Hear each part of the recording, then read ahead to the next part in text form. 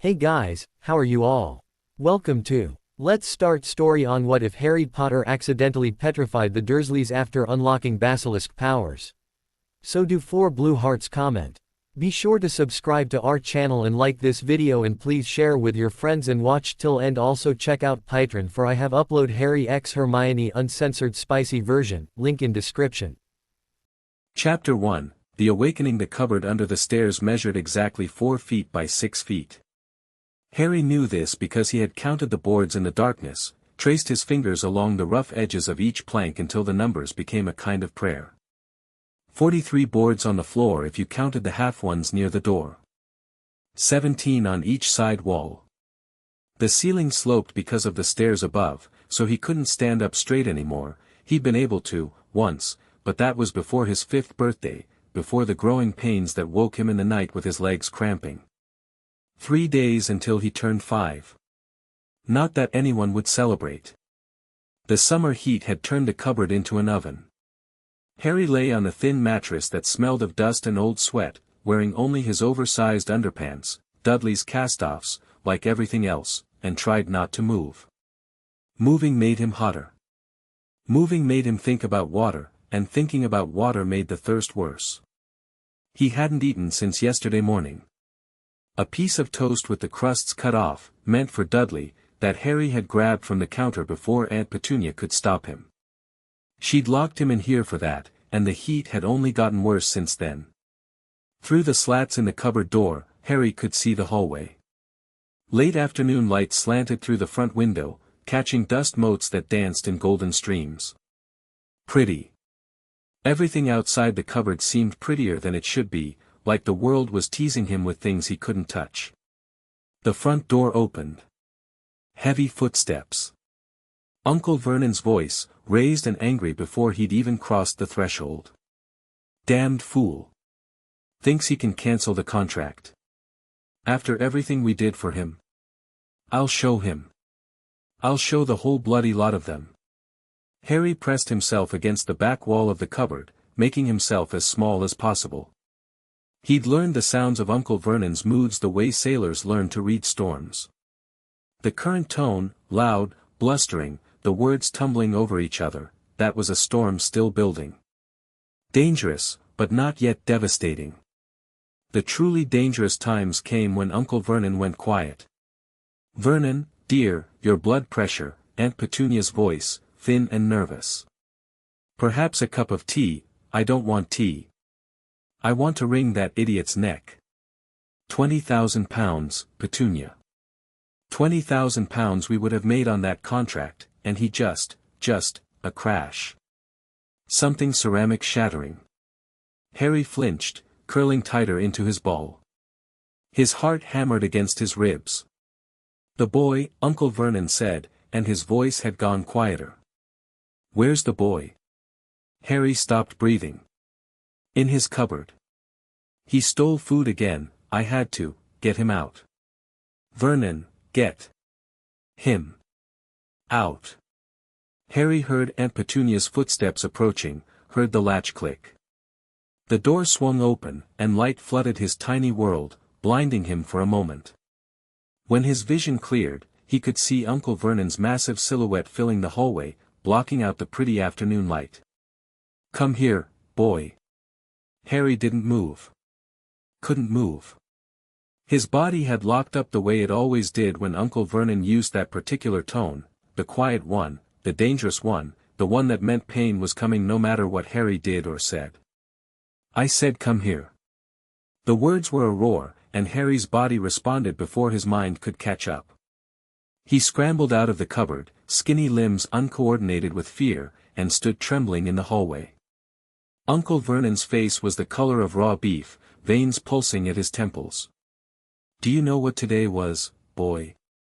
Do you? Harry shook his head, not trusting his voice.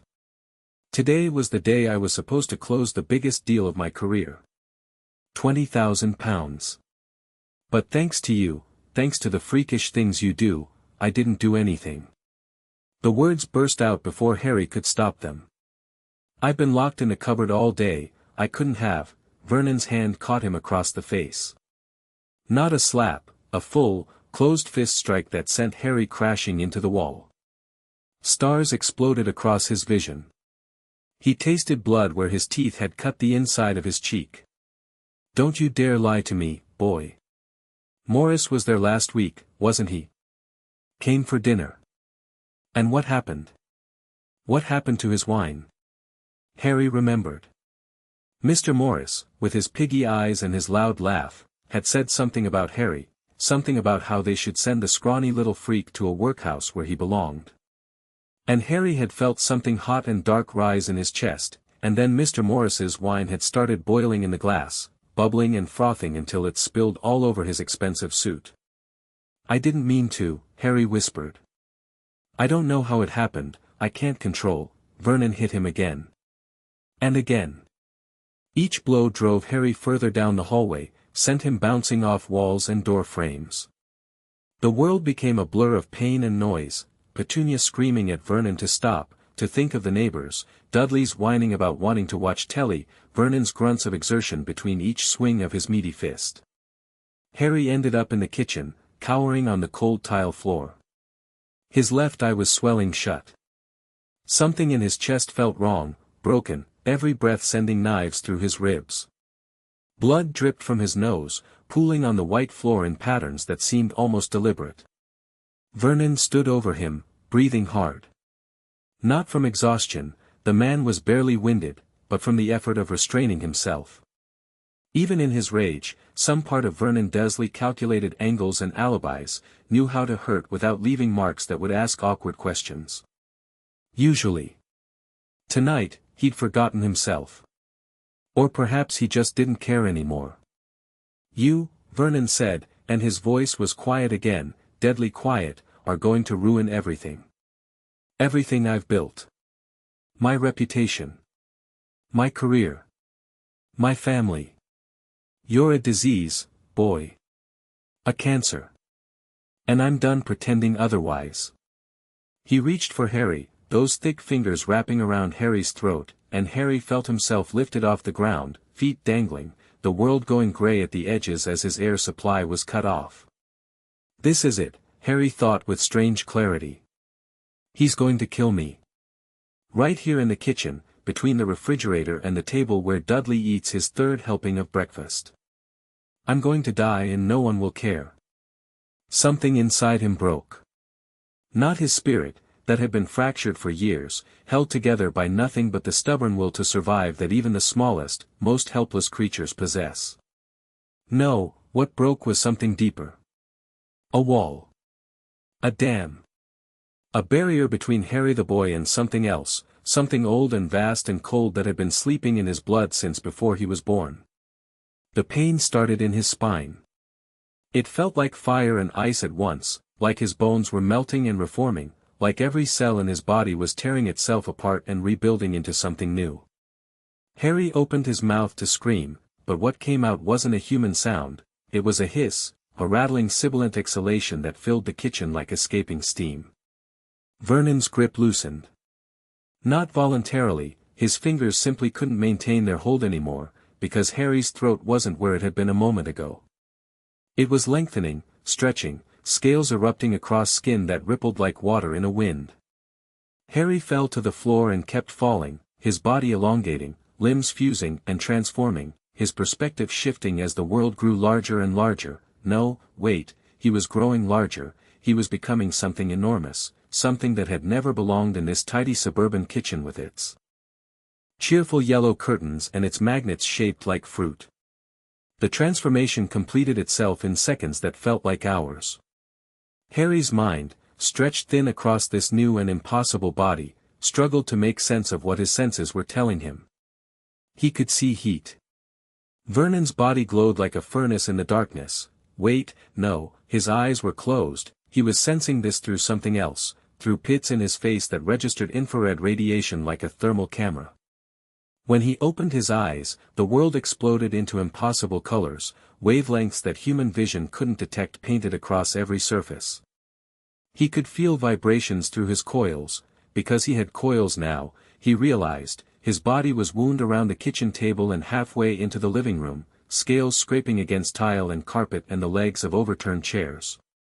Each vibration told him a story, Dudley running upstairs, his heavy footsteps like drumbeats. Petunia frozen in the doorway, her heart hammering so fast it sounded like a hummingbird's wings. And Vernon. Vernon was standing very, very still. Harry turned his head, his massive, serpentine head, larger than a car engine, and looked at his uncle. Really looked, for the first time in his short life, from a position of power rather than helplessness. Vernon Dursley's face was frozen in an expression of absolute terror. His piggy eyes were fixed on Harry's new form, his mouth hanging open, a thin whine escaping from his throat. He looked small, suddenly. Pathetic. A bully who had only ever been brave when his victims couldn't fight back. Harry felt something stir in his chest, not rage, exactly, but something colder. A predator's assessment of prey. This creature had hurt him for years, had starved him and beaten him and locked him in darkness, and now. Now Harry had fangs that dripped with venom. Now Harry had scales that could turn aside knives. Now Harry had eyes that, he met Vernon's gaze. And Vernon Dursley turned to stone. It happened faster than Harry could process. One moment Vernon was living, breathing, terrified flesh. The next he was a statue, every detail perfect right down to the sweat on his forehead and the spittle at the corner of his mouth. Grey stone where there had been ruddy skin. Silence where there had been rasping breath. Harry's serpent mind didn't understand what had happened. But somewhere deep beneath the coils and scales and killing instincts, the little boy who had lived in a cupboard began to scream. Petunia Dursley had spent her entire adult life denying magic. She had watched her sister perform impossible things since childhood, flowers blooming in Lily's palm, broken toys mending themselves when Lily cried over them, letters from that school arriving on owl feet and changing Lily from her sister into something else, something other, something that belonged to a world Petunia could never enter. She had hated Lily for it. Hated her with a jealousy so deep it had poisoned every good memory they'd ever shared. And when Lily died, murdered by one of her own kind, killed by the very magic she'd loved so much, Petunia had felt something that shamed her to this day. Relief. Not at Lily's death, never that, but at the confirmation of everything Petunia had always believed. Magic was dangerous. Magic was wrong. Magic destroyed everything it touched, and those who wielded it deserved whatever fate they found. Then they'd left the boy on her doorstep. Lily's eyes in James Potter's face. Magic in his blood like a disease, surfacing in moments of stress, objects moving on their own, colors changing, that awful business with the teacher's hair turning blue. Every incident a reminder that Petunia had failed, that despite her best efforts to stamp it out, to normalize the freak, the magic had survived. She had tried to hate him for it. For years, she had mostly succeeded. But now, standing in the doorway of her kitchen, watching the impossible serpent coil around her furniture, watching her husband transform into lifeless stone, Petunia felt something she hadn't experienced since she was a girl watching Lily make a flower dance. Wonder. And terror. Mostly terror. The snake's head turned toward her. Its eyes were golden, split by vertical pupils, ancient and alien and somehow, still recognizable. Still, underneath all the scales and fangs, her sister's eyes. "Don't look," she whispered to herself, squeezing her own eyes shut. "Don't look at it, don't," the creature made a sound. A hiss, but patterned, almost like words. Petunia kept her eyes closed and began backing away. Her heel caught on the threshold, she stumbled, caught herself on the doorframe. The wood felt solid and real, an anchor in a world that had stopped making sense. The hissing came again, and this time there was something plaintive in it. Something frightened. Against every instinct screaming for her to run, Petunia opened her eyes. The snake hadn't moved. It was watching her with those terrible golden eyes, but it wasn't attacking, wasn't lunging. It was, waiting. And as she watched, scales began to ripple, to shift, to flow like water running backward. The serpent shrank. Its coils unwound, compressed, reshaped themselves into limbs and a torso and a head. The scales retreated like tide going out, revealing pale skin marked with bruises and welts, the marks Vernon had left, the evidence of tonight's rage. In less than a minute, Harry Potter crouched naked on the kitchen floor, trembling and crying, blood and tears and snot running down his face as he stared at the stone statue that had been his uncle. "I didn't mean to," he gasped. "I didn't, I don't know what, Aunt Petunia, I'm sorry, I didn't." She should call the police. Or run. Or find something heavy and end this before it got any worse. Instead, Petunia Dursley did something she had never done in almost 4 years of raising her sister's child. She knelt down and wrapped her arms around him. Harry went rigid with shock. He had never been hugged, not that he could remember. The concept of physical comfort was as foreign to him as the serpent form he'd just worn. But Petunia held on, and after a moment, Harry's resistance crumbled. He sagged into her embrace, his small body racking with sobs. "I'm sorry," he kept saying. I'm sorry." "Hush," Petunia said, and she was surprised to find that she meant it. "Hush, now. We need to think." Her mind was racing. Vernon was stone, was he dead? Was there any coming back from that? And the boy had turned into a snake, a massive snake, something from nightmares and legends and the stories her grandmother used to tell about creatures that could kill with a glance, a basilisk. The word surfaced from some deep well of memory. The king of serpents. A creature so deadly that its gaze could petrify, or kill. Harry had looked at Vernon, and Vernon had turned to stone. Petunia felt hysterical laughter building in her throat and forced it down. If she started laughing now, she might never stop. "Harry," she said, and it was perhaps the first time she'd used his actual name in years. "Harry, I need you to listen to me. What happened? Can you control it? Can you keep it from happening again?" Harry shook his head, his face buried in her shoulder. "I don't know. I don't know what happened. I felt so scared, and then everything hurt, and then I was different. Big. And I could see things, feel things." "Your eyes," Petunia said. "When you looked at Vernon, your eyes," she felt him tense. Did I kill him?" Petunia glanced at the statue. Vernon's expression of terror had been perfectly preserved, every detail captured in grey stone. It was awful, but it was also clearly not a corpse. There was no blood, no visible injury, just transformation. "I don't know," she admitted.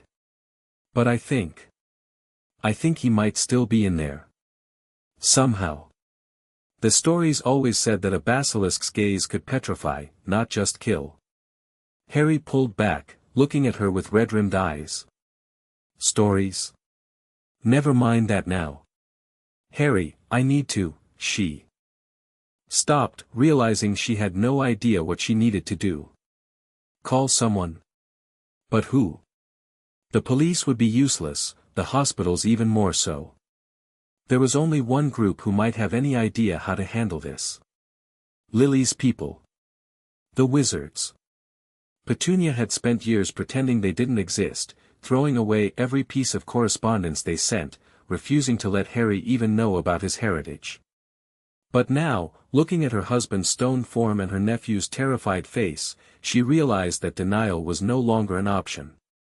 "Stay here," she told Harry. "Don't look at anyone, do you understand? Keep your eyes on the floor."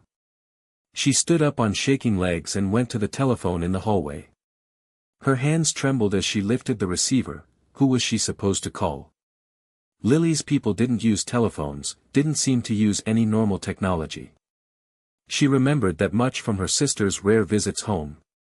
But there had been an address, once. In a letter that had come years ago, after they'd left the boy on her doorstep. She'd thrown it away like all the others, but she remembered it, remembered thinking how ridiculous it sounded, how impossible. Ministry of Magic. London. She picked up the receiver and dialed the operator. her voice steadier than she felt. I need information for a government office. The Ministry of Magic. The line went silent for a long moment. Then a new voice came on, a woman's voice, crisp and professional but with an undertone of surprise. This is an unsecured line. How did you get this number? I didn't. I just asked for, listen, I need help.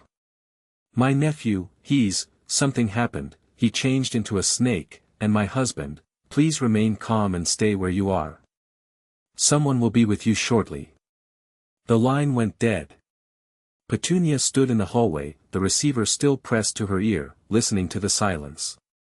In the kitchen, Harry had gone quiet. She hoped he was still keeping his eyes down, hoped he hadn't looked at anything else, hoped that whatever nightmare had erupted into her ordinary life wouldn't get any worse. In the distance, she heard what sounded like a car backfiring. No, she realized. Not a car. Something else. Someone was coming. The Accidental Magic Reversal Squad was not prepared for what they found at number 4, Privet Drive. The team leader, a witch named Mafalda Hopkirk, had been handling accidental magic incidents for 15 years. She'd seen children turn parents into frogs, levitate entire houses, and in one memorable case, summon a thunderstorm inside a primary school. She thought she'd seen everything. She was wrong. Merlin's soggy underpants, whispered Jenkins, the junior member of the squad, as they stepped through the front door. Is that a quiet? Mafalda snapped. She could see the Muggle woman standing frozen in the hallway, pale as death. Past her, in the kitchen, something massive was coiled around the furniture. Something that made every instinct Mafalda possessed scream at her to run. Ma'am, she said, keeping her voice calm with an effort that would have impressed her old Aura instructors, I'm going to need you to step toward me very slowly. Don't look behind you. The Muggle woman, Dursley, according to the brief, shook her head. It's all right. He's not dangerous right now. I think. My nephew. Harry. He changed. Into that. She gestured vaguely toward the kitchen. And my husband, Vernon, Mafalda moved carefully forward, wand at the ready. The creature in the kitchen wasn't moving, but she could see its scales rippling slightly with each breath. 30 feet long, maybe more, dark green scales shot through with veins of black, a head the size of a small car with yellow eyes that were mercifully closed. And beyond it, visible past the coils, a stone statue that had clearly once been a man. Jenkins, she said quietly, go back outside and send a message to Amelia Bones. Tell her we have a situation. Category unknown, but I'm guessing Class 5 at minimum. Class 5? But that would mean, I know what it means. Go. Jenkins went, practically running. Mafalda didn't blame him. If her suspicions were correct, they were looking at something that hadn't been seen in Britain for over a century. A basilisk. The king of serpents. The dark creature so dangerous that even its name was whispered rather than spoken aloud. And it had appeared in the middle of suburban Surrey. The creature's eyes opened. Mafalda had her wand up before she'd made the conscious decision to move, a shield spell on her lips, but the basilisk wasn't looking at her. Its gaze was fixed on its own coils, and there was something almost confused in those ancient yellow eyes. Then the scales began to shift. She watched, frozen, as the massive serpent compressed and reshaped itself, coils becoming limbs, scales becoming skin, until what lay curled on the kitchen floor wasn't a monster at all. It was a child. A small, thin, badly beaten child with dark hair and green eyes and a lightning bolt scar on his forehead. Oh, Mafalda said, and for the first time in her professional career, she had absolutely no idea what to do next. Oh, bloody hell. The next few hours were the most chaotic of Harry's short life. Witches and wizards, real ones, with wands and robes and magic that crackled in the air, came and went in waves. Some examined Vernon's statue, casting spells that made the air hum. Others studied Harry from a safe distance, asking questions he didn't know how to answer. Still others dealt with Aunt Petunia, feeding her something that made her eyes go glassy and her voice slow and dreamy. Memory modification, one of them explained when Harry asked. She's a muggle, a non-magical person. She can't know about our world. But she's my aunt, Harry protested. She already knows. She saw everything. The witch, a stern-looking woman with a monocle, shook her head. That's exactly the problem, child. What she saw tonight, it can't be allowed to remain in her memory. It would break her mind. Harry wanted to argue, but he was too tired. Too confused. Too overwhelmed by the impossible things that had happened and were still happening around him. They'd put him in a chair in the living room, wrapped in a blanket that someone had conjured from nothing. Through the doorway, he could see people examining Vernon's statue, prodding it with wands, muttering in Latin. Occasionally, one of them would glance at Harry with an expression he couldn't read. Fear, he realized eventually. They're afraid of me. It should have felt good, after years of being afraid of everyone else. Instead, it just made him feel more alone. The woman in the monocle, she'd introduced herself as Amelia Bones, and she seemed to be in charge, came to sit beside him. She moved carefully, like someone approaching a wild animal, and when she sat, she positioned herself so that Harry couldn't look directly at her face without turning his head. Harry, she said, I need to ask you some questions. I know you're tired and scared, and I wish I could let you rest.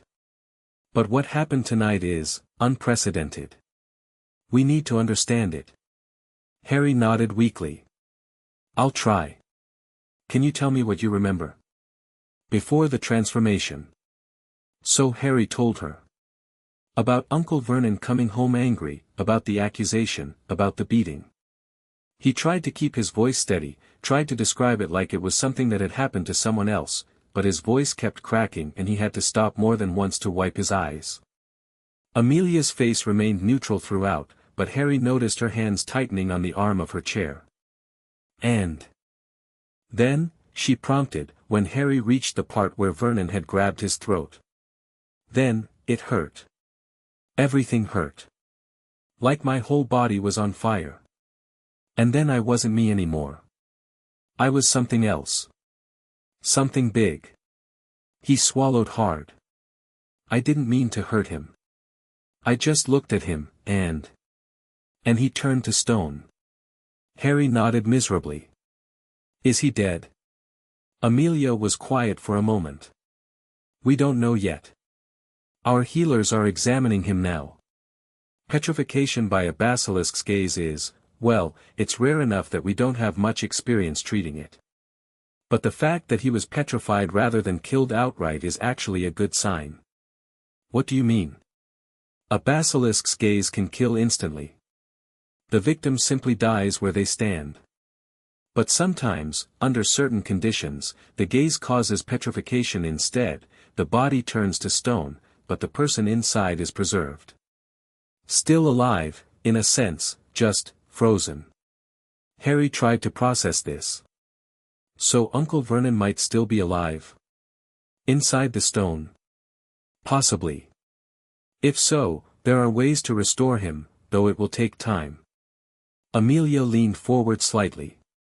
Harry, I need to ask you something, and I need you to be completely honest with me. Did you know you could do this? Transform, I mean. No. I didn't know anything about any of this. He gestured vaguely at the witches and wizards around them. I didn't even know magic was real. Aunt Petunia and Uncle Vernon never told me anything. They just said my parents died in a car crash. Something flickered across Amelia's face, anger, quickly suppressed. Your parents didn't die in a car crash, Harry. They were murdered. By a dark wizard named, she hesitated. Well. That's a conversation for later. For now, what matters is understanding what happened tonight. A wizard in dark robes approached, bowing slightly to Amelia. Madam Bones, we've finished our preliminary analysis of the petrification. It's consistent with basilisk venom exposure, but the delivery mechanism is unusual. Unusual how? Normal basilisk petrification occurs through direct eye contact with a fully mature specimen. The victim either dies instantly or becomes petrified, depending on the directness of the gaze. But this case shows characteristics of both direct and indirect exposure. As if the gaze was at full strength but the victim was somehow shielded from the lethal effect. Amelia frowned. Could the child's age be a factor? If his abilities aren't fully developed. That's our current theory. A basilisk animagus is unprecedented, so we're working with incomplete information. But if the child's gaze lacks the full killing power of an adult basilisk, petrification might be the default effect rather than death. Harry listened to this discussion with growing unease. They were talking about him like he was a specimen, a puzzle to be solved. And the words they were using, basilisk, animagus, killing power, made him feel sick to his stomach.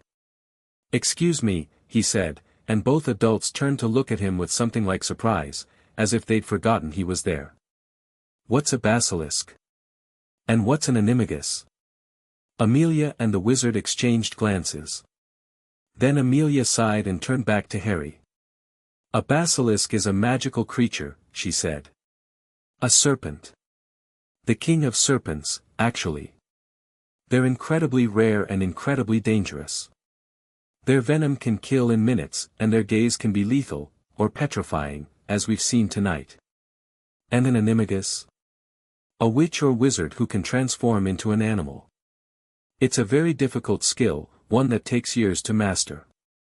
There are maybe a dozen registered animagi in all of Britain." She paused. "There has never, in recorded history, been a basilisk animagus." Harry let that sink in. "So I'm, what? A freak?" The word tasted bitter on his tongue.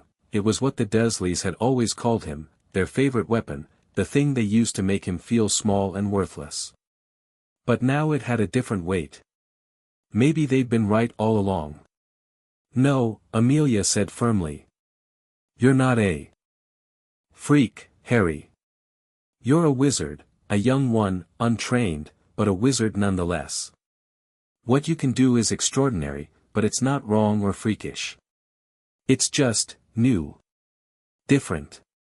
She reached out and, very carefully, took his hand. "I know this is overwhelming.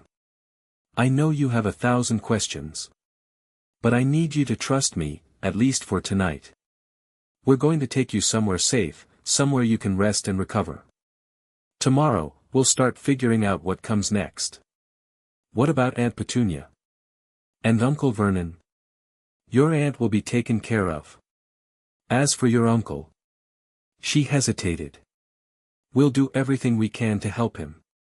I promise." Harry wanted to believe her. He wanted to trust this stern woman with the monocle who looked at him like he was a person rather than a problem. But years of disappointment had taught him that promises meant nothing, that adults would say whatever made things easier in the moment and then forget all about it. Still, what choice did he have? "Okay," he said quietly. "I'll trust you." Amelia squeezed his hand and stood. "Good. Now, there's someone who wants to see you. Someone who's been looking for you for a very long time." Before Harry could ask what she meant, the front door opened, and an old man stepped into number 4, Privet Drive. He was tall and thin, dressed in robes of deep purple that swept the ground as he walked. His beard was long and silver, tucked into his belt, and his eyes, bright blue, twinkling behind half-moon spectacles, fixed immediately on Harry with an intensity that made the boy shiver. "Harry," the old man said, and his voice was gentle but carried an undertone of something vast and powerful. "My dear boy. I've been waiting so long to meet you."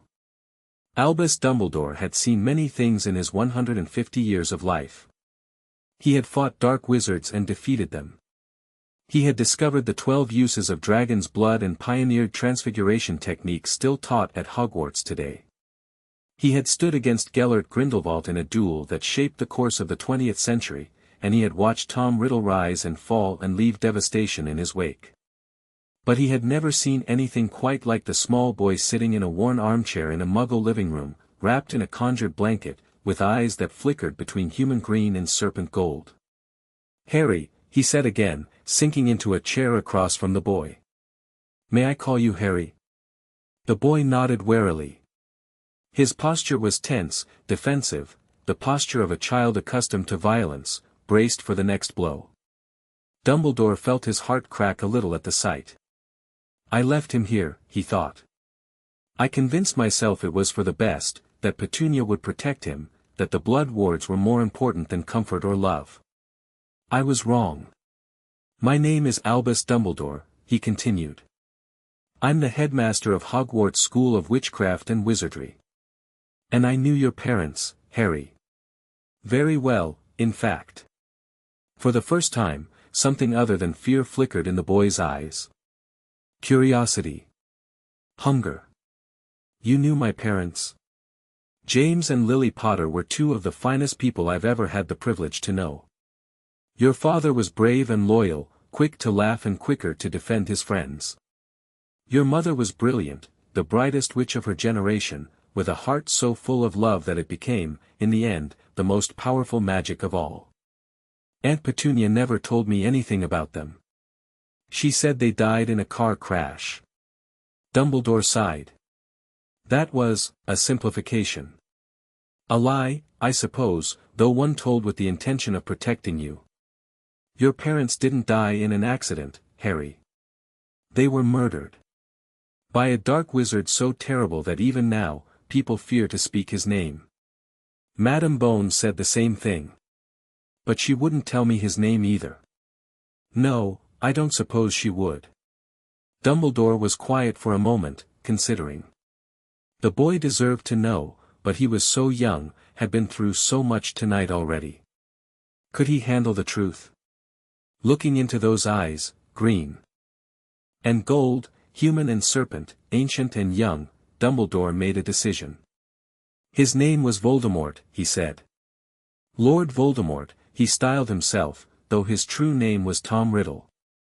He rose to power decades ago, gathering followers who believed as he did, that those with magical blood should rule over those without, that any means were justified in pursuit of power. He killed many people during his rise. Your parents were among them. Harry's face had gone very still. Why? Why did he kill them? Because they opposed him. Because they were part of a secret organization dedicated to fighting his tyranny. And because. Dumbledore hesitated. Because of a prophecy. A prediction that a child would be born with the power to defeat him. Voldemort believed that child was you. Me. But I was just a baby. Yes. Just a baby. And when Voldemort came to your home to kill you, something happened that no one expected. Dumbledore leaned forward slightly.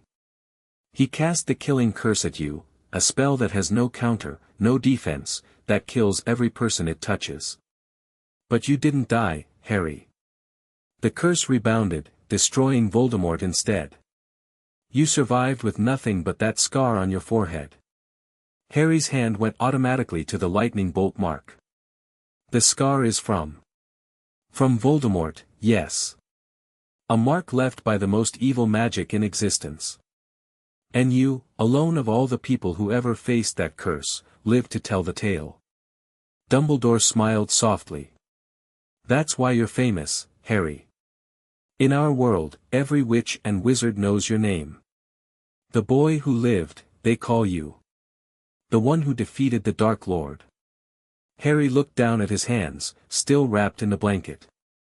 His knuckles were bruised from tonight's beating, his skin pale and thin from years of malnutrition. This was the boy who had defeated the darkest wizard of the age. I don't remember any of that, he said quietly. I don't remember my parents, or Voldemort, or anything. I just remember the cupboard. And Uncle Vernon. And being scared all the time. I know. Dumbledore's voice was heavy with regret. And I'm sorry, Harry. More sorry than you can know. I thought you would be safe here. I thought your aunt would protect you, for your mother's sake. I was wrong. So what happens now? Am I going back to the cupboard? No. The word came out sharper than Dumbledore intended. No, Harry. You're never going back there. What happened tonight, what you did, it changes everything. You can't stay in the Muggle world now. You need training, education, protection. The wizarding world needs to know how to help you control this gift. Is that what it is? A gift? Dumbledore considered the question carefully. Every form of magic is a gift, in a sense. But every gift comes with responsibility. What you can do, Harry, transforming into a basilisk, wielding the power of the King of Serpents, it's extraordinary. It's also incredibly dangerous. You could kill with a look, without meaning to. You could hurt people you love. I don't have anyone I love. The words were matter of fact, stated without self-pity or bitterness. They were simply true, and that made them infinitely sadder. You will, Dumbledore said. That much I can promise you. The wizarding world is vast, Harry, full of people who will see you for who you are, not what you can do. You'll make friends, find mentors, build a family of your own choosing. But it will take time, and it will take trust, on your part and theirs. He reached into his robes and pulled out a small paper bag. Would you like a lemon drop? I find they help with difficult conversations. Harry looked at the bag suspiciously. Aunt Petunia said I shouldn't take sweets from strangers. Despite everything, Dumbledore laughed. Very wise advice. But I hope, in time, that I won't be a stranger. I'd like to be your friend, Harry, if you'll let me. Harry didn't answer. He was looking past Dumbledore, at the kitchen doorway, where he could just see the edge of Uncle Vernon's stone form. Can you turn him back? He asked. Madam Bones said it might be possible. It is possible. There are potions, treatments. It will take time, but yes, Vernon Dursley should eventually be restored to flesh and blood. Good. The single word was cold, and Dumbledore frowned slightly. Good. If he stays a statue, I can't ever talk to him again. And there are things I want to say. Harry's eyes, when he looked up, were entirely green, but there was something old and hard in them, something that reminded Dumbledore uncomfortably of other boys he had known, other children who had grown up too fast in the shadows of cruelty. He needs to know that he didn't break me. That he spent 4 years trying to make me small and scared and worthless, and in the end, I was the one with the power. Not him. Me. Dumbledore didn't know how to respond to that. It wasn't evil, what Harry was saying, it wasn't even wrong, exactly. It was just, worrying. The desire for recognition, for validation, for the abuser to know that their abuse had failed. He'd seen that desire before, in other damaged children. Sometimes it led to healing. Sometimes it led to darker paths. I understand, he said finally. And when the time comes, if you still want to have that conversation, I won't stop you. But for now, I think it's best if you come with me. There's a place, a safe place, where you can rest and recover. And tomorrow, we'll start figuring out what comes next. Harry looked at him for a long moment, measuring, assessing. Then he nodded slowly. Okay. I'll come with you. He paused. But I'm not taking the lemon drop. Dumbledore smiled and tucked the bag back into his robes. Perhaps next time. The news broke the next morning. Not in the Muggle papers, of course, the memory charms and cover-up spells had done their work, and the neighbors of Privet Drive remembered only a mild disturbance, quickly resolved. Vernon Dursley had been taken ill and was receiving treatment abroad. Petunia Dursley was caring for him, though in reality she had been given a choice: leave England with a substantial sum of gold and a memory wipe of the past 4 years, or face charges for child abuse under both Muggle and magical law. She had taken the gold. Harry tried not to think about what that said about family loyalty. But in the wizarding world, secrecy was impossible. Too many people had been involved in the response: Aurors, healers, ministry officials, the accidental magic reversal squad. Rumors had spread through the night like fire through dry grass, growing more elaborate with each retelling. The boy who lived had transformed into a monster. The boy who lived had killed his family. The boy who lived was a dark wizard, a demon, the second coming of you-know-who himself. Madame Bones tried to control the narrative, releasing an official statement that characterized the incident as a manifestation of accidental magic under extreme duress, and emphasized that no fatalities occurred. It didn't help. By noon, the Daily Prophet had published a special edition with a headline that would be remembered for decades: "The Boy Who Lived, or the Boy Who Kills." Harry, safely ensconced in a private room at St. Mungo's Hospital for Magical Maladies and Injuries, didn't see the paper. Dumbledore had forbidden any contact with the outside world until the situation stabilized. But he could feel something, a pressure in the air, like the whole world was holding its breath and waiting to see what he would do next. He spent that first day being examined by healers. They were gentle, professional, nothing like the doctors the Dursleys had occasionally taken him to for injuries that couldn't be hidden. But their gentleness was underlaid by wariness, and they never quite looked him in the eye. "The transformation is complete," the lead healer reported to a gathering of officials that included Dumbledore, Madame Bones, and several people Harry didn't recognize. "When he shifts, he becomes fully Basilisk. There's no halfway state, no partial transformation. It's more like a switch than a gradual change." "And the gaze?" Madame Bones asked. "That's where it gets interesting. A normal Basilisk's gaze is lethal at any range, with petrification occurring only through indirect exposure, reflections, partial lines of sight. But Mr. Potter's gaze appears to default to petrification rather than death. We believe it's because he's not a true Basilisk, he's a wizard who can transform into one." "So he can't kill with a look?" one of the other officials asked, sounding relieved. The healer hesitated. "We don't know that for certain. It's possible that direct eye contact under the right circumstances, extreme emotion, intentional focus, could still prove lethal. We simply don't have enough data." "Then we need to get more data," the official said. "Controlled tests, careful observation. He's not a lab animal, Cornelius." Madame Bones's voice was sharp. "He's a child. A traumatized child who's been through more in one night than most people face in a lifetime. We're not going to experiment on him." "Of course not," the official, Cornelius Fudge, Harry would later learn, the Minister of Magic himself, said quickly. "I wasn't suggesting, that is, I only meant." "What Minister Fudge means," Dumbledore interjected smoothly, "is that we need to understand Harry's abilities in order to help him control them." "And I agree. But that understanding must come through education and support, not clinical observation. Harry is a wizard, not a specimen."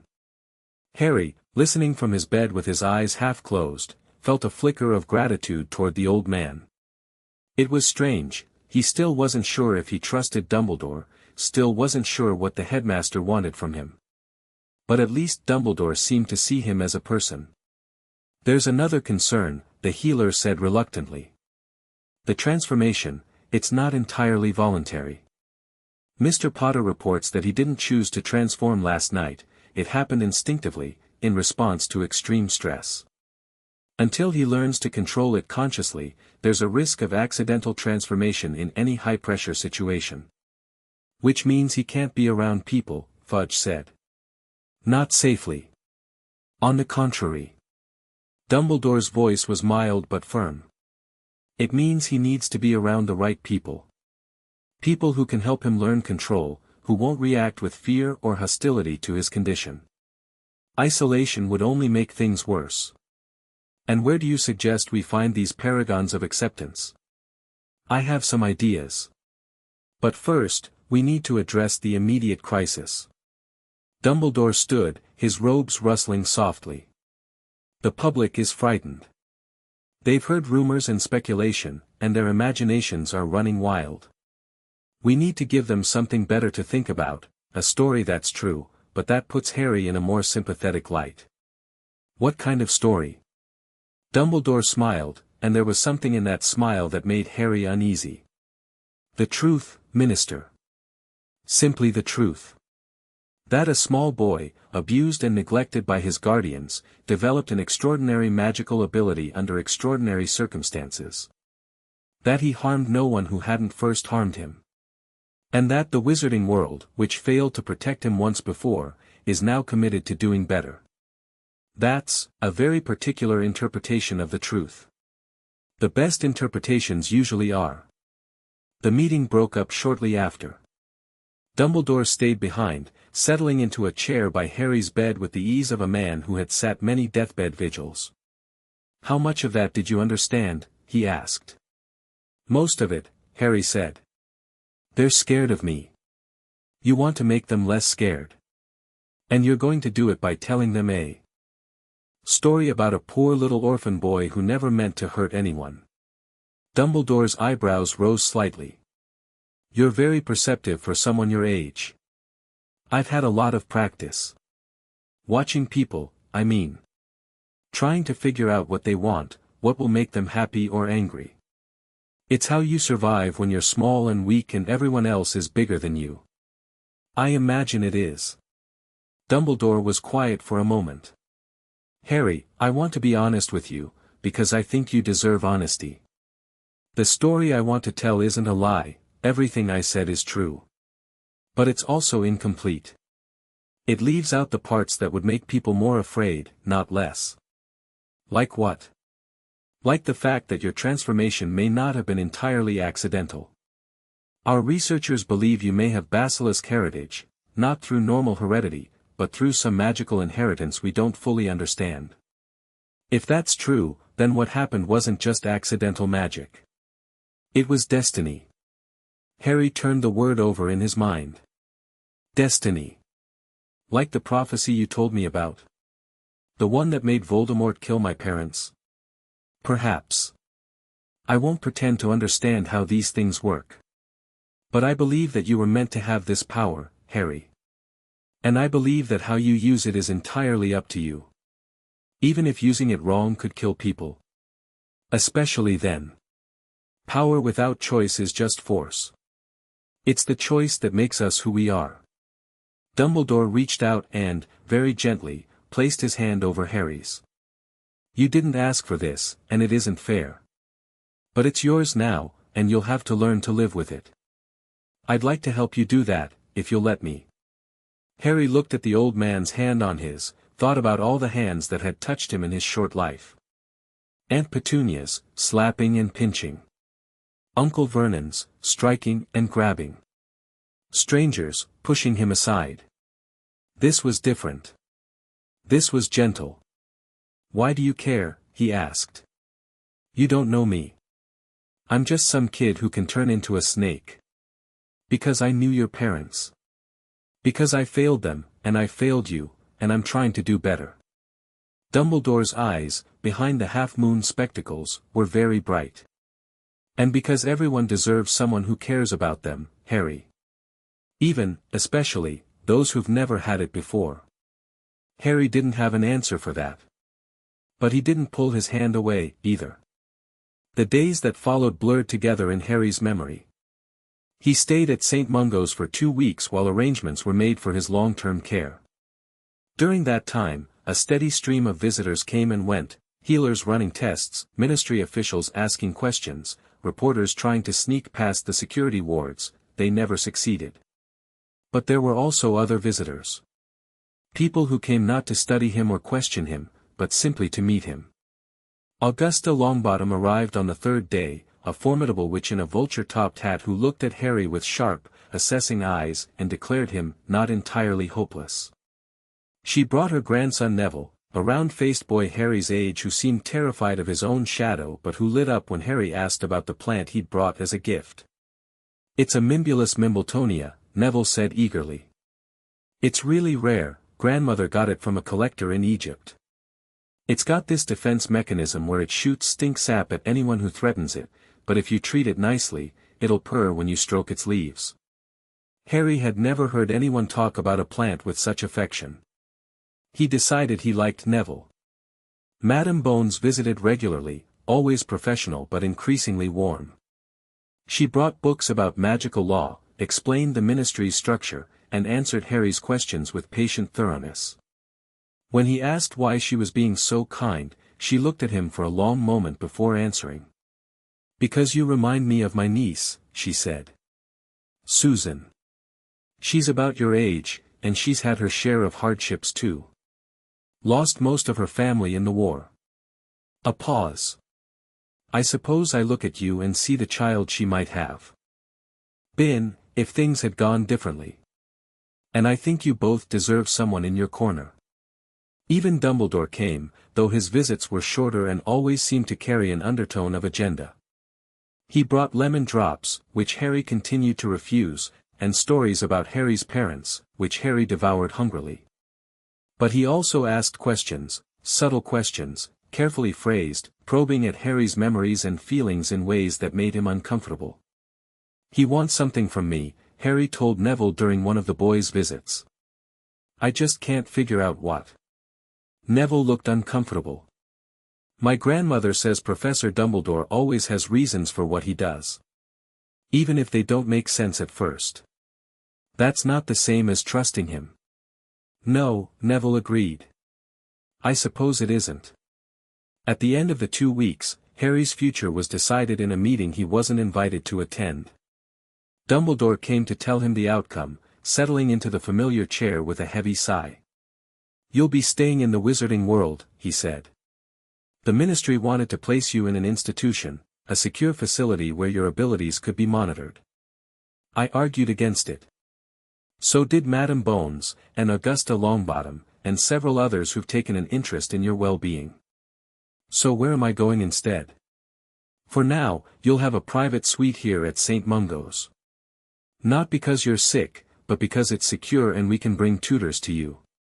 Augusta has volunteered to oversee your education. She's one of the finest practitioners of occlumency in Britain, which will be crucial for learning to control your transformations."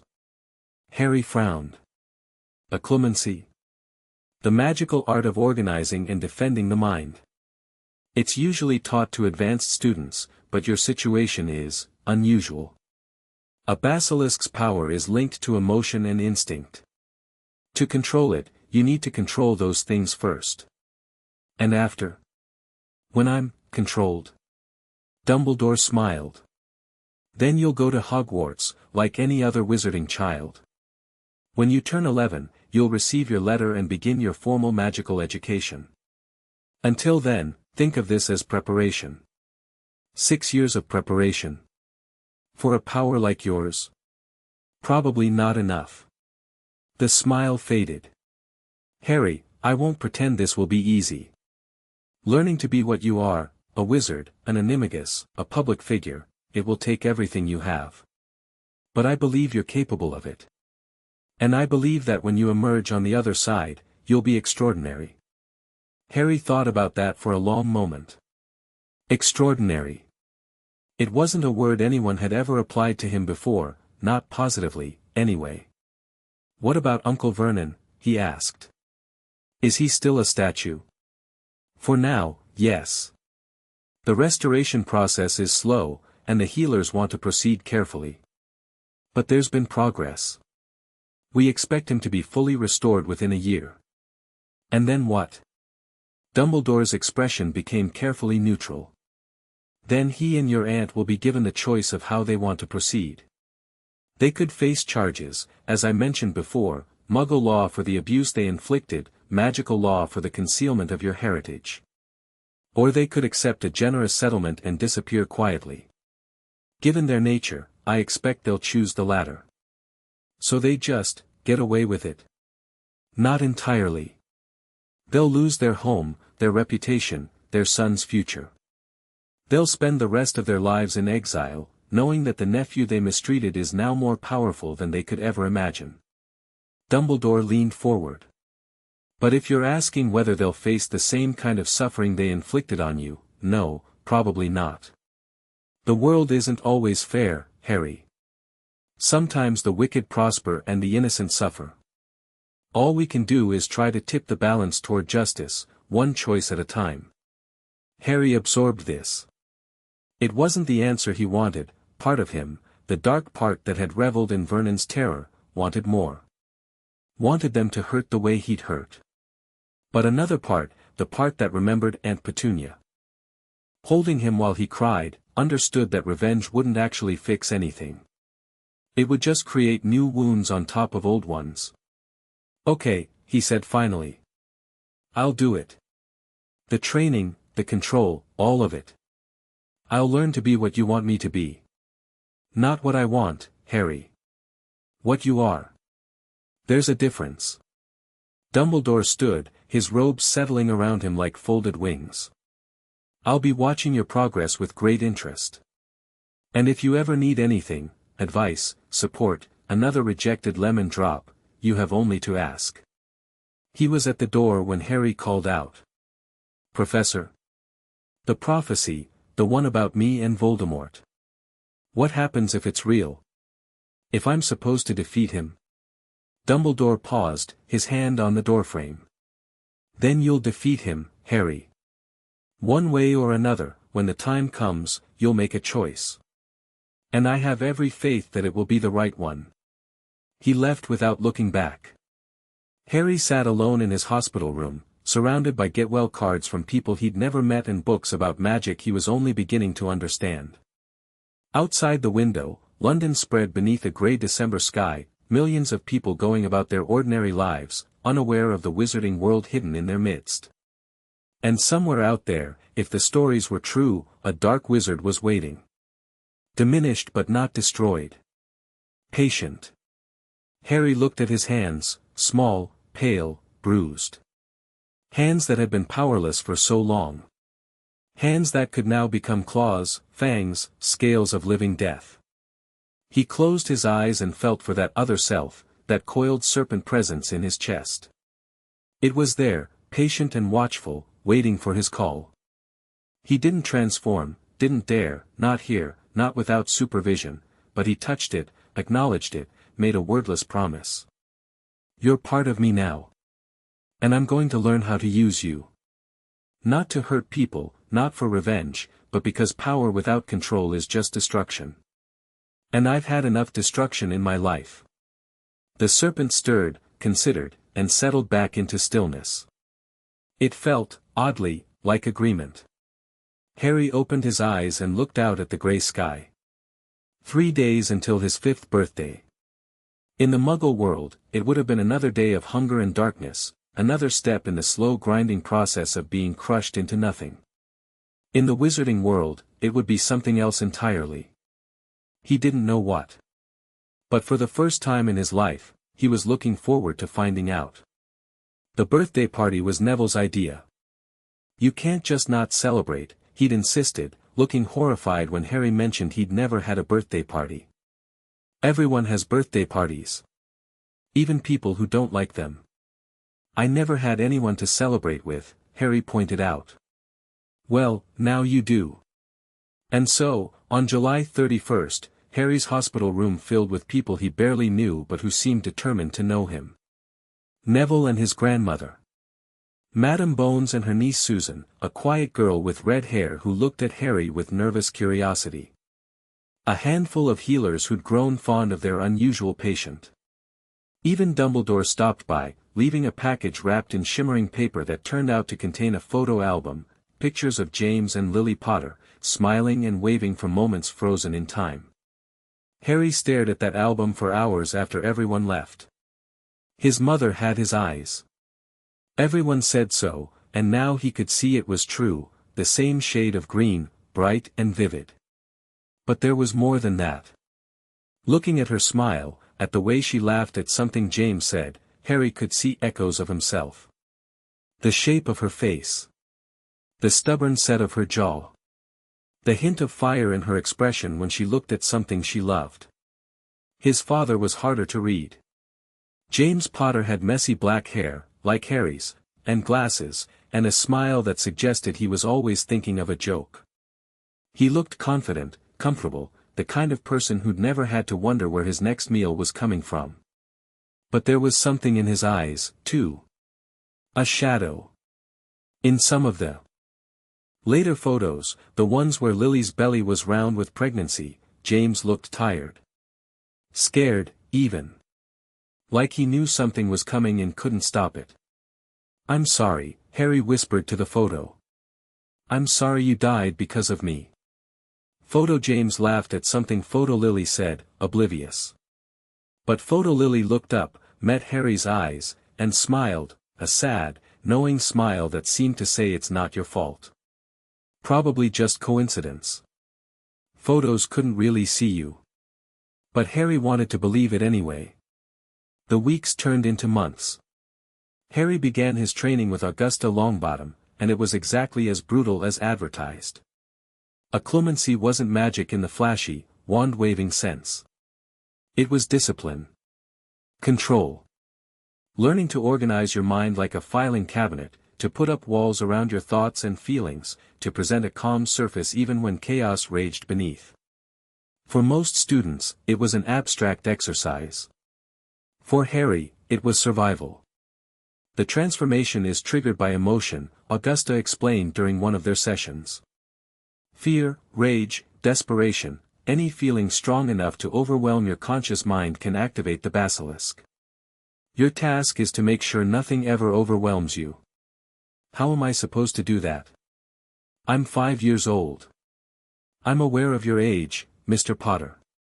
That's precisely why we're starting now, while your mind is still plastic enough to learn new patterns. She fixed him with a stern look. Most children your age are learning to ride broomsticks and make sparks with borrowed wands. You're learning not to kill people with your eyes. Life isn't fair. Harry couldn't argue with that. The training was exhausting. Augusta would send mental probes against his defenses, testing for weaknesses, exploiting any gap in his concentration. She would create emotional scenarios, recreating his worst memories, conjuring illusions of threat, and expect him to maintain control throughout. He failed constantly at first. The basilisk rose whenever fear or anger spiked, scales rippling across his skin before he could push them back. More than once, Augusta had to stun him mid-transformation, leaving him groggy and ashamed. But slowly, inch by inch, he improved. The key, he discovered, wasn't suppressing emotion, it was acknowledging it. When he tried to push fear away, it just pushed back harder. But when he let himself feel it, named it, accepted it as part of himself, it lost some of its power. "I'm scared," he would tell himself when the basilisk stirred. "That's okay. I'm allowed to be scared. But I'm also in control. The fear is real, but it doesn't get to decide what I do." And gradually, the serpent learned to listen. The turning point came in October, 3 months into his training.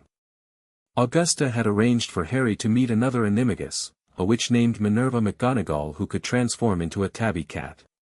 She was strict and Scottish and looked at Harry like he was a particularly challenging transfiguration problem. Most animagi discover their forms through meditation and self-reflection, she explained. It's a process that takes years, and it's entirely voluntary. What you've done, what you are, is something else entirely. Does that mean I can't learn to control it? It means your path will be different. Normal animagi separate their human and animal selves, we transform into our animals, but we don't become them.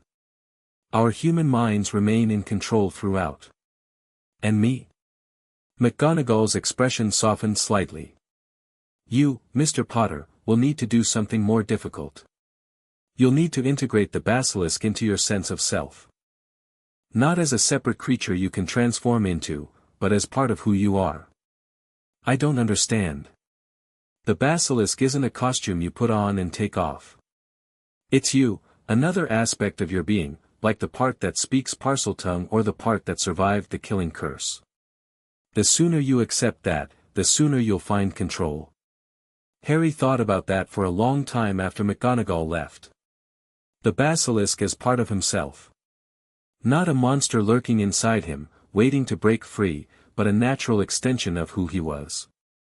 It felt wrong at first. He'd spent so long being afraid of the serpent, treating it as a threat to be contained. The idea of embracing it, of claiming it as his own. But then he thought about the cupboard. About Uncle Vernon's hands around his throat. About the moment when he'd stopped being a victim and become something else, something powerful, something dangerous, something that could never be hurt that way again. The transformation hadn't been a curse. It had been a gift, his magic's way of protecting him when nothing else would. Maybe, Harry thought, it's time I said thank you. That night, alone in his room, Harry closed his eyes and reached for the serpent. It was there, as always, coiled in his chest. But for the first time, he didn't approach it with fear. He approached it with curiosity. Interest. The same way Neville approached his plants or Augusta approached a difficult problem. "What are you?" he asked silently. Not, "What have you done to me," or, "Why are you here?" Just, "What are you?" The serpent stirred. Images flowed through Harry's mind, scales and venom and eyes that killed. But also, warmth, survival, protection. The feeling of being small and vulnerable and then becoming large and strong. "You saved me," Harry thought. "When Vernon was going to kill me, you saved my life." A sense of agreement. Not words, the basilisk didn't think in words, but understanding. Purpose. "What do you want?" Harry asked. Another image, not killing, not destruction, but coiling around something precious. Guarding. Protecting. The deepest instinct of the serpent wasn't violence, it was defense. Keeping safe the things that mattered. Harry opened his eyes. His hands were covered in scales, green-black and gleaming in the lamplight. But he wasn't afraid. "Okay," he said aloud. "We'll do this together, then. You protect me, I control you, and together we figure out how to live with this. Deal?" The scales rippled and faded. The serpent settled back into stillness. It felt, for the first time, like peace. The rest of the year passed in a blur of training and study. Harry learned to transform voluntarily, calling on the basilisk with a thought and dismissing it just as easily. He learned to control his gaze, veiling its power with a conscious effort the way you might lower your voice in a library. He learned to speak Parseltongue not just to actual snakes but as a magical language. Certain spells, it turned out, responded differently when hissed rather than spoken. He also learned more ordinary things: reading, writing, arithmetic, history. Augusta was a demanding teacher, expecting him to master each subject before moving to the next. Harry found he didn't mind. After years of being called stupid and worthless, there was something deeply satisfying about proving he could learn anything. The wizarding world, meanwhile, continued to watch. The Daily Prophet ran regular stories about the Basilisk boy, tracking his progress with a mixture of fascination and fear. Some articles were sympathetic, painting him as a tragic orphan overcoming impossible odds. Others were hostile, warning that a child with such dangerous abilities couldn't be trusted, that it was only a matter of time before he hurt someone. Harry learned to ignore most of it. The opinions of strangers didn't change who he was. But he paid attention to the political currents beneath the coverage. The wizarding world, he was learning, was divided into factions with conflicting interests. Dumbledore and his allies, who preached tolerance and reform. The old pureblood families, who clung to traditions and privileges. The ministry, caught between them, trying to maintain order without offending anyone. And somewhere in the shadows, the remnants of Voldemort's followers, Death Eaters, they were called, watching and waiting for their master's return. "Do you think he's really dead?" Harry asked Augusta one day. "Voldemort, I mean." Augusta's expression went carefully blank. The official position is that he was destroyed when his curse rebounded. Most people believe that. But there are some, knowledgeable people who studied the dark arts, who believe no one with Voldemort's power could be killed so easily. They think he survived somehow, diminished but not destroyed. And what do you think? Augusta was quiet for a long moment. I think, she said finally, that evil rarely dies when you want it to. And I think that whatever the truth is, you should be prepared for the possibility that your story with Voldemort isn't over. Harry nodded slowly. The scar on his forehead prickled, as it sometimes did, a reminder that he carried something of that night with him, always. Then I'll prepare, he said. That's all I can do. Augusta looked at him with something like approval. Yes, she said. That's all any of us can do. The year turned. Autumn became winter, winter melted into spring. Harry grew taller, stronger, more confident. The scared child who had huddled in a cupboard seemed like a different person entirely, someone from a story he'd read, tragic and distant. But the memories remained. He still sometimes woke from nightmares, phantom blows landing on skin that was no longer bruised. He still flinched at loud voices, still felt the urge to make himself small when adults loomed over him. The trauma wouldn't disappear overnight. Maybe it would never disappear completely. But it no longer defined him. On the last day of Harry's 5th year, Amelia Bones came to visit with news. Vernon Dursley has been restored, she said. The healers completed the process yesterday. He and your aunt have accepted our offer, a substantial sum of gold in exchange for their silence and permanent departure from Britain. Harry wasn't sure what he felt. Relief? Disappointment? Did they say anything? About me? Amelia's face tightened. Your uncle had some choice words. None of which bear repeating. Your aunt was more subdued. I believe she may feel some genuine remorse, though she's too proud to express it. And Dudley? We'll go with them. He's been placed on a strict dietary regimen and given some basic education about the magical world, enough that he won't be completely lost, but not enough to be dangerous. Amelia paused. Would you like to see them? Before they go? Harry thought about it. The conversation he'd imagined, standing over Vernon's restored form, telling him exactly what he thought of 4 years of abuse. The satisfaction of seeing fear in those piggy eyes. But that satisfaction would be hollow. Vernon was a small man with small cruelties, and Harry had already proven himself beyond any damage he could do. No, Harry said. I don't need to see them. They're part of my past now. I'd rather focus on the future. Amelia smiled. A wise choice, I think. Very well. They'll be gone by tomorrow, and you'll never have to think about them again. That night, Harry stood at the window of his room, looking out at the London skyline. The city was beautiful in the darkness, a million lights glittering like earthbound stars. Somewhere out there, Muggles were living their ordinary lives, unaware of the magic all around them. And somewhere, too, wizards and witches were plotting and planning, building futures that Harry would someday be part of. He touched the scar on his forehead, feeling the familiar prickle of old magic. I'm going to figure out what you mean, he told it. The prophecy, the connection, all of it. And when Voldemort comes back, because I think he will, someday, I'm going to be ready. The scar didn't answer. But the basilisk stirred in his chest, and Harry felt its silent agreement. Whatever came next, they would face it together. Chapter 1 END Chapter 2, The Weight of Serpent Eyes. 3 years changed everything and nothing. Harry stood at the window of his private quarters in St. Mungo's East Wing, watching rain streak down the glass in silver rivulets. He was 8 years old now, taller, leaner, with the kind of quiet stillness that made adults uncomfortable. His eyes were the same vivid green they'd always been, but there was gold in the depths now, permanent and undeniable, like sunlight caught in emerald. Behind him, the room held the accumulated evidence of his strange new life.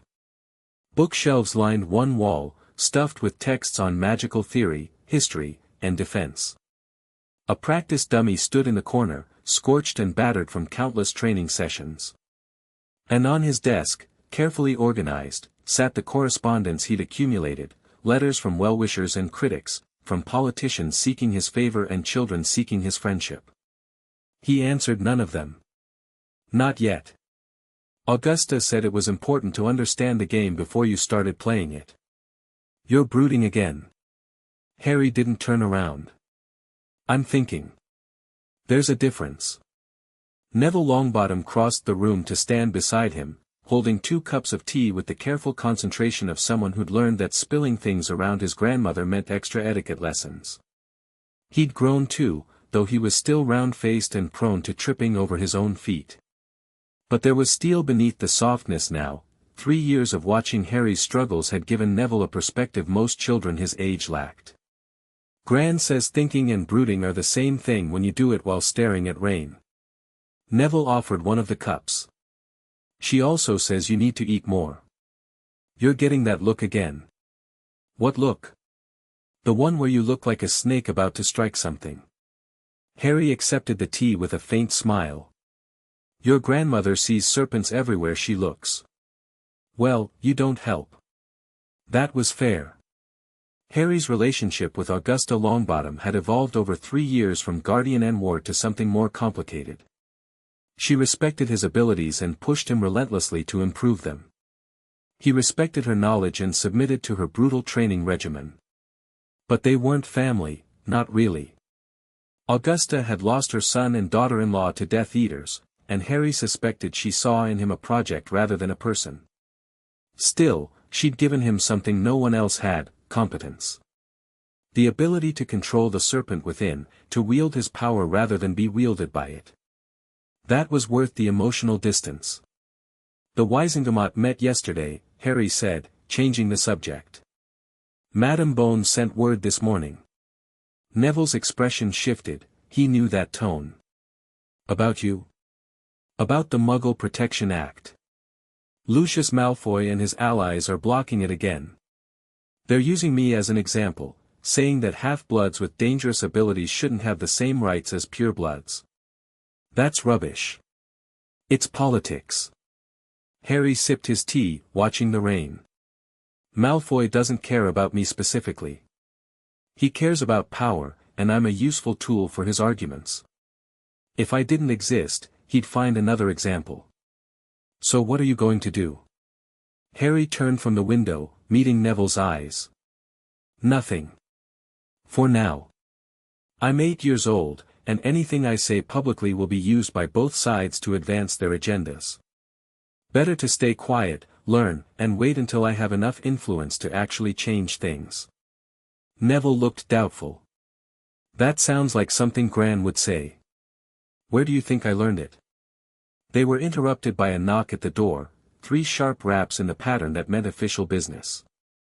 Harry set down his tea and composed his expression into the neutral mask Augusta had taught him. Enter. The door opened to reveal a young witch in ministry robes, her face carefully professional. Mr. Potter? You have a visitor. Madame Longbottom asked me to inform you that she'll be joining you shortly, but the visitor wished to speak with you first. Alone. Harry's eyes narrowed slightly. Very few people were allowed to see him without Augusta present, and those who were didn't need to ask permission. Who is it?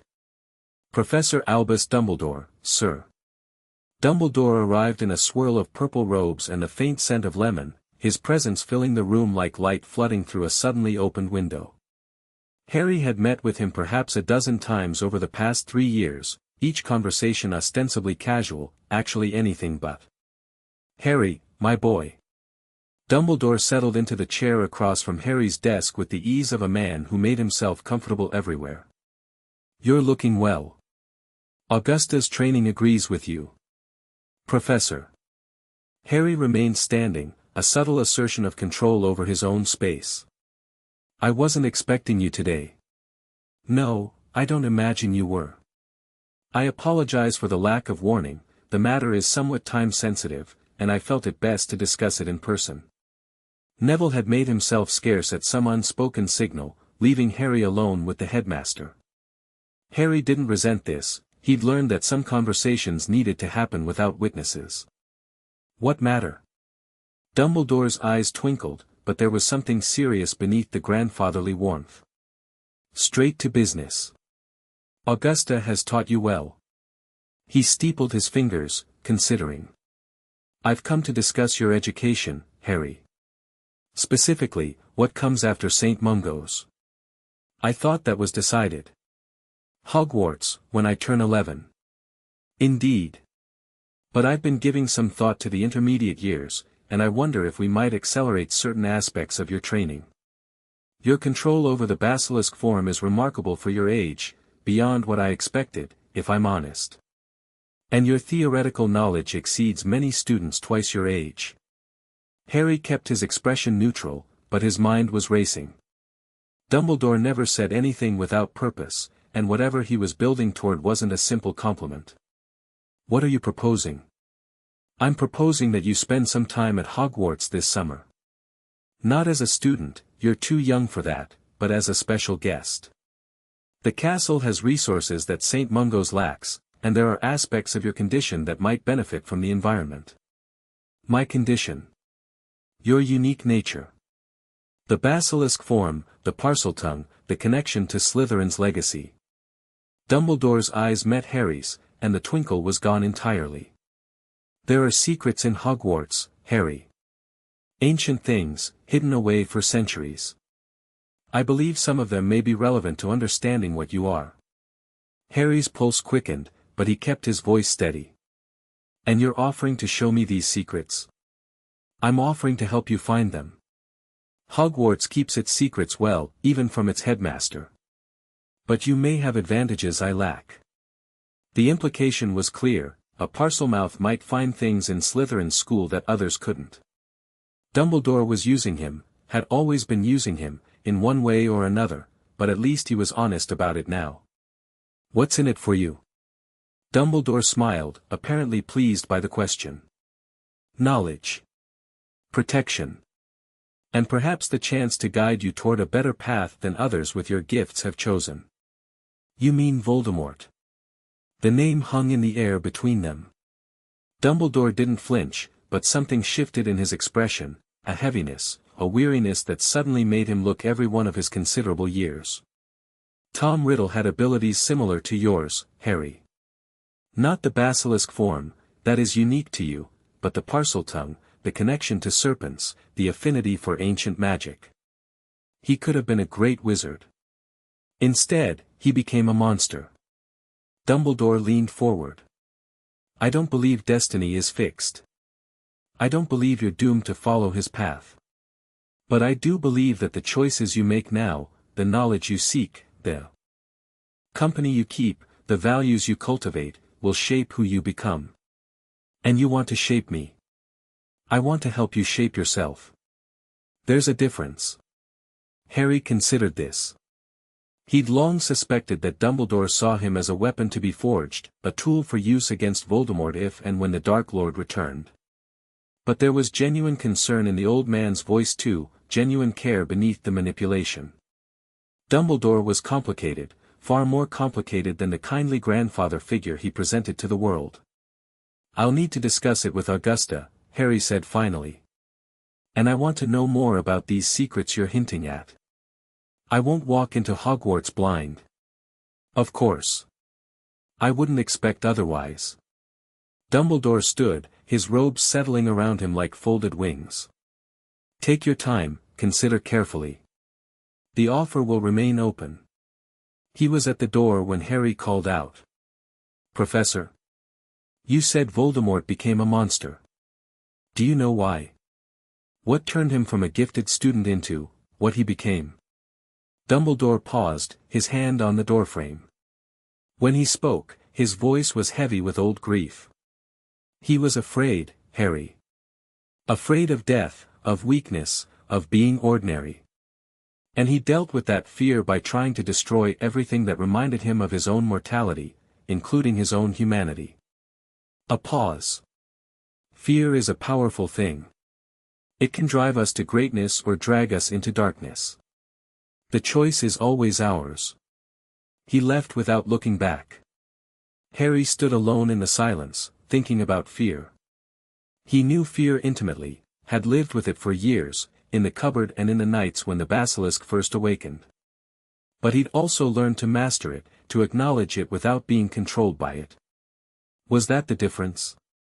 Was that what separated him from Voldemort? Or was it just a matter of time? Augusta arrived 20 minutes later, her vulture hat slightly askew and her expression thunderous. Dumbledore came to see you. Alone. He asked the attendant to send you away. I'm aware. The man has no respect for proper protocols. Augusta settled into the chair Dumbledore had vacated, her posture rigid with disapproval. What did he want? Harry explained, the offer of early access to Hogwarts, the hints about secrets and ancient knowledge, the subtext about guiding him away from Voldemort's path. Augusta listened without interruption, her eyes sharp and assessing.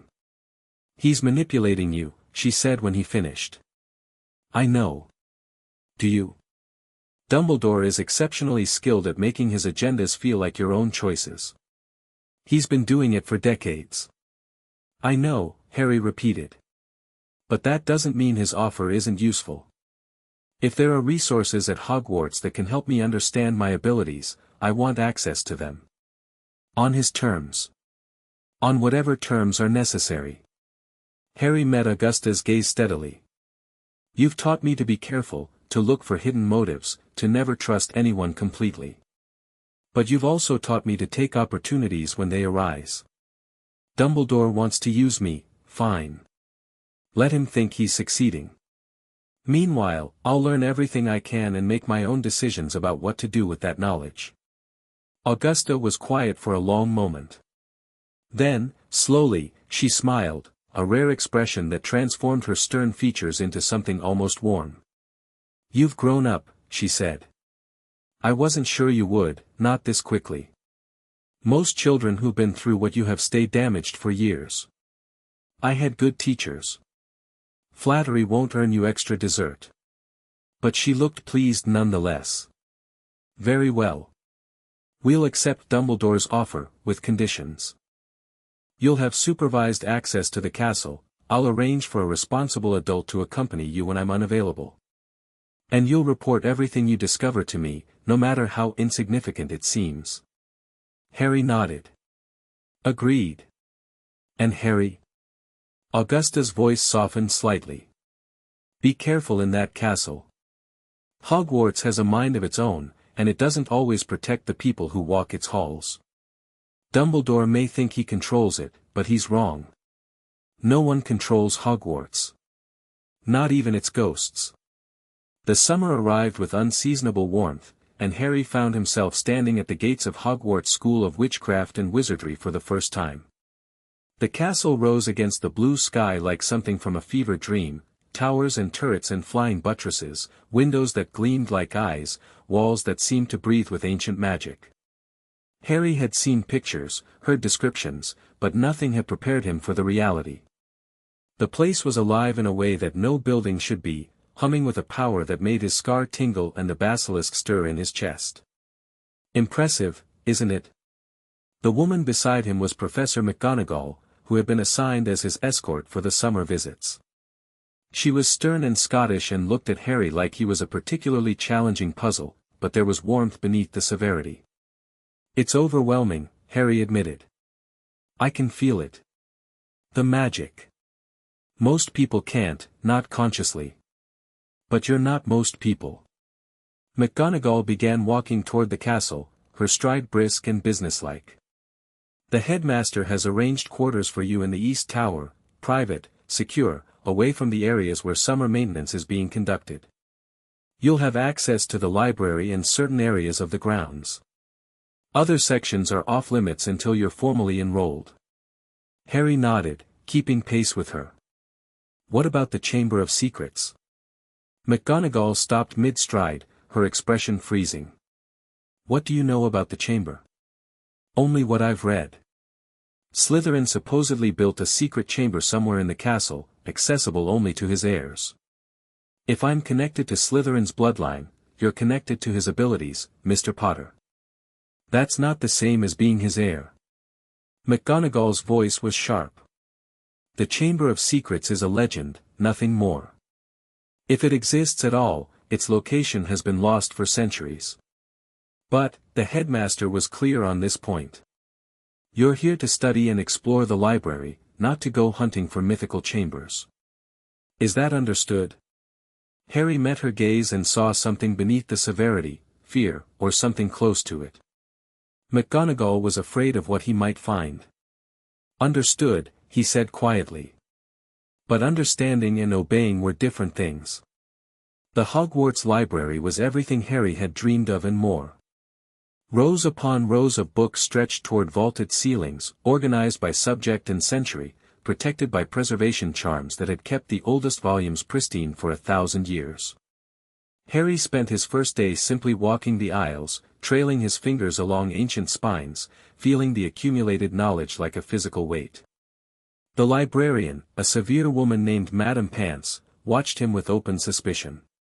She'd been warned about his abilities and clearly wasn't happy about having a basilisk animagus in her domain. But she couldn't refuse the headmaster's direct order, so she settled for glaring at him whenever he touched anything. Harry ignored her. He had research to do.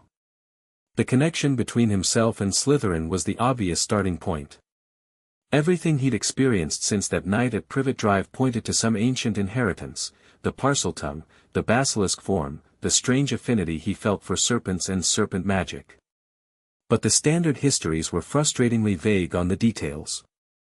Salazar Slytherin, one of the 4 founders of Hogwarts, was described as brilliant and proud, a master of the subtle arts and the creator of the Slytherin house.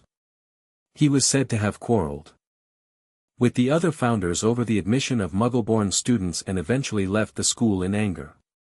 Beyond that, the texts contradicted each other wildly. Some claimed he died alone and unmourned, his line ending with him. Others hinted at descendants who carried his gifts through the centuries.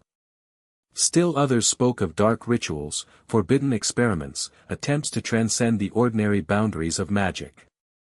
The Chamber of Secrets appeared in several texts, always as a legend, always with the caveat that no one had ever found proof of its existence. But the legends agreed on certain points. Slytherin had built a hidden room somewhere in the castle, accessible only to his heirs, containing something he called his monster. A basilisk, Harry thought. It has to be a basilisk. The connection was too obvious to ignore.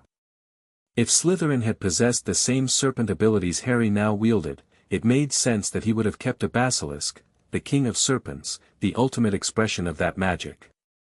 And if the chamber still existed, if the basilisk still lived, Harry needed to find it. The problem was that he had no idea where to look. Hogwarts was vast, 7 floors of castle plus dungeons, towers, and secret passages, all wrapped in a maze of staircases that moved and corridors that changed. The castle's magic was ancient and willful, resistant to mapping or systematic exploration. You could walk the same hallway twice and find different doors each time. Harry spent his first week learning the basic layout, memorizing the paths between his quarters, the library, and the great hall where he took his meals. McGonagall checked on him daily, her sharp eyes searching for signs of misbehavior. Dumbledore appeared occasionally, always with pointed questions about what Harry was learning. Finding everything you need in the library, the headmaster asked one evening, his tone light but his gaze sharp. The history sections are comprehensive, Harry replied carefully. Though I've noticed some gaps in the coverage of certain periods. Oh. Which periods? The Founding Era. The texts are remarkably vague about Slytherin's later life and what happened after he left the school. Dumbledore's twinkle intensified. Yes, that has always been a mystery. Slytherin was not a man who left records behind. Whatever secrets he possessed, he took them with him. Or hid them somewhere they wouldn't be found. Perhaps. Though I've searched this castle thoroughly over the decades and found nothing that suggests hidden chambers or secret repositories. He paused, watching Harry's reaction. Have you found something that suggests otherwise? Harry shook his head, keeping his expression neutral. No. Just speculation. Speculation can be valuable, in the right circumstances. But it can also lead one astray. Dumbledore stood, brushing crumbs from his robes. "Be careful, Harry. Hogwarts rewards curiosity, but it also punishes recklessness. Some doors are closed for good reason." After he left, Harry sat alone in his quarters, thinking about closed doors and hidden chambers and an old man who seemed to know more than he was saying. Dumbledore had searched the castle and found nothing. That meant either the chamber didn't exist, or it was hidden in a way that only a true heir could discover. Harry was done waiting for permission. He began his real search that night. The castle was different after dark, quieter, stranger, its magic more palpable in the absence of human activity. Harry moved through shadowed corridors with the silent grace Augusta had drilled into him, his senses alert for any sign of discovery. The basilisk within him stirred, interested. It could feel something, a resonance in the ancient stones, like a note of music just below the threshold of hearing. Harry followed that feeling, letting instinct guide him through twisting passages and down spiraling stairs. He found himself in the dungeons, deep beneath the castle's foundations, where the air was cold and damp and tasted of old magic. The corridors here were narrower, the doors older, the preservation charms less thorough. Some passages dead-ended in collapsed rubble. Others opened into chambers that hadn't been touched in centuries. And then he felt it, a pulse of something familiar, serpentine, ancient. He followed the sensation down a cramped corridor, through a door that stuck with age, into a room that made him catch his breath. It was a bathroom. Old and decrepit, clearly unused for decades, with cracked sinks and stained tiles and a ceiling that dripped with moisture. Harry looked around, confused. The feeling was strongest here, but there was nothing special about the room, nothing to suggest hidden chambers or Slytherin secrets. He was about to leave when he noticed the tap.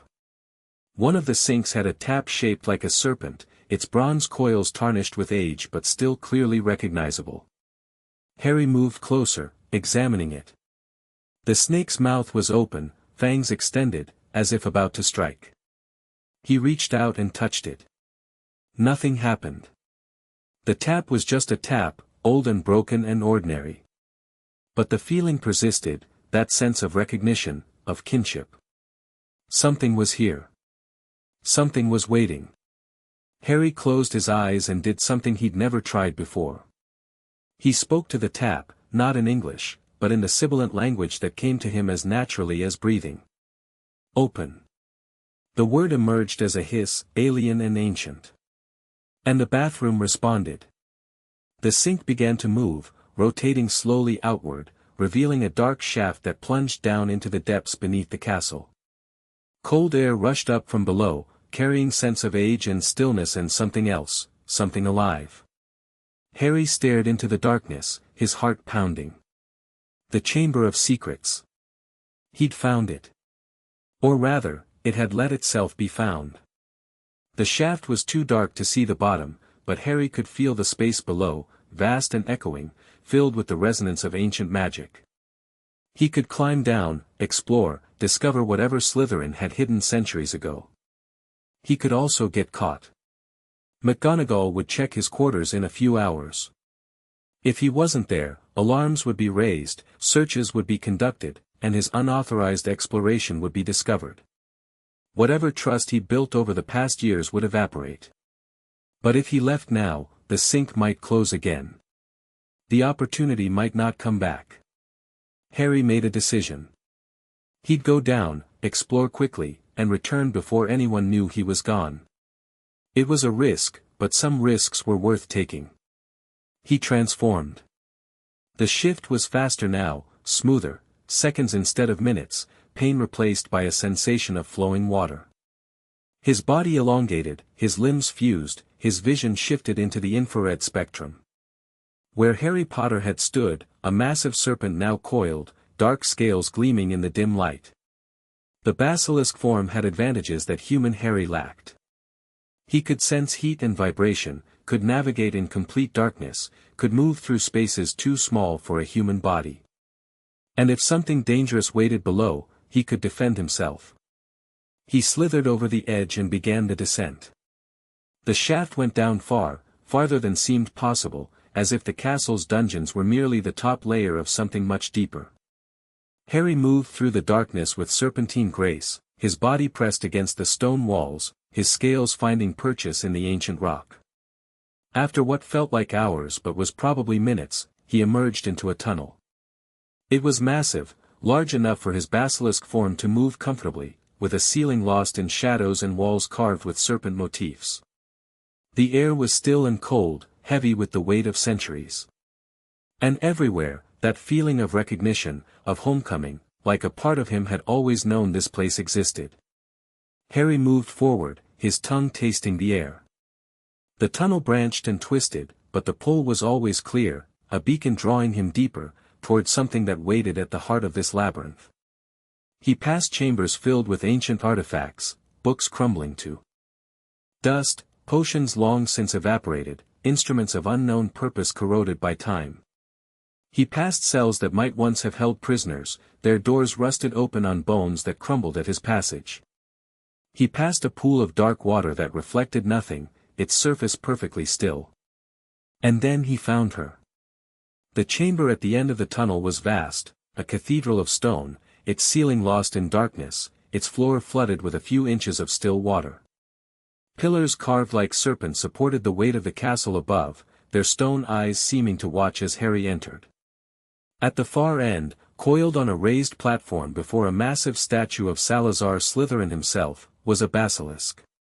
She was ancient, far older than anything Harry had ever encountered, her scales dull with age, her eyes clouded. She was also enormous, easily twice the size of Harry's basilisk form, her body thick as a tree trunk and longer than he could estimate in the dim light. But she wasn't hostile. As Harry approached, she raised her head slowly, regarding him with something that felt almost like curiosity. "Little serpent," she said, not in Parseltongue exactly, but in something deeper, a language of pure meaning that bypassed sound entirely. "You have come at last." Harry hesitated, unsure how to respond. His basilisk form couldn't speak in the human sense, but he found he could project meaning in the same way she had. "You were expecting me?" "I have been expecting someone. For a very long time." She shifted her coils, settling into a more comfortable position. "I am Nethys. I have guarded this chamber since before your kind learned to build in stone. And you are something I have not seen in 1,000 years. What am I?" "An heir. Not just of Salazar's blood, but of his gift.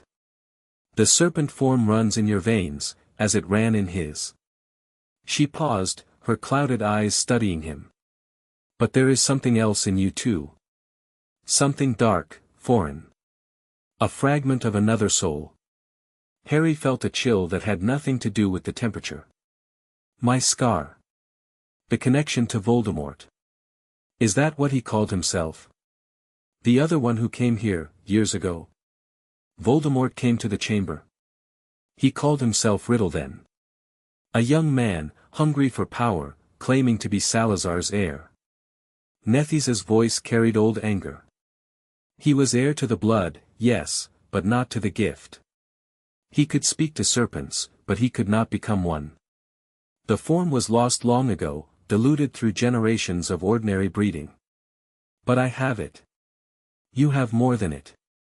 You have something new, something that should not exist." She moved closer, her massive head lowering to his level. "Riddle's killing curse did not simply fail against you, little serpent. It awakened something that had lain dormant in your bloodline for centuries. The basilisk form, the true gift of Salazar, waiting for the right circumstances to emerge." Harry tried to process this. The curse that had killed his parents, that should have killed him, had instead unlocked his abilities. His power was literally born from Voldemort's attack. What did Riddle want? When he came here? Knowledge. Power. Secrets of the Founders that might help him achieve his goals. Nethys's tone darkened. And he found some of what he sought. He performed rituals in these chambers, twisted ancient magic to his own ends.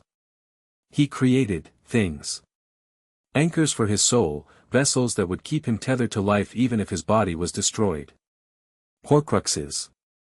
Is that the word? I do not know human terminology. She settled back on her coils. I could not stop him. He did not fear my gaze as others do, something in his own darkness made him resistant. And by the time I understood what he was doing, it was too late. He's still alive because of those anchors. Somewhere out there, waiting to come back. Yes. And the fragment in your scar connects you to him, just as it connects him to you. Her voice was heavy with significance. You are bound together, little serpent. What happens to one will affect the other. And someday, that bond will have to be broken. Harry coiled tighter, processing the implications. If destroying Horcruxes weakened Voldemort, then the piece in his scar was also a vulnerability. A weakness the Dark Lord might try to exploit. Or eliminate. Can you teach me? He asked. Help me understand what I am, what I can do. Nephis was quiet for a long moment. I can teach you what Salazar taught me, long ago. The ways of serpent magic, the secrets of the founders, the history that your kind has forgotten. But the path you walk will be your own, little serpent. I cannot choose it for you. I understand. Do you? Her clouded eyes seemed to sharpen. You have a choice before you, heir of Salazar. You can use your gifts for power, as Riddle did. You can use them for protection, as Salazar intended. Or you can use them for something else entirely, something no one has tried before. What's that? Change. This world of wizards is broken, divided, haunted by old fears and older hatreds. Someone with your abilities could reshape it. A pause. Or destroy it. The same power serves both ends. Harry thought about that for a long time. Change. It was such a simple word for such a vast concept. I don't want to destroy anything, he said finally. I've had enough destruction in my life. Then perhaps you are truly different from the one who came before. Nephis lowered her head, a gesture that felt almost like acknowledgement. Come to me again, little serpent. There is much to learn, and time is shorter than you think. The darkness stirs. The fragment in your scar grows restless. And soon, you will have to choose which path you walk. Harry returned to his quarters just as dawn began to lighten the sky. He transformed back into human form in the abandoned bathroom, closing the entrance with a whispered command. His body ached with exhaustion, the transformation and the long journey through the tunnels had taken their toll, but his mind was racing. Nephis. The chamber. The truth about his powers. And the Horcruxes. If Voldemort had created anchors for his soul, then killing him once hadn't been enough. He was out there somewhere, diminished but not destroyed, waiting for the opportunity to return. And Harry, with the fragment of that dark soul in his scar, was connected to him in ways he was only beginning to understand. He needed more information. He needed to know how many Horcruxes existed, where they were hidden, how to destroy them. Nephis might have some answers, but she'd been trapped in the chamber for centuries. Her knowledge of the outside world was limited. Harry needed other sources. He thought about Dumbledore. The headmaster clearly knew more than he was saying about Voldemort's survival. But would he share that knowledge with an 8-year-old, even one as unusual as Harry? Probably not. Not unless Harry could convince him it was necessary. And then there was the matter of the Horcrux in his scar. Nephis had confirmed what Harry had long suspected, the fragment of Voldemort's soul was real, embedded in his very flesh. Someday, it would have to be removed. But how do you remove a piece of someone's soul without killing the host? Harry didn't know. And the not knowing frightened him more than he wanted to admit. McGonagall arrived for her morning check to find Harry reading in his quarters, a cup of tea cooling at his elbow. He looked tired, dark circles under his eyes, a pallor to his skin, but he assured her he'd simply had trouble sleeping. New environment, he explained. I'm not used to the castle yet. She accepted this, though her sharp eyes lingered on him longer than usual. "The headmaster wishes to see you this afternoon." "Something about your progress?" Harry nodded. "I'll be there." After she left, he allowed himself a moment of weakness, slumping in his chair and closing his eyes. The exhaustion was deeper than he'd realized. Transforming always took something out of him, and the emotional weight of what he'd learned made it worse. But he couldn't rest yet. There was too much to do. He straightened, pushing the exhaustion aside, and began planning his next steps. The meeting with Dumbledore was in the headmaster's office, a circular room filled with whirring instruments and portraits of previous headmasters who pretended to sleep while clearly listening to every word. "Harry." Dumbledore gestured to a comfortable chair. "You look tired. I hope the castle isn't proving too demanding." "It's a lot to take in," Harry admitted, settling into the chair. "But I'm managing." "Good, good." Dumbledore offered the ever-present bowl of lemon drops. Harry declined, as always. "Professor McGonagall tells me you've been spending a great deal of time in the library. Finding anything interesting?" "History, mostly. The founding era is fascinating, though the records are frustratingly incomplete." "Yes, the founders were not great documentarians. They were building something new, something unprecedented. They didn't have time to write everything down." Dumbledore's eyes twinkled. "Though I suspect some of them deliberately destroyed records, preferring that certain knowledge remain hidden." "Slytherin, you mean?" "Among others. All four founders had their secrets, Harry. Slytherins are simply the most notorious." He paused, studying Harry over the rim of his glasses. "Have you learned anything about him that surprised you?" It was a test, Harry realized. Dumbledore was probing, trying to determine what Harry had discovered. The old man suspected something, maybe not the chamber specifically, but something. "Only that he was more complicated than the histories suggest," Harry said carefully. "The standard narrative paints him as a pure villain, but some of the older texts imply he was respected by the other founders until quite late. Their falling out seems to have been sudden. Very observant. The truth is, we don't know what caused the final break between Slytherin and the others. There are theories, the Muggleborn debate is the most common, but nothing concrete." Dumbledore leaned back. "What do you think happened?" "I think he discovered something. Or created something. Something the others couldn't accept." Dumbledore's expression didn't change, but something shifted in his eyes. "An interesting theory. What makes you think so?" "The timing. If the disagreement was really about Muggleborns, it would have emerged earlier. That was an ongoing debate from the school's founding. But the split came later, suddenly, after years of cooperation. Something changed. And you believe that something was a discovery or creation?" "Yes. Something big enough to make the other founders turn against him. Something worth hiding, even after death." Harry met Dumbledore's gaze steadily. "The Chamber of Secrets." Silence. The instruments on Dumbledore's shelves whirred and clicked. The portraits continued their pretense of sleep.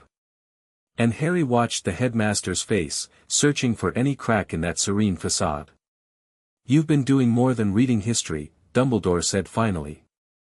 "I've been thinking. It's what you asked me to do. I asked you to learn and explore. Not to go hunting for legendary chambers that may or may not exist. You knew the chamber was real. You've always known." Another silence, longer this time. Then Dumbledore sighed, a sound heavy with weariness. "Yes. I've known for many years that something is hidden beneath this castle. Something ancient, something dangerous. I've never been able to find it. Whatever protections Slytherin placed on his secrets are beyond my ability to bypass." He fixed Harry with a penetrating stare. "But you could find it, couldn't you?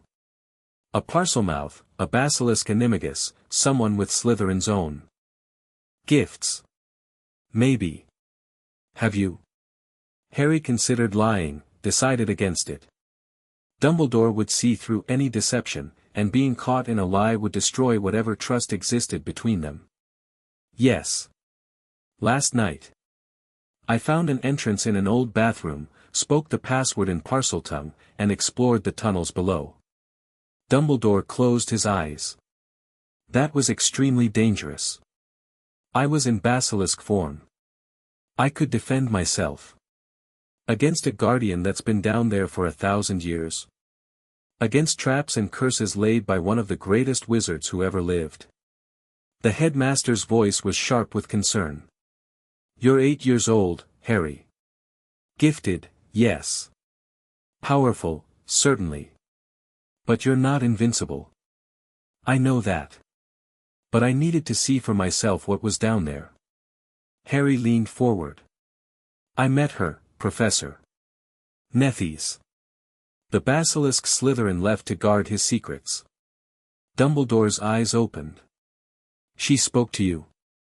She's been waiting for an heir. Someone with the true gift, not just the bloodline. Harry hesitated, then pressed on. She told me about Voldemort. That he came to the chamber years ago, performed rituals, created things. Horcruxes. The word hung in the air like a curse. Dumbledore's face had gone very pale. She told you about the Horcruxes. She told me he made anchors for his soul. Multiple ones. That's why he didn't really die that night, he has backup copies hidden somewhere, keeping him tethered to life. Harry touched his scar unconsciously. And one of them is in me. Harry, you knew. You've known all along, haven't you? That Voldemort isn't really dead, that he's waiting to come back, that I'm carrying a piece of his soul. Dumbledore was silent for a long moment. When he spoke, his voice was heavy. I suspected. About the Horcruxes, I've suspected for many years. There were signs during Tom's rise to power, hints that he'd delved into the darkest of magic. About the fragment in your scar. He sighed. I hoped I was wrong. But you weren't. No. The night Voldemort attacked your family, when his curse rebounded, a piece of his soul, already unstable from the creation of other Horcruxes, broke off and latched onto the only living thing in the room. You. Harry felt cold, despite the fire crackling in Dumbledore's hearth. So I'm a Horcrux. In a sense. Though I suspect you're different from his intentional creations. The piece in you is accidental, unanchored, parasitic. It's fed on your magic for years without truly integrating. Dumbledore's expression was pained. I believe that's why you can transform into a basilisk, Harry. The combination of your natural heritage and the foreign soul fragment created something unprecedented. Nethies said something similar. That the killing curse awakened dormant abilities.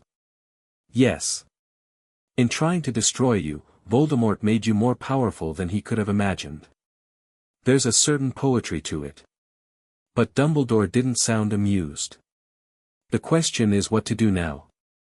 Destroy the Horcruxes. Find them and destroy them, so when Voldemort tries to come back, he actually dies. And the fragment in your scar? Harry hesitated. I don't know yet. But there has to be a way. Some method of removing it without killing you. Dumbledore nodded slowly.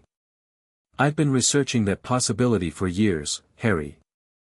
Since the night I brought you to Privet Drive and felt the darkness in your scar. There may be ways, but they're dangerous, theoretical, never tested. Tell me about them. Not yet. You're too young, the research too incomplete. When the time comes, when you're ready, I'll share everything I've learned. He met Harry's eyes. Can you trust me on that? Harry considered the question seriously. Could he trust Dumbledore? The old man had lied by omission, manipulated from the shadows, treated Harry as a piece in some vast chess game. But he'd also protected him. Advocated for him. Given him access to resources and knowledge that no one else would have. I can trust that you want Voldemort destroyed, Harry said finally. And I can. Trust that you think you know what's best. Whether your idea of best matches mine, that I'm less sure about. Dumbledore smiled, though it didn't reach his eyes. A fair assessment. You're wise beyond your years, Harry. I've had to be. Yes. You have. The headmaster stood, moving to the window where he could look out over the castle grounds. I've made many mistakes in my long life. Leaving you with the Dursleys may have been one of them. Keeping secrets certainly was. He turned back to face Harry. I can't undo those mistakes. But I can try to do better going forward. Ask me questions, Harry. Challenge my decisions. If I'm wrong, tell me. You've earned that right. It wasn't an apology, exactly. But it was something. I want full access to the chamber, Harry said. And to Nephis. She knows things about Slytherin, about the Founders, about ancient magic. Things that aren't in any book. That's dangerous, so is keeping me ignorant. If Voldemort comes back, I need to be ready. Not just controlled, but capable. The Basilisk form is powerful, but I don't really understand it. Nephis can teach me. Dumbledore was quiet for a long moment. Supervised visits. With appropriate precautions. Agreed. And you'll share what you learn. No more midnight expeditions without telling anyone. Harry nodded. It was a reasonable compromise, more than he'd expected, really. Very well. Dumbledore extended his hand. Partners, then. Against Voldemort, against whatever darkness is coming. Together. Harry looked at the offered hand, thought about all the reasons not to trust this man. Then he shook it. Partners. The summer deepened. Harry divided his time between the library and the chamber, between books and Nephis' ancient wisdom. He learned things no 8-year-old should know, dark magic and its counters, the true history of the Founders, the nature of souls and how they could be damaged. And he grew stronger. The Basilisk form became more refined, more controlled. He could hold partial transformations now, serpent eyes in a human face, scales on his hands, venom sacs that formed with a thought and dissolved just as quickly. Nephis taught him to use his gaze as a precision weapon, to modulate its intensity from lethal to merely stunning. You have potential, she told him one evening, her ancient body coiled around the platform like a living mountain. More than Riddle ever did.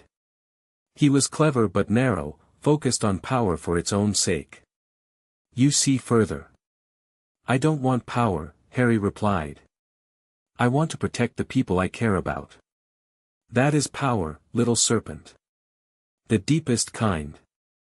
She shifted her coils, regarding him with those clouded eyes. Riddle never understood that.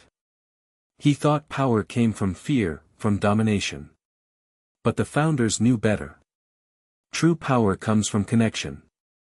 From bonds that cannot be broken. Is that why the school survived? Because the Founders were connected? In part. But their bonds were flawed, too much pride, too many secrets. When Salazar left, something essential was lost. A pause. You could restore it, perhaps. If you had allies who truly understood. Harry thought about Neville, about Susan Bones, about the other children he'd met in his years at St. Mungo's. Tentative friendships, barely formed, but real. Maybe, he said. Someday. The end of summer approached. Harry would soon return to St. Mungo's, to Augusta's strict tutelage and the careful isolation of his private quarters. But things had changed. He had changed. His last day at Hogwarts, he stood in the empty Great Hall, looking up at the enchanted ceiling that showed a perfect blue sky. This will be my home, he said aloud. In 3 more years. He could feel the castle listening. Its magic pressed against him, curious and ancient, assessing this strange child who had walked its deepest secrets. I'll be ready, Harry promised. Whatever comes, I'll be ready. The magic seemed to pulse in response, approval, perhaps, or challenge. With Hogwarts, it was hard to tell. Harry smiled and turned to leave, but paused at the door. On impulse, he spoke a word in Parseltongue, not a command, just a greeting, a recognition of kinship. Somewhere far below, in the darkness of the chamber, Nethy stirred and answered. The bond between them was growing. And with it, Harry's understanding of who he was and who he might become. The news reached him on the train back to London. McGonagall delivered it personally, her face drawn with concern. "There's been a development, Mr. Potter. Your guardian asked me to inform you before we arrive." Harry felt the basilisk stir, sensing tension.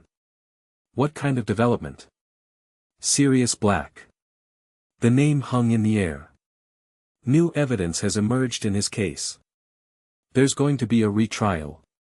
Sirius Black, Harry repeated. The name was vaguely familiar, something he'd read in passing, about the war against Voldemort.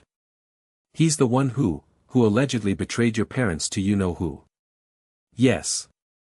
McGonagall's expression was complicated. But the new evidence suggests he may have been framed. By a man everyone thought was dead. Harry's blood ran cold. Who? Peter Pettigrew. He was supposed to have died the night Black was captured. But there are witnesses now who claim otherwise. She hesitated. Mr. Potter, there's something else you should know. Sirius Black is your godfather. He was named in your parents' will as your guardian. The words hit Harry like a physical blow. A godfather. Someone who was supposed to have taken care of him, who had been named by his parents as his protector. Someone who had spent the last 8 years in Azkaban prison while Harry lived in a cupboard. I want to see him, Harry said, and his voice came out flat and cold. Before the trial. I want to know the truth. That may not be possible, make it possible. His eyes flickered gold, the basilisk rising in response to his emotion. If there's even a chance he's innocent, I need to know. And if he's guilty. The gold faded. I need to know that too. McGonagall studied him for a long moment, then nodded slowly. I'll see what can be arranged. But Harry, be careful. The truth isn't always what we want it to be. Harry turned to look out the window, watching the Scottish Highlands give way to gentler English countryside. His reflection stared back at him, young face, old eyes, the gold still lurking in the green. I know, he said quietly. I know. The Ministry of Magic was a hive of chaos when Harry arrived, flanked by Augusta and a contingent of Aurors who seemed deeply uncomfortable with their assignment. The Basilisk boy, one of them muttered to another, not quite quietly enough. In the middle of the ministry. What could possibly go wrong? Harry ignored them. He'd grown used to being talked about like he wasn't there. The atrium was magnificent, vaulted ceilings, fireplaces that flared green with incoming travelers, a massive fountain featuring golden statues of magical creatures. But Harry barely noticed. His attention was fixed on the elevator at the far end, the one that would take him down to the courtrooms. And to Sirius Black. The Wisingamot has granted you 15 minutes, Augusta informed him as they walked. It's highly irregular, convicted prisoners don't usually receive visitors. But given the circumstances, they're afraid I'll cause a scene if they refuse. They're afraid of what you might do if you don't get what you want. There's a difference. Augusta's tone was dry. Use it wisely. The elevator descended for what felt like hours. Harry could feel the weight of the ministry pressing down on him, layers of bureaucracy and secrets and carefully maintained power structures. And beneath it all, in the deepest levels, the man who might be his godfather. The doors opened onto a corridor of dark stone, lit by torches that burned with unnatural steadiness. Harry's escort led him past heavy doors marked with warning signs, past wards that made his skin tingle, until they reached a cell at the very end. 15 minutes, the lead Auror said. We'll be right outside. Harry nodded and stepped through the door.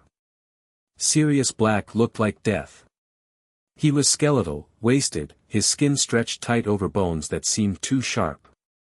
His hair was long and matted, his clothes prison grays that hung off his frame like sails on a becalmed ship. His eyes were the worst, hollow, haunted, carrying the weight of 8 years in the darkest prison in the wizarding world. But when those eyes found Harry, something sparked in their depths. Harry.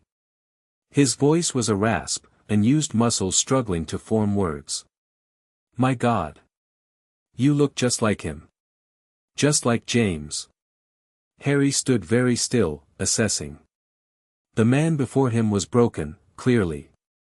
Whatever he had been before Azkaban, that person had been ground down by years of exposure to Dementors. But was he guilty? You knew my father, Harry said. Knew him? He was my brother. In everything but blood. Sirius tried to laugh, but it came out as a cough. We were inseparable at school. Pulled pranks, got detention, drove McGonagall spare. And when the war came, we fought together. We would have died for each other. But you betrayed him. Sirius flinched as if struck. No. No, Harry, I didn't, I would never. He pressed his hands against his temples, struggling for composure. It was Peter. Peter Pettigrew. He was the secret keeper, not me. We switched at the last minute because I was too obvious a choice. Everyone expected me to be the one. So we used Peter instead, and Peter sold them to Voldemort. Yes. The word was a whisper. I should have known. Should have seen the signs. But Peter was always so small. So harmless. Nobody suspected him. Sirius's eyes found Harry's again. I went after him, after I found out. I was going to kill him. But he was ready, he blew up the street, killed all those muggles, cut off his own finger to fake his death. And then he was gone, and I was standing there laughing like a madman because it was all so bloody absurd. Harry watched him, looking for signs of deception. He'd learned to read people over the years, Augusta had made sure of that, and what he saw in Sirius was not the cunning of a manipulator. It was the raw grief of a man who had lost everything. Why would anyone believe you over Pettigrew? Because I was a black. Sirius spat the name like a curse. Ancient pureblood family, long history of dark wizards. My own mother was a fanatic, would have kissed Voldemort's feet if given the chance. Everyone assumed I was just another black gone bad. But you weren't. No. I was the family disappointment. Sorted into Gryffindor, befriended blood traders and muggleborns, eventually ran away from home entirely. A ghost of a smile crossed his wasted face. James's parents took me in. Treated me like a second son. And when James and Lily named me Harry's godfather, it was the greatest honor I'd ever received. Harry felt something shift inside him.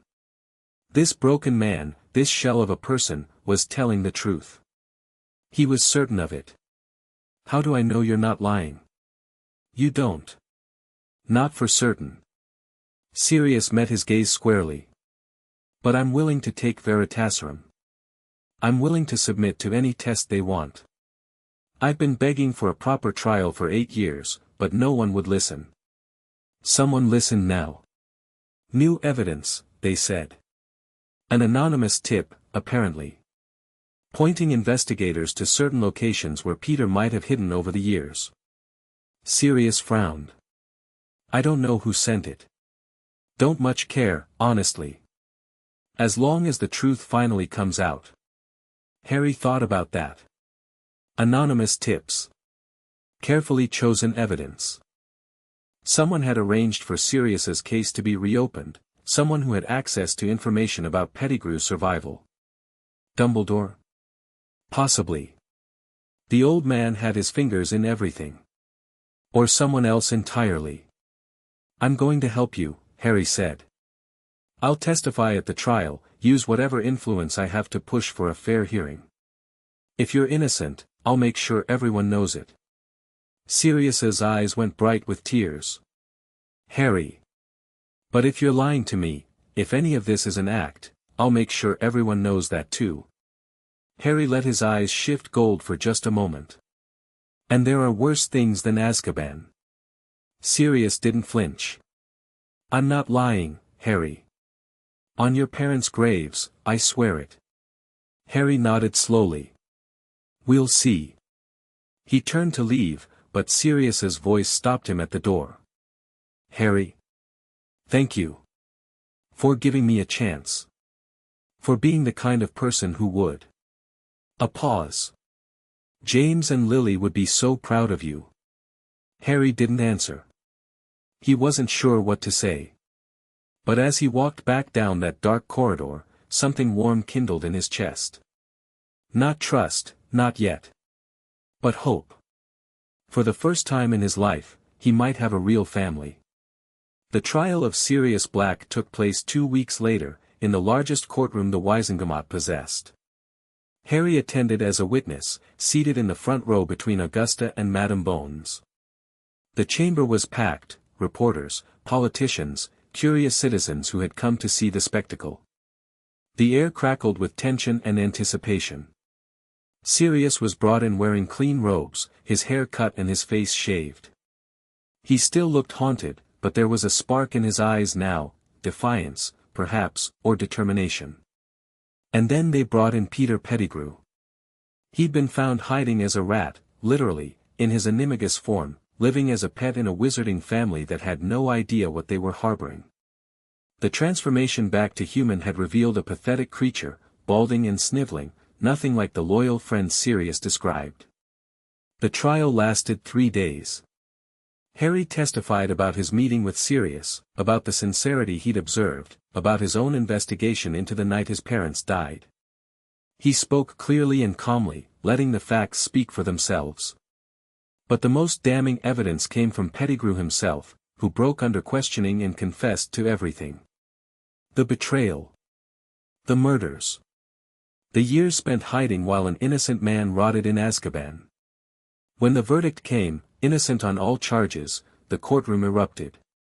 Harry sat very still in the chaos, watching Sirius weep with relief, watching Pettigrew being dragged away to face his own sentence. The justice system had worked, this time. The truth had prevailed. But it had taken 8 years and the intervention of unknown forces to make it happen. How many other innocent people were still suffering because no one had sent anonymous tips on their behalf? How broken was this world he was supposed to save? After the trial, in a private room away from the crowds, Harry met with Sirius properly for the first time. I don't know how to thank you, Sirius said. His eyes were still wet, but he was smiling, really smiling, for the first time in nearly a decade. If you hadn't intervened, pushed for the truth. I didn't do that much. Whoever sent the original tip did the real work. But you believed me. When everyone else thought I was a monster, you gave me a chance.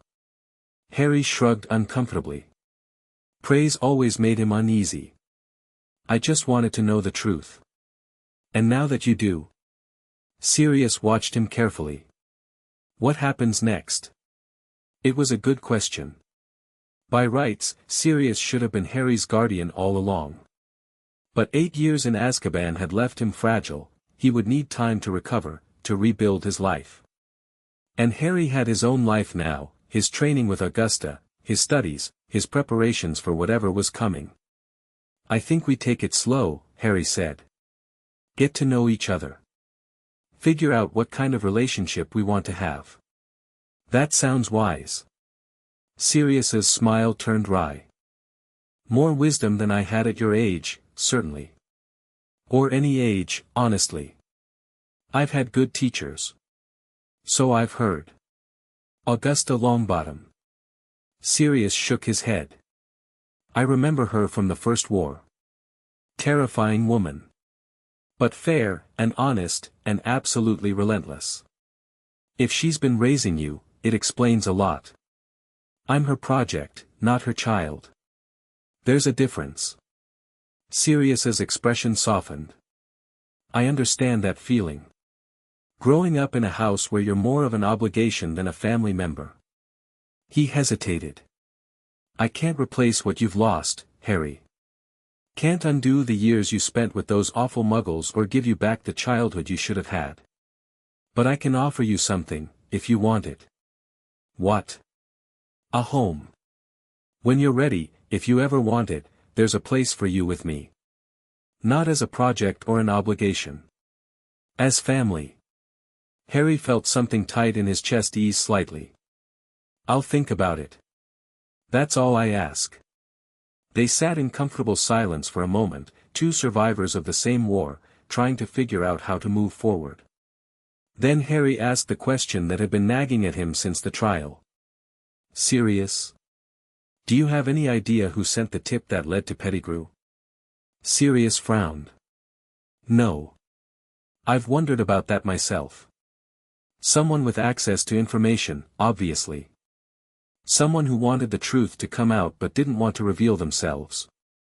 Dumbledore, maybe? Could be. But it doesn't feel like his style.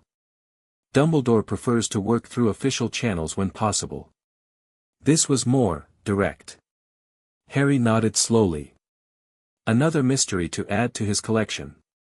But whoever it was, whatever their motives, they had given Sirius his freedom and given Harry something precious, the possibility of family. That was worth a lot. The summer ended. Harry returned to St. Mungo's with more questions than answers but also with something new, hope. Sirius was free. The chamber had been found. Nephis was teaching him. Dumbledore was becoming an ally, however complicated. And somewhere in the shadows, forces were moving that Harry didn't yet understand. The game was getting more complex. But Harry was learning the rules. One night, lying in his bed at St. Mungo's, he reached out with his mind and found the basilisk coiled in his chest. The serpent was calm, content, satisfied with their progress. We're getting stronger, Harry told it. Both of us. The serpent stirred, sending back a pulse of agreement. Stronger. Ready. Patient. Patient, Harry echoed. That's the key, isn't it? Voldemort will come back eventually. The Horcruxes ensure it. But when he does, I'll be ready. Ready, the serpent agreed. Together. Harry smiled in the darkness and let himself drift toward sleep. Tomorrow would bring new challenges, new lessons, new steps on the long road ahead. But for tonight, he could rest. The weight of Serpent Eyes was heavy, but he was learning to carry it. Chapter 2 END Chapter 3, The chamber below. The rain had been falling for 3 days straight when Harry felt the first pull. He was in the library at St. Mungo's, surrounded by texts on ancient magical theory, when something stirred in his chest, not the basilisk, but something deeper. A tugging sensation, like a fishhook caught beneath his ribs, drawing him toward, somewhere. Something. Harry set down his quill and closed his eyes, trying to identify the feeling. It wasn't painful, exactly.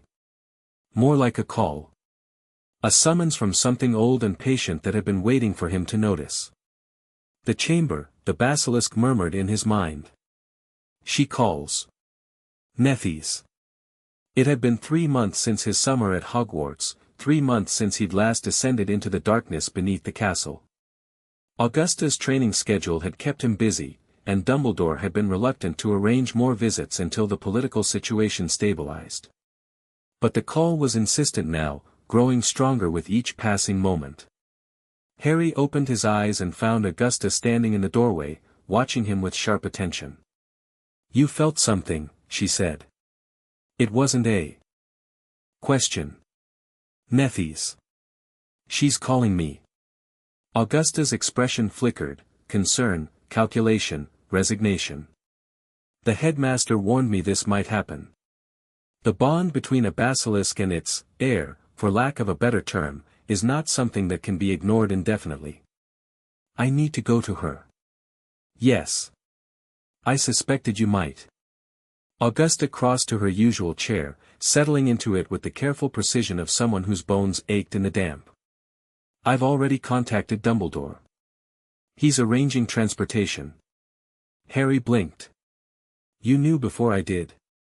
I've been monitoring the situation. There are instruments that detect certain magical resonances, and yours has been growing more agitated for weeks. She fixed him with a stern look. You should have told me you were feeling restless. I didn't realize that's what it was. I thought it was just anxiety. About Sirius, about the Horcruxes, about everything. Perhaps it was, in part. But the call of a bonded guardian is not something to be dismissed. Augusta's voice softened slightly. You're 8 years old, Harry. You've shouldered burdens that would break most adults. It's not weakness to admit when something is affecting you. Harry didn't know how to respond to that. Admitting weakness had never been safe in his experience, not with the Dursleys, not in the political minefield of the wizarding world. Even with Augusta, who had been as close to a parent as anyone in his life, vulnerability felt dangerous. But she was right. He should have said something. I'm sorry, he said quietly. I'll try to be more forthcoming. See that you do. But there was warmth beneath the severity. Now, pack a bag. You'll be at Hogwarts for at least a week, possibly longer. Whatever Nethys needs to tell you, it's apparently important enough that she's willing to risk exposure to summon you. Hogwarts in winter was a different creature than the summer castle Harry remembered. Snow blanketed the grounds, softening the harsh lines of towers and walls, muffling sound until the whole world seemed wrapped in cotton. The lake was frozen solid, a mirror of grey ice that reflected the heavy sky. And the castle itself seemed to huddle against the cold, its magic turned inward, conserving warmth. Harry arrived by flu, stepping out of the fireplace in McGonagall's office with his bag over his shoulder and the call pulsing stronger than ever in his chest. Mr. Potter. McGonagall rose from her desk, her expression carefully neutral. The headmaster is waiting for you in his office. I'll escort you there, and then. And then I need to go to the chamber. Yes. She didn't look happy about it. The headmaster has arranged for monitoring charms to be placed on the entrance. We'll know if anything goes wrong. Nothing will go wrong. Harry adjusted his bag. Nethys wouldn't hurt me. Perhaps not intentionally. But she's been alone for a very long time, Mr. Potter. Solitude does strange things to creatures, magical or otherwise. McGonagall's eyes met his. Be careful. Please. Harry nodded. It was as close to genuine concern as McGonagall ever showed, and he appreciated it. They walked through silent corridors, past empty classrooms and shuttered windows. The castle felt different without students, more present, somehow, as if its attention wasn't divided among hundreds of young witches and wizards. Harry could feel it watching him, assessing, remembering their last encounter. I'm back, he told it silently. I hope that's okay. The castle didn't respond in words, but there was a subtle shift in the air, a warming, a welcome. Hogwarts remembered its friends. Dumbledore's office was warm and bright, a contrast to the winter grey outside. The headmaster rose from behind his desk as Harry entered, his expression thoughtful. Harry. Thank you for coming so quickly. I didn't have much choice. The call was. Harry searched for the right word. Insistent. Yes, I imagine it was. A guardian basilisk summons is not something that can be ignored, not by someone with your connection. Dumbledore gestured to a chair. Please, sit.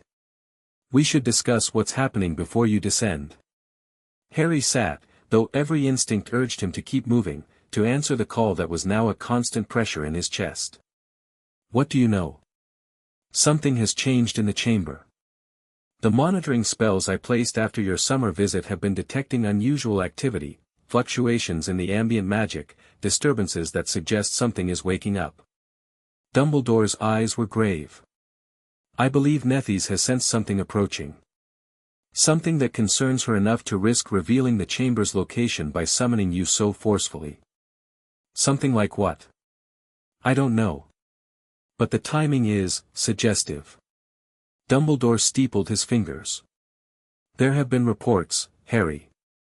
Whispers from the continent about dark artifacts surfacing in unexpected places.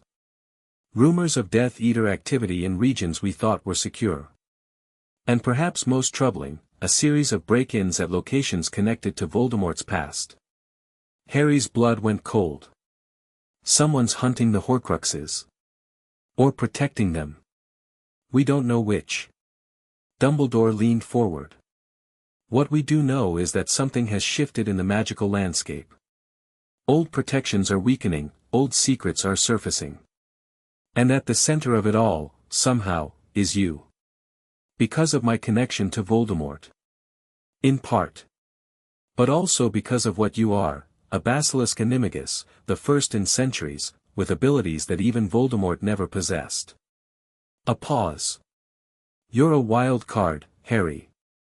Unpredictable. Dangerous. And there are forces moving in the shadows that don't know what to make of you. Good. Let them be confused. Dumbledore smiled, though it didn't reach his eyes. Spoken like a true Slytherin. I thought I was going to be sorted into Gryffindor. The future is not yet written. But we digress. He stood, his robes rustling softly. Go to Nethies. Learn what she has to tell you. And Harry, whatever you discover down there, remember that you're not alone. I know I've given you reason to doubt me in the past, but I am on your side. Always. Harry met his eyes, searching for deception and finding only earnest concern. It was strange, how Dumbledore could be simultaneously manipulative and genuine. Maybe that was just what 150 years of life did to a person. I know, Harry said. I'll remember.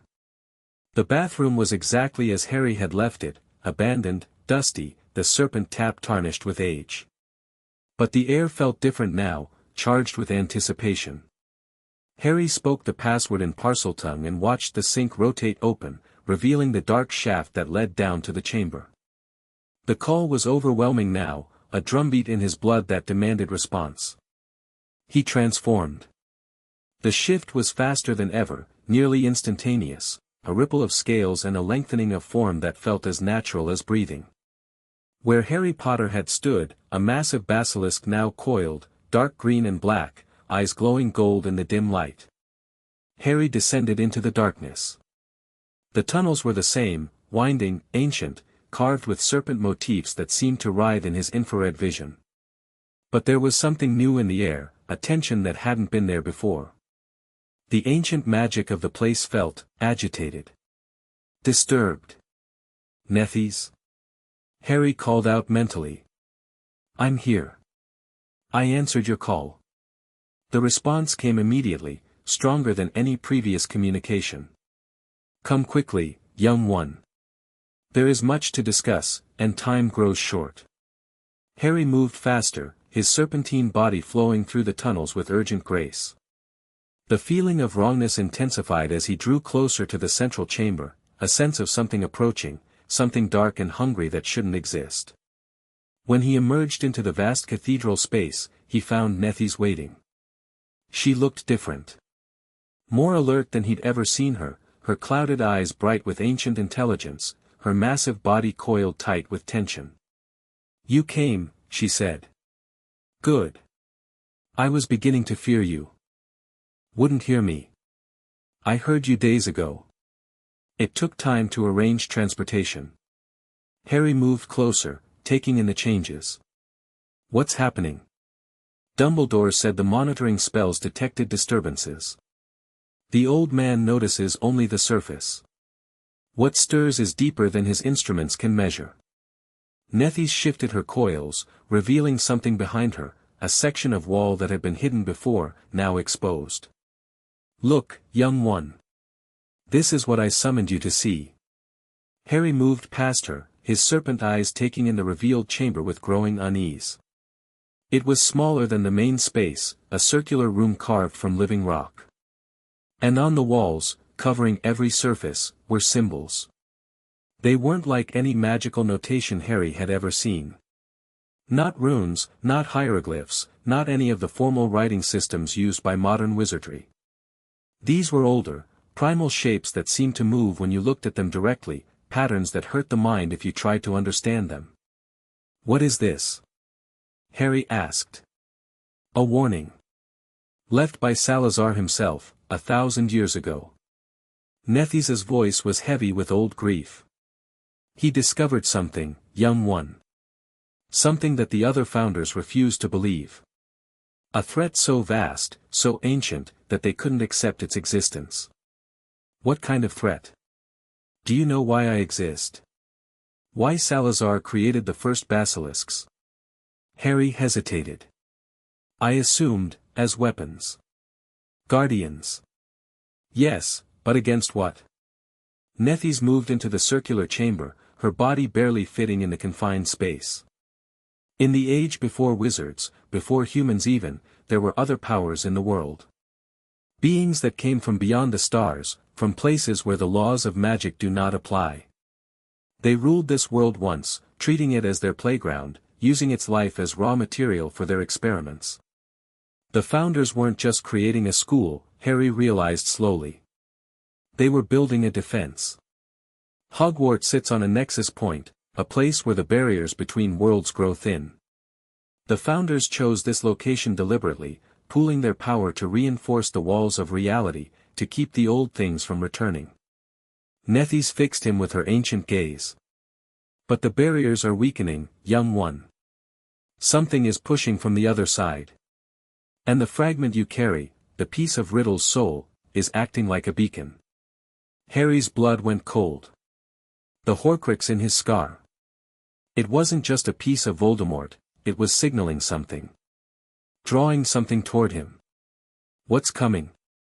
"I don't know its name. None of us ever did.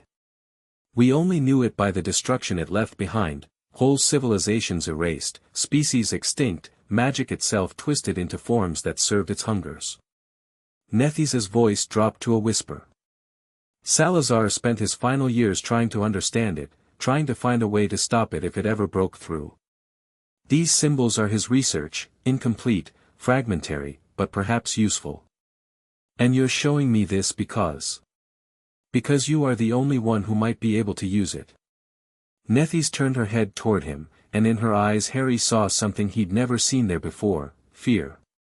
"The basilisk form is not just a weapon, young one. It is a key.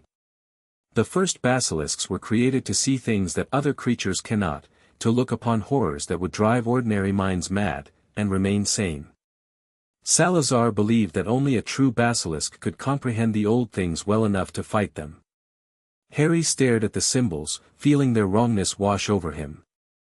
Even in basilisk form, even with his enhanced perception, they were difficult to look at. But he could see them. Could almost understand them. "You want me to learn this," he said. "I want you to be prepared. Whatever is coming, it will not wait for you to finish your human education. It will not care about your political games or your personal relationships. It will simply consume, as it has always consumed." Nethys coiled tighter. Riddle attracted its attention with his Horcruxes, each one a tear in the fabric of reality, a wound that draws the old things like blood draws sharks. And you, carrying a fragment of that damage inside you, are a walking invitation. So what do I do? How do I stop something like that? I don't know if you can stop it. But you can prepare. Learn these symbols, they're a language, of sorts, for describing things that human minds weren't designed to understand. Learn to use your basilisk sight to its fullest extent, there are depths to your vision that you haven't begun to explore. And find the other Horcruxes. Destroy them. Every one you eliminate weakens the signal, makes you less visible to what hunts in the dark." Harry absorbed this, trying to process the scale of what he was being told. All his preparation, all his training, it had been focused on Voldemort, on the political machinations of the wizarding world, on threats that were comprehensible and human. This was something else entirely. "Does Dumbledore know?" he asked. "About the old things, about what's coming?" The old man suspects. He has spent decades studying the boundaries between worlds, though he frames his research in more acceptable terms. But he doesn't truly understand, cannot understand, because he is human, and the old things are fundamentally alien to human consciousness. A pause. You, with your dual nature, have an advantage he lacks. Whether it will be enough, only time will tell. Harry remained in the chamber for hours, studying the symbols, trying to absorb their impossible meanings. It was difficult work. Every time he thought he understood a pattern, it seemed to shift, revealing new layers of complexity. But gradually, painfully, he began to grasp the basics. The symbols weren't just writing. They were a form of magical notation designed to describe entities that existed outside normal magical theory. Each symbol represented a concept that human languages lacked words for, states of being that contradicted logic, relationships between things that shouldn't be able to relate. This is what Slytherin spent his life trying to understand, Harry thought. No wonder the other founders thought he'd gone mad. He had, Nephis replied. At least partially. Looking too long at these things damages the mind, even a mind as strong as Salazar's. He knew the risks, but he couldn't stop. The threat was too great to ignore. And you? How have you survived all these centuries without going mad? Who says I haven't? There was dark humor in her voice. 1,000 years alone in the dark, contemplating horrors beyond mortal comprehension. Sanity is a flexible concept, young one. Harry wasn't sure if that was meant to be reassuring. When he finally emerged from the chamber, transforming back into human form in the abandoned bathroom, the winter sky was dark with evening. McGonagall was waiting for him, her expression tight with controlled worry. You were down there for 12 hours, Mr. Potter. We were beginning to consider a rescue operation. I'm fine. Time moves differently in the chamber, I didn't realize how long it had been. Harry shook his head, trying to clear the lingering effects of the symbols from his mind. I need to speak with the headmaster. Tonight. He's been waiting. But Harry, McGonagall caught his arm, her grip surprisingly strong. What did you learn down there? Your eyes, they're different. Harry touched his face automatically. Different how? There's more gold than before. And something else. Something. She trailed off, unable to find the words. Something ancient, Harry finished. I know. I can feel it. McGonagall released him slowly. Be careful, Harry. Whatever you've discovered, don't let it consume you. I'll try not to. But even. As he said it, Harry wondered if he had a choice. The knowledge Nephis had shared, the symbols that still swam in his vision, they weren't something you could simply set aside. They changed the way you saw the world, revealing depths and dangers that had always been there, hiding in plain sight. For better or worse, Harry was no longer just a wizard. He was something new, something that could see the darkness between the stars. And the darkness, he suspected, was starting to see him. Dumbledore's office was warm and welcoming, but Harry barely noticed. He was too focused on the conversation ahead, the revelations he had to share, the questions he needed to ask. Harry. Dumbledore rose from behind his desk, his expression shifting to concern as he took in Harry's appearance. You look changed. I am changed. We need to talk. Of course. Please, sit. But Dumbledore remained standing, his eyes never leaving Harry's face. What did Nephis tell you? Harry didn't sit. He was too agitated, too full of terrible knowledge that needed to be shared. The Horcruxes aren't just anchoring Voldemort's soul, he said. They're damaging reality. Each one is a wound in the fabric of existence, and something on the other side is noticing. Something old, and hungry, and nothing like anything I was prepared for. Dumbledore's face went pale. She told you about the outer dark. Is that what you call it? She didn't have a name, said the old things don't really have names, not the way we understand them. Harry began to pace, unable to stay still. The founders knew about this. That's why they built Hogwarts here, the location is a nexus point, a place where the barriers are naturally thin. They were trying to reinforce it, to keep things from getting through. Yes. Dumbledore's voice was heavy. I've suspected as much for decades. There are records, if you know where to look, fragmentary hints in the oldest texts, warnings disguised as mythology. He sank into his chair. I had hoped you wouldn't have to learn about this for many years yet. Well, I know now.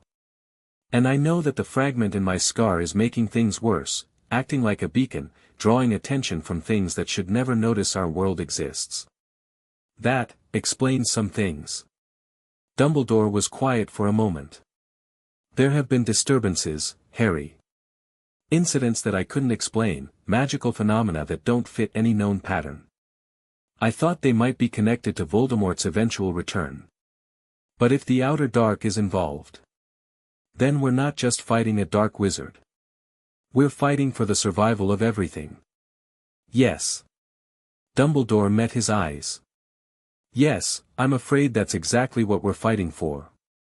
They sat in heavy silence. The fire crackled in the hearth, cheerful and oblivious. What do we do? Harry asked finally.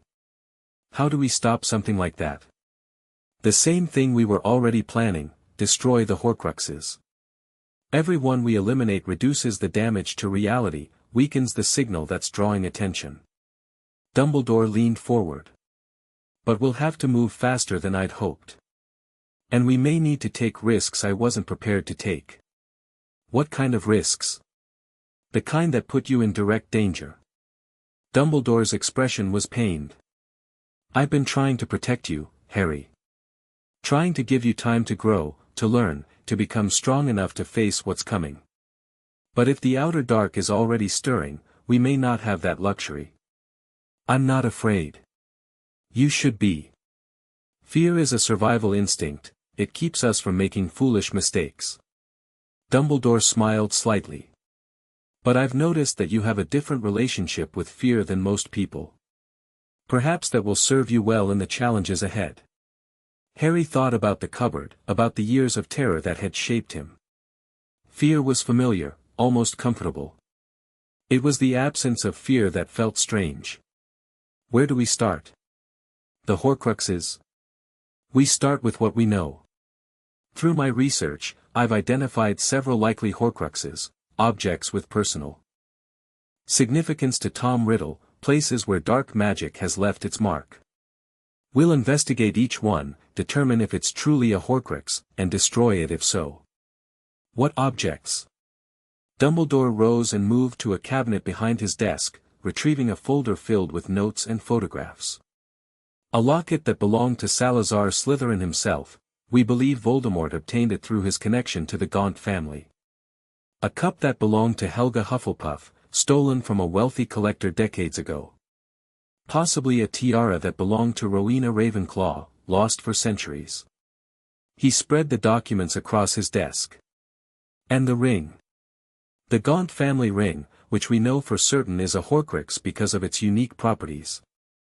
Harry studied the photographs, a golden locket with an ornate S, a small cup with badger handles, a delicate silver tiara adorned with sapphires. And a heavy ring of black stone, set with what looked like a cracked piece of obsidian. You have the ring. I know where it is. The Gaunt shack, abandoned for decades, protected by curses that would kill most wizards on contact. Dumbledore's voice was grim. I've been studying those protections, trying to find a safe way through. But time may be forcing our hand. Then let's go get it. Dumbledore hesitated. Harry, the curses on that ring are extraordinarily dangerous. Even with your unique abilities, my abilities are exactly why I should go. You said yourself that basilisks can see things other creatures can't, that were resistant to magical horrors that would drive normal wizards mad. Harry met Dumbledore's eyes steadily. If the Outer Dark is watching, if time is running out, then we need to move. Now. Dumbledore was silent for a long moment. Then, slowly, he nodded. Very well. But not tonight, you're exhausted from your time in the chamber, and we need to prepare properly. Tomorrow night, we go to Little Hangleton. Together. Together, Harry agreed. It felt like the beginning of something. Not a partnership, exactly. Harry still didn't fully trust Dumbledore, and suspected the feeling was mutual. But an alliance, forged in necessity, against threats too vast for either of them to face alone. It would have to be enough. Harry spent the next day preparing. He read everything Dumbledore could provide about the Gaunt family, about the ring, about the curses likely to be guarding it. He practiced his partial transformations, focusing on the ability to maintain serpent eyes while keeping his human body. The enhanced vision would be crucial for detecting magical threats. And he spent time in meditation, sorting through the knowledge Nethys had shared, trying to make sense of the impossible symbols that still floated in his mind's eye. The old things aren't evil, he realized slowly. Not in the way we understand evil. They're just different. Operating by laws that have nothing to do with human morality. They consume because that's what they are, not because they choose to harm. It was almost more terrifying than deliberate malice. A hurricane didn't hate you when it destroyed your home. It simply was. The enemy they faced wasn't something that could be reasoned with, bargained with, or redeemed. It was a force of nature from outside nature itself, and the only options were to stop it or be consumed. Salazar understood, Harry thought. That's why he was willing to go so far, to sacrifice so much. He knew what was at stake. It didn't excuse everything the man had done, the discrimination, the cruelty, the arrogance that had poisoned Slytherin House for centuries. But it added context. When you were fighting for the survival of reality itself, normal moral considerations might seem less important. Harry hoped he would never be pushed to that point. But he was beginning to understand how it could happen. Evening came. Harry met Dumbledore at the castle gates, dressed in traveling clothes, his wand holstered at his side. "Ready?" Dumbledore asked. "As I'll ever be." They apparat together, Dumbledore's hand on Harry's shoulder, the world twisting and compressing around them. When reality stabilized, they stood on a country road in the gathering dusk, surrounded by overgrown hedges and the skeleton of a village that had clearly seen better days. "Little Hangleton," Dumbledore said quietly. "The Riddle family lived here once, before Tom murdered them.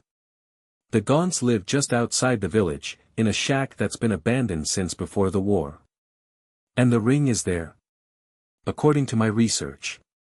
But Harry, stay alert. Tom was many things, but he was never careless about protecting his treasures." They walked through the dying light, past silent houses and overgrown gardens.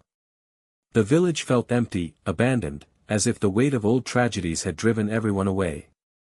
And perhaps it had. Murder left marks on a place, especially magical murder. The Gaunt shack was exactly as Harry had imagined, a decrepit structure of rotting wood and crumbling stone, surrounded by weeds that reached higher than a man's head. But beneath the neglect, he could see the protections, layers of curses wrapped around the building like poisonous vines, waiting to strike at anyone foolish enough to approach. "Can you see them?" Dumbledore asked.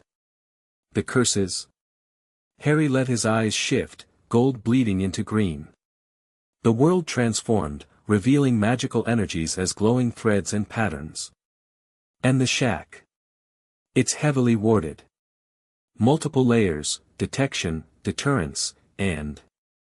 He squinted, trying to make sense of what he was seeing. "Something else. Something at the center that isn't like the others. The ring itself.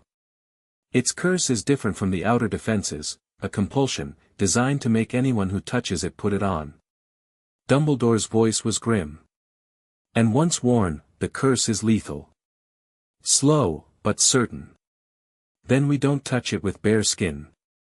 If only it were that simple. The compulsion affects the mind, Harry. It makes you want to put the ring on, regardless of what you know. I've seen wizards of considerable willpower succumb within seconds. But I'm not entirely a wizard, am I?" Dumbledore turned to look at him. "What do you mean?" "The basilisk. It sees things differently, thinks differently. Compulsions that affect human minds might not work the same way on mine. Harry took a breath. Let me try. If I start to lose control, stun me. Harry, we don't have time to find another way. The outer dark is watching, the Horcruxes are signaling, and every day we wait is another day for something terrible to happen. Harry met Dumbledore's eyes. Let me try. Dumbledore was silent for a long moment. Then, slowly, he nodded. I'll be ready to intervene. The moment I see any sign of the compulsion taking hold, you'll stop me. I know. Harry turned back to the shack. Here goes nothing. The outer defenses were easier than expected. Harry's serpent eyes could see the trigger points, the places where the wards were weakest.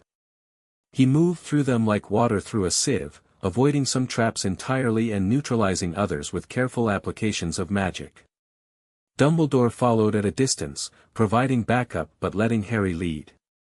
It was a test, Harry realized, a chance to prove he could handle challenges like this without being coddled. Inside, the shack was even worse than outside. Debris covered the floor, the remains of furniture that had rotted for decades. The air was thick with dust and the lingering taint of dark magic. And in the corner, on a small table that had somehow survived the decay, sat the ring. It was exactly as the photograph had shown, a heavy band of gold, set with a black stone that had been cracked down the middle. But in person, Harry could feel its presence like a weight on his soul. The ring wanted to be worn. Needed to be worn. It called to him with a voice that seemed to bypass his ears entirely, speaking directly to something deep in his mind. Put me on, it whispered. See what I can show you. See the dead, speak with them, bring back those you've lost. Harry's mother's face flashed through his mind. His father's. The family he'd never known, stolen from him before he could remember them. The ring could bring them back. Let him see them, speak with them, tell them, no. Harry clamped down on his occlumency shields, forcing the intrusive thoughts out. The compulsion was strong, stronger than anything he'd encountered, but he wasn't helpless against it. He had tools, defenses, a lifetime of learning to resist things that tried to control him. Harry. Dumbledore's voice came from the doorway. Are you all right? It's trying to get into my head. Give me a moment. Harry closed his eyes and reached for the basilisk, letting the serpent's cold intelligence rise to the surface. Human emotions, grief, longing, the desperate desire to see his parents again, these were weapons the ring could use against him. But the basilisk didn't feel things the same way. Its mind was older, simpler, focused on survival rather than sentiment. Through the serpent's perception, the ring's whispers became just noise. Meaningless sounds that couldn't find purchase in a mind that had no attachment to the dead.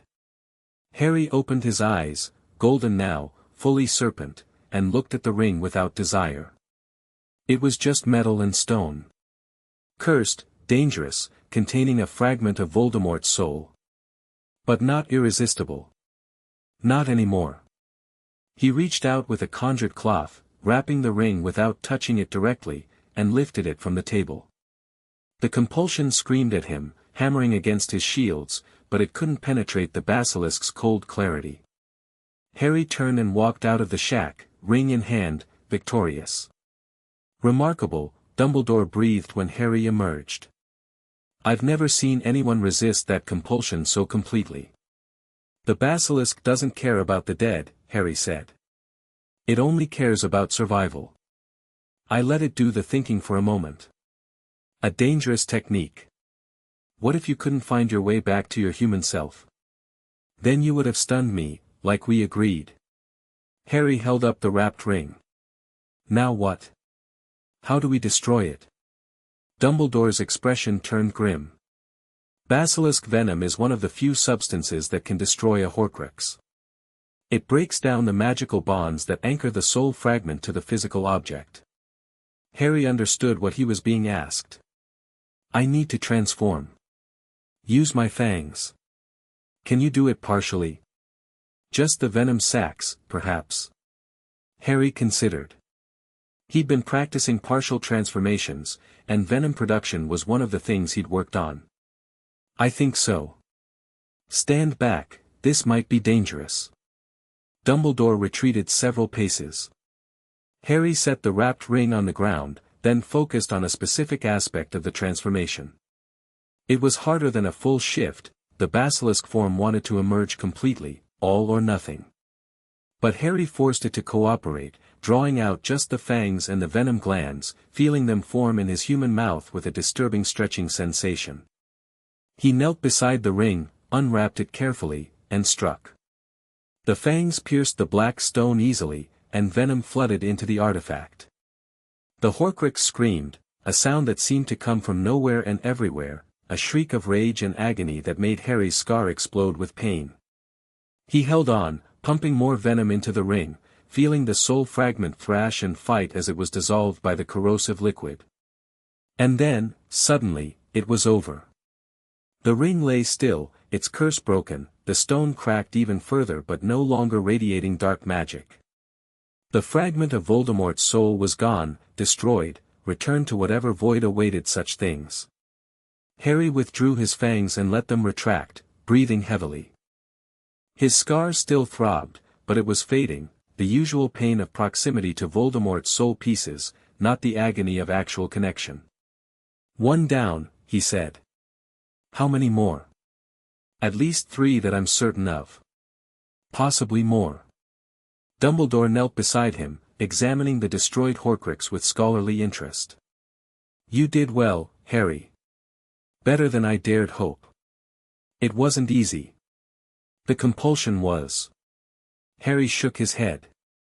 "If I'd been fully human, I don't think I could have resisted. Which is why you're so valuable in this fight. Your unique nature gives you options that no one else has."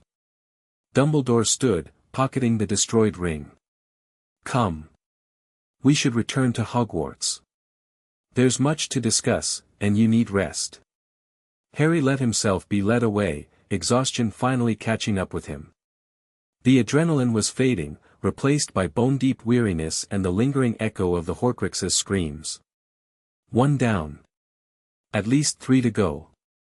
And beyond them, something vast and terrible waiting in the darkness between stars. The battle was far from over. But for tonight, at least, they had won. The return to Hogwarts was quiet. Harry was too tired for conversation, and Dumbledore seemed lost in thought. They apparat back to the castle gates, walked through the snowy grounds, and parted at the entrance to the East Tower. "Sleep well, Harry. Tomorrow we'll discuss the next steps." Dumbledore's eyes were unreadable. "And Harry? What you did tonight, the way you resisted the compulsion, the way you destroyed the Horcrux, I want you to know that I'm proud of you. Whatever else happens, never doubt that you have the strength to face what's coming." Harry nodded, too exhausted for words. He climbed the tower stairs slowly, feeling every hour of the past 2 days in his bones. His quarters were warm and welcoming, a fire burning in the hearth despite the late hour. Harry collapsed onto his bed without undressing, letting the softness swallow him. Just before sleep claimed him, he felt something stir in his chest, the basilisk, settling into satisfied rest after a successful hunt. Good work, Harry thought at it. We make a decent team. The serpent sent back a pulse of agreement, tinged with something that might have been affection. They did make a decent team. Human intelligence and serpent instinct, working together to face threats that neither could handle alone. Maybe that was the key to everything. Not choosing between his human and basilisk natures, but integrating them, finding strength in the combination that neither possessed separately. Harry drifted off with that thought, and for the first time in weeks, he didn't dream of darkness. The next morning brought clarity and new determination. Harry woke early, feeling more rested than he had in months. The destruction of the ring had done something, lifted a weight he hadn't realized he was carrying. 1 Horcrux down meant 1 less tear in reality, 1 less signal drawing the outer dark's attention. It wasn't enough, not nearly. But it was a start. He met Dumbledore for breakfast in the headmaster's office, where they discussed plans over tea and toast. "The locket is the next logical target," Dumbledore said. "My research suggests it's hidden somewhere in London, possibly in a location connected to the Black family. Sirius might know. The Blacks were one of the old pure-blood families. If Voldemort used their property to hide something, Sirius could have information." "My thoughts exactly. I'll arrange for you to meet with him, perhaps over the Yule holiday. He's been asking to see you anyway." Dumbledore smiled slightly. "I believe he's eager to play the godfather role he was denied for so long." Harry felt a complicated surge of emotion. Sirius represented possibilities, family, connection, a link to the parents he'd never known. But he was also unpredictable, damaged by his years in Azkaban, not entirely stable. Still, he was Harry's godfather. That counted for something. "I'd like that," Harry said. "Meeting with him, I mean." "Good. I'll make the arrangements." Dumbledore set down his teacup. "Harry, there's something else I want to discuss. Your time in the chamber, the knowledge Nethys shared, it's changed you. I can see it in your eyes, feel it in your magic. You're carrying burdens that would break most adults. I can handle it. I believe you can. But I want you to know that you don't have to handle it alone. I've made mistakes in the past, kept secrets when I should have shared them, protected you from truths you had a right to know. I'm trying to do better." He met Harry's eyes. "If you ever need to talk about any of this, I'm here." It was probably the most honest thing Dumbledore had ever said to him. Harry wasn't sure how to respond. "I'll remember that," he said finally. "But right now, I think I just need to process. The symbols, the old things, the scale of what we're fighting, it's a lot to take in." "Yes, it is. Take whatever time you need." Dumbledore stood. "In the meantime, I'll continue my research. The more we understand about the outer dark, the better prepared we'll be when it finally makes its move.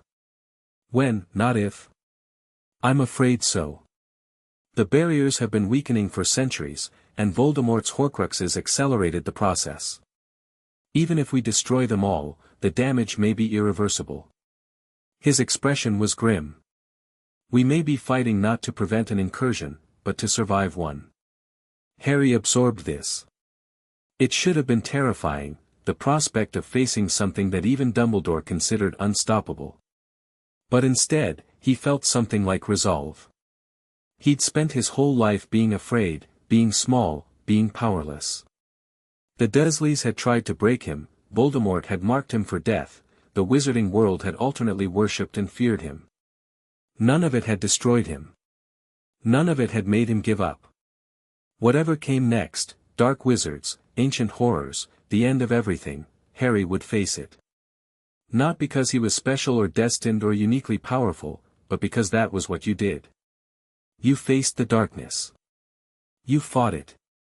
And you didn't stop fighting until either it was destroyed or you were. "Then we'll survive," Harry said. "Whatever it takes." Dumbledore smiled, a real smile, for once, without the usual undertone of manipulation. "Yes," he said. "I believe we will." The winter holiday arrived, bringing Harry back to St. Mungo's and the familiar routines of Augusta's training. But things were different now. Harry carried knowledge that changed everything, about the Horcruxes, about the outer dark, about the scale of the threat they faced. He couldn't share most of it, even Augusta didn't have the clearance to know about the ancient evils lurking beyond reality. But he could prepare, could train harder, could push himself to be ready for whatever came next. Sirius visited on Christmas Eve. He looked better than he had at the trial, still thin, still haunted, but with color in his cheeks and life in his eyes. Freedom was healing him, slowly, and having a purpose seemed to help. "Harry." He pulled him into a hug, fierce and awkward. "Gods, you've grown. Must be 6 inches taller than the last time I saw you." "Growth spurt," Harry said, returning the hug. "Good to see you, Sirius." They talked for hours, about James and Lily, about the marauders, about the pranks they'd pulled and the adventures they'd had. Sirius had an endless supply of stories, each one painting a picture of the parents Harry had never known. But eventually, the conversation turned to more serious matters. "Dumbledore told me you might have questions," Sirius said. "About the Black family. About things we might have hidden for Voldemort." Harry nodded. "There's something we're looking for. A locket, gold, with an S on it. It belonged to Salazar Slytherin." Sirius went very still. "I know that locket. Or I know of it. My brother Regulus, he was obsessed with it, near the end." "Your brother?" "Regulus Black. Younger than me by about 2 years. He joined the Death Eaters right out of Hogwarts, bought into all the pureblood supremacy nonsense our parents sold." "Him." Sirius's expression darkened. But something changed. Near the end, he started acting strange. Paranoid, secretive. And then he just disappeared. They found his body in a cave somewhere, but they never explained how he died. "And the locket?" "He mentioned it once, right before he vanished. Said he'd discovered something terrible, something about Voldemort's secrets. Said the locket was the key." Sirius shook his head. "I thought he'd gone mad. But now, knowing what you've told me about the Horcruxes." "He found it," Harry said slowly. "Your brother found one of Voldemort's Horcruxes. And it killed him. Or something related to it did." Sirius's voice was heavy with old grief. "Regulus was an idiot, but he was still my brother. If he died trying to stop Voldemort, then he was a hero. In the end, when it mattered." Harry leaned forward. "Do you know where the locket might be now? If Regulus took it, where would he have hidden it?" Sirius thought for a long moment. "There's a house, the Black family home. 12, Grimmauld Place. It's been empty since my mother died, but it's protected by more wards than just about anywhere in Britain. If Regulus wanted to hide something, that's where he would have put it. Can you take me there? It's dangerous. The house has a mind of its own, and it hates anyone who isn't a pure-blood Black." Sirius hesitated. "But I'm the last of the main line. The wards should recognize me, let me in. And if you're with me, then we go together." Sirius met his eyes, and for a moment, Harry saw something of the man his father had trusted with his life. Together, Sirius agreed. For Regulus. For James and Lily. For everyone Voldemort has taken from us. They clasped hands, sealing the promise. Tomorrow, they would hunt for the locket. Tonight, they were family. 12, Grimmauld Place was exactly as grim as its name suggested. The house materialized between its neighbors like a monster rising from the deep, tall, narrow, and impossibly dark. Even in full daylight, it seemed to exist in its own pocket of shadow, rejecting the cheerful winter sunshine. "Charming, isn't it?" Sirius said with bitter humor. "I grew up here. Spent my whole childhood dreaming of escape." Harry studied the building with serpent eyes, seeing the layers of protection wrapped around it. Wards against detection, against intrusion, against a dozen different forms of attack. But beneath them all, something else, an awareness, almost sentient, that watched him approach with cold interest. "The house knows we're here," he said. "It always knows. The question is whether it'll let us in or try to kill us." Sirius mounted the steps, his wand drawn. "Stay close." The door opened at his touch, recognizing the Black bloodline. Inside, dust and darkness and the overwhelming smell of age. "Creature." Sirius called out. "Creature, I know you're here." A crack of apparition, and a house elf appeared, ancient, withered, wearing a filthy towel and an expression of pure loathing. "The blood traitor returns," it rasped. "And brings a half-blood into the noble house of Black. Mistress would be so displeased.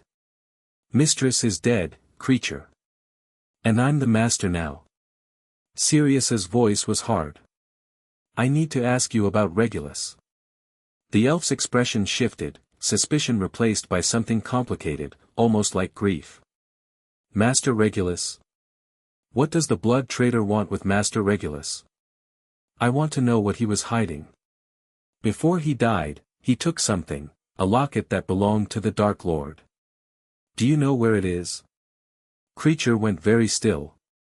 For a long moment, he didn't move, didn't speak, barely seemed to breathe. Then, slowly, tears began to run down his wrinkled face. Master Regulus, he whispered. Good Master Regulus. He asked Creature to help him. Asked Creature to take him to the cave, to get the locket, to destroy it. The cave? Harry stepped forward. What cave? A cave by the sea. The Dark Lord hid the locket there, in a basin of cursed water. Master Regulus made Creature drink the water, take the locket. And go home. And then. The elf's voice broke. Master Regulus stayed behind. The Dark Lord's creatures pulled him under. Creature could not save him. Creature tried, but Master Regulus ordered him to go, to take the locket and destroy it. But you couldn't destroy it, Sirius said, understanding dawning.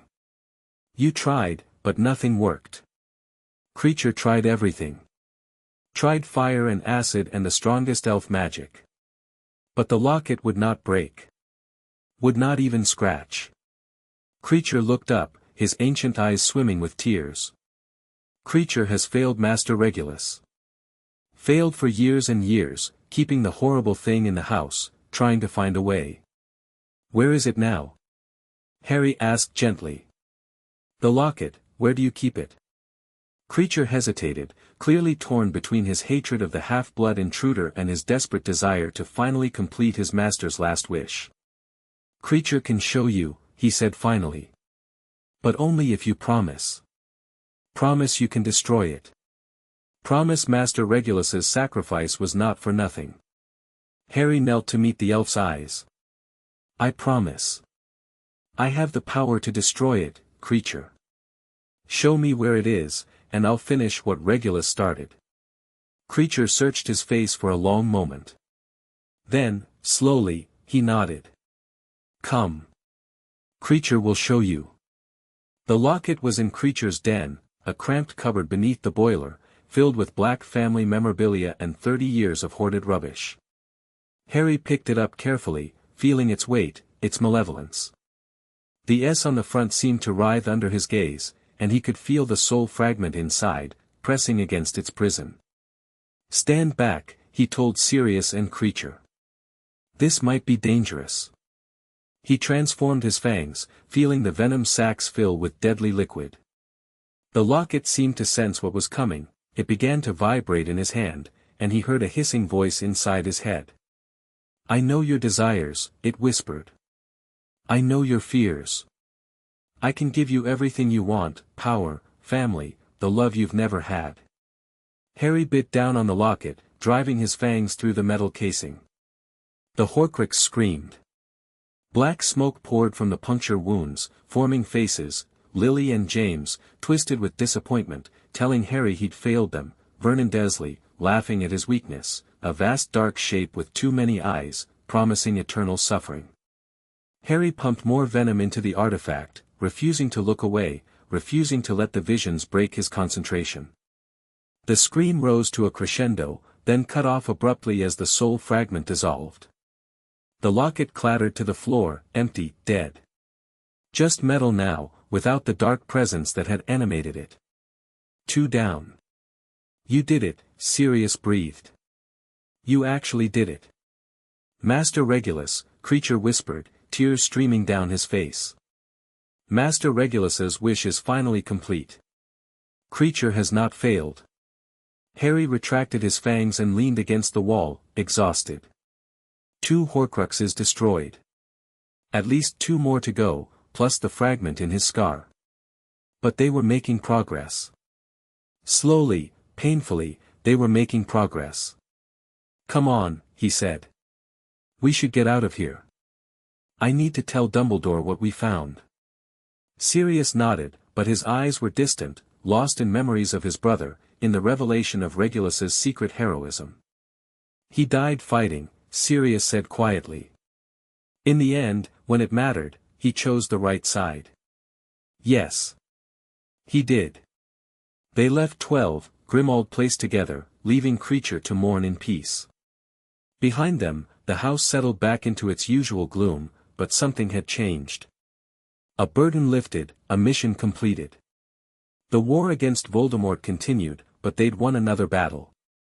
For now, that was enough.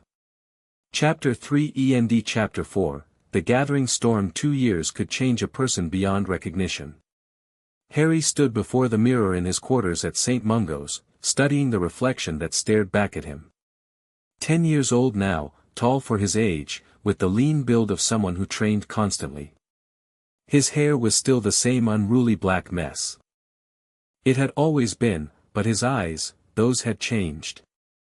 The green was still there, but it was shot through with permanent threads of gold, like veins of precious metal running through emerald. The eyes of a predator. The eyes of something not entirely human. Behind him, the room held the accumulated evidence of his strange double life. Books on advanced magical theory shared shelf space with texts on ancient creatures and forbidden knowledge. Training dummies bore scorch marks and venom stains. And on his desk, carefully organized, sat files on every known Death Eater, every suspected Horcrux location, every piece of intelligence he'd managed to gather over the past 2 years. The hunt was progressing, but slowly. 2 Horcruxes destroyed, the ring and the locket. At least 2 more confirmed to exist, Hufflepuff's cup and Ravenclaw's diadem. And the fragment in his scar, still pulsing with foreign darkness, still connecting him to Voldemort in ways he didn't fully understand. You're brooding again. Harry didn't turn at the familiar voice. Neville. I didn't hear you come in. That's because I'm getting better at stealth. Gran says it's unseemly, but you taught me the value of moving quietly. Neville crossed the room to stand beside him, meeting his eyes in the mirror. You've got that look. The one that says you're planning something dangerous. When am I not planning something dangerous? Fair point. Neville had grown too, still round-faced, but with a solidity to him now that spoke of hours spent in the greenhouses and training rooms. He'd become Harry's closest friend over the years, one of the few people who saw past the Basilisk boy legend to the person beneath. Gran sent me to tell you dinner's ready. And to remind you that Madame Bones is coming by tomorrow for some kind of meeting. Harry nodded absently. The Ministry's getting nervous again. There have been more disturbances, dark magic surges in places that should be secure. They want to know if I've sensed anything through my connection to Voldemort. Have you? Fragments. Nothing coherent. Harry turned from the mirror, running a hand through his hair. He's getting stronger, Neville. Wherever he is, whatever form he's taken, he's rebuilding. I can feel it through the scar, moments of triumph, flashes of anger when things don't go his way. He's planning something. And the outer dark? Harry's expression tightened. He'd shared some of what he'd learned with Neville, not everything, but enough that his friend understood the stakes. Still watching. Still waiting. The Horcruxes are like wounds in reality, and every day they exist, those wounds get bigger. We're running out of time. Then we'll move faster. Neville's voice was steady, certain. Whatever you need, Harry. You know I'm with you. It was strange, how much those simple words meant. Harry had spent his childhood utterly alone, convinced that no one would ever stand beside him. Now he had Neville, Sirius, Dumbledore, Augusta, a whole network of people who believed in him. It should have been comforting. Instead, it just reminded him how much he had to lose.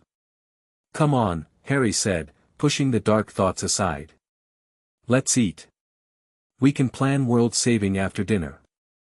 The meeting with Amelia Bones took place in Augusta's formal sitting room, surrounded by portraits of long-dead Longbottoms who pretended to sleep while clearly listening to every word. Amelia looked tired, the kind of bone-deep exhaustion that came from fighting battles on too many fronts. As head of the Department of Magical Law Enforcement, she was responsible for holding the line against chaos while politicians squabbled and dark forces gathered in the shadows. "The situation is getting worse," she said without preamble. 3 more incidents this month, magical disturbances that don't fit any known pattern. The unspeakables are baffled, the minister is panicking, and I've got half the Wisengamot demanding answers I don't have. "What kind of disturbances?"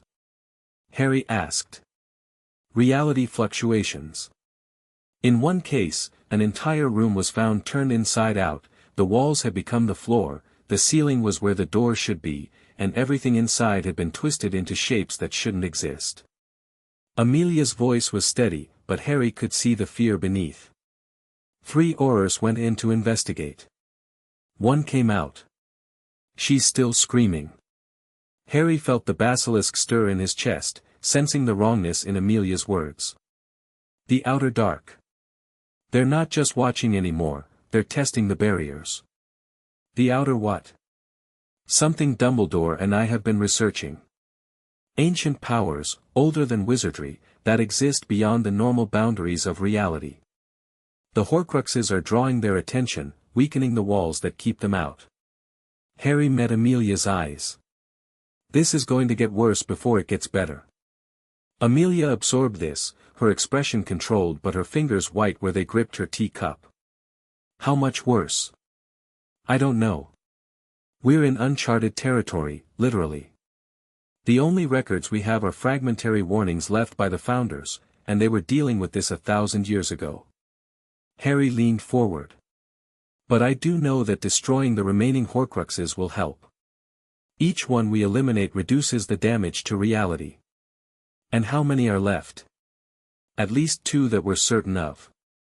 The cup is probably hidden in a Death Eater vault, most likely Bellatrix Lestrange's at Gringotts. The diadem is somewhere in Hogwarts, though we haven't been able to locate it yet. And there might be others we don't know about. Plus the one in your scar." Harry nodded. "Plus that.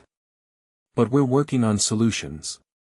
Amelia set down her teacup, studying him with the sharp assessment of a career law enforcement officer. "You're 10 years old, Harry.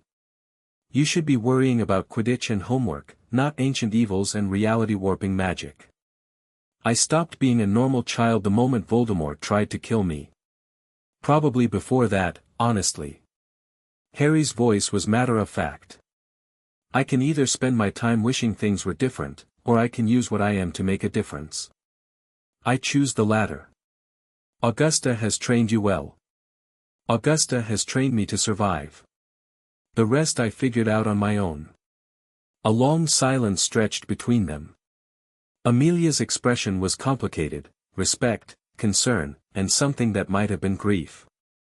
"What do you need from the Ministry?" she asked finally. "Resources, information, political cover. Access. To the Lestrange vault, ideally, but I know that's probably impossible. To Hogwarts, for extended searches. To whatever records the unspeakables have on dimensional breaches and extraplanar entities." Harry paused. "And protection for the people I care about. When this goes bad, and it will, Voldemort's followers will target anyone connected to me. I can manage the access, mostly. The protection." Amelia sighed. "I'll do what I can, Harry. But my resources are stretched thin, and there are limits to what even I can authorize without the Minister's approval. Then we'll work with what we have. It's not like I have a choice." The weeks that followed were a blur of activity. Harry divided his time between training, research, and careful intelligence gathering. Through Sirius, he gained access to the Black family's remaining archives, centuries of dark secrets that provided valuable insight into both Voldemort's likely hiding places and the ancient evils stirring beyond reality. Through Dumbledore, he continued his study of the Founder's warnings, slowly building a picture of the threat they faced. And through Nethes, he learned things no human had known for millennia.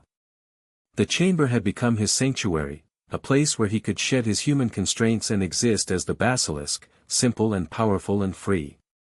Nethys taught him to push his abilities further than he'd ever imagined, to see things that human eyes couldn't perceive, to understand magic at its most fundamental level. The barriers between worlds are not static, she explained during one of their sessions. They breathe, in a sense, expanding and contracting with the rhythms of cosmic forces we barely understand. The founders built Hogwarts during a period of natural strengthening, using the nexus point to anchor their protections. But those rhythms are shifting now. Because of the Horcruxes? Partly. But also because of larger patterns, forces that move on scales too vast for mortal comprehension. Nethys shifted her massive coils, her clouded eyes distant. A great convergence is approaching, a moment when the barriers will be at their thinnest in 10,000 years. The old things know this. They've been waiting. How long do we have? Years, perhaps. Decades at most. Time means little to beings that exist outside normal causality. She focused on him with sudden intensity. But you, young one, you are a variable they did not anticipate. A creature of both worlds, human and serpent, modern and ancient. Your existence changes the equation. Is that good or bad? Both. Neither. You are a weapon, Harry Potter, a blade that cuts in all directions. Whether you bring salvation or destruction depends entirely on how you choose to wield yourself. Harry absorbed this, feeling the weight of destiny pressing down on him. It wasn't fair, none of it was fair, but fairness had never been part of his life. Teach me everything, he said. Whatever you know about the old things, about fighting them, about surviving them, I need to learn it. Very well. Nethys settled into a teaching posture, her ancient form radiating knowledge. But understand this, what I show you will change you. There is no unknowing these truths, no returning to the comfortable ignorance of ordinary existence. You will see the universe as it truly is, beautiful and terrible, vast and indifferent, haunted by things that should not be. I understand. Then let us begin. The lessons that followed were unlike anything Harry had experienced. Nethys taught him to extend his basilisk perception beyond the physical, to see the magical currents that flowed through reality like blood through veins. He learned to identify the weak points where the barriers were thinnest, to recognize the signs of extraplanar intrusion, to distinguish between natural magical phenomena and the touch of the outer dark. It was difficult, painful work. The human mind wasn't designed to process the information Harry was forcing it to contain, and there were days when he emerged from the chamber with blinding headaches and memories that didn't quite make sense. But gradually, incrementally, he improved. By summer, Harry could sense the Horcruxes across great distances, feel them like splinters in the flesh of reality, each one a constant irritation drawing the attention of things that should never have noticed their world. The ring and locket were gone, but the others remained, the cup, somewhere in London, the diadem, hidden within Hogwarts itself, and at least one more that Dumbledore suspected but couldn't confirm. The snake, the headmaster said during one of their planning sessions. Nagini. Voldemort's familiar, unnaturally large and intelligent for her species. I believe he may have turned her into a Horcrux, it would fit his pattern of using objects with personal significance. A living Horcrux. Harry frowned. Is that even possible? Clearly it is, since you exist. Dumbledore's eyes twinkled briefly before going serious. The fragment in your scar was accidental, but it proves the principle. If Voldemort deliberately performed the ritual on Nagini, she would be bound to him even more strongly than a normal familiar. That complicates things. Destroying an object is one thing, killing a living creature is something else. Yes. It raises ethical questions we'll have to address when the time comes. Dumbledore steepled his fingers. But for now, let's focus on what we can accomplish. The diadem is somewhere in this castle, and I believe you may be our best chance of finding it. Because of my connection to Slytherin. Because of your unique perceptions. The diadem has been hidden for nearly 50 years, Tom discovered it during his time at Hogwarts and returned it as a Horcrux years later. Whatever protections he placed on it, they've been effective enough to defeat my searches. But you see magic differently than I do. Perhaps you'll notice something I missed. Harry considered this. He'd been wanting to search Hogwarts properly for years, but there had always been other priorities, other emergencies demanding his attention. I'll need time, he said. The castle is vast, and if the diadem is well hidden, it could take weeks to find. Then take the summer. Stay at Hogwarts, search systematically, and we'll deal with the cup and the snake once you've located the diadem. It was a reasonable plan, methodical, careful, exactly the kind of approach Augusta had taught him to favor. But something nagged at Harry, a sense that they were missing something important. The political situation, he said slowly. How stable is it? Dumbledore's expression flickered. Less stable than I'd like. Fudge is increasingly erratic, jumping at shadows while ignoring genuine threats. The old pureblood families are sensing weakness and positioning themselves for whatever comes next. And there are rumors of Death Eater activity, recruitment, preparation, the kind of groundwork you'd expect before a major operation. They're getting ready for Voldemort's return. Almost certainly. Which is why we need to move faster. Dumbledore stood, moving to the window where he could look out over the castle grounds. I've spent decades preparing for this, Harry. Building alliances, gathering intelligence, positioning pieces on the board. But I'm running out of time, and the enemy is more dangerous than I anticipated. You mean the outer dark? I mean everything. Voldemort, his followers, the ancient evils stirring in the spaces between worlds, they're all connected, all part of a pattern I'm only beginning to understand. He turned back to face Harry. I used to think I could control this. Manage it, direct it, guide events toward an acceptable outcome. I was arrogant. It was a remarkable admission from a man Harry had always seen as supremely confident. What changed? You did. Dumbledore's eyes met his. When I left you with the Dursleys, I thought I knew what I was doing. I had plans, strategies, contingencies. But I didn't account for who you would become, the strength you'd find, the abilities you'd develop, the way you'd refuse to be a pawn in anyone's game. A small smile. You've exceeded every expectation I had, Harry.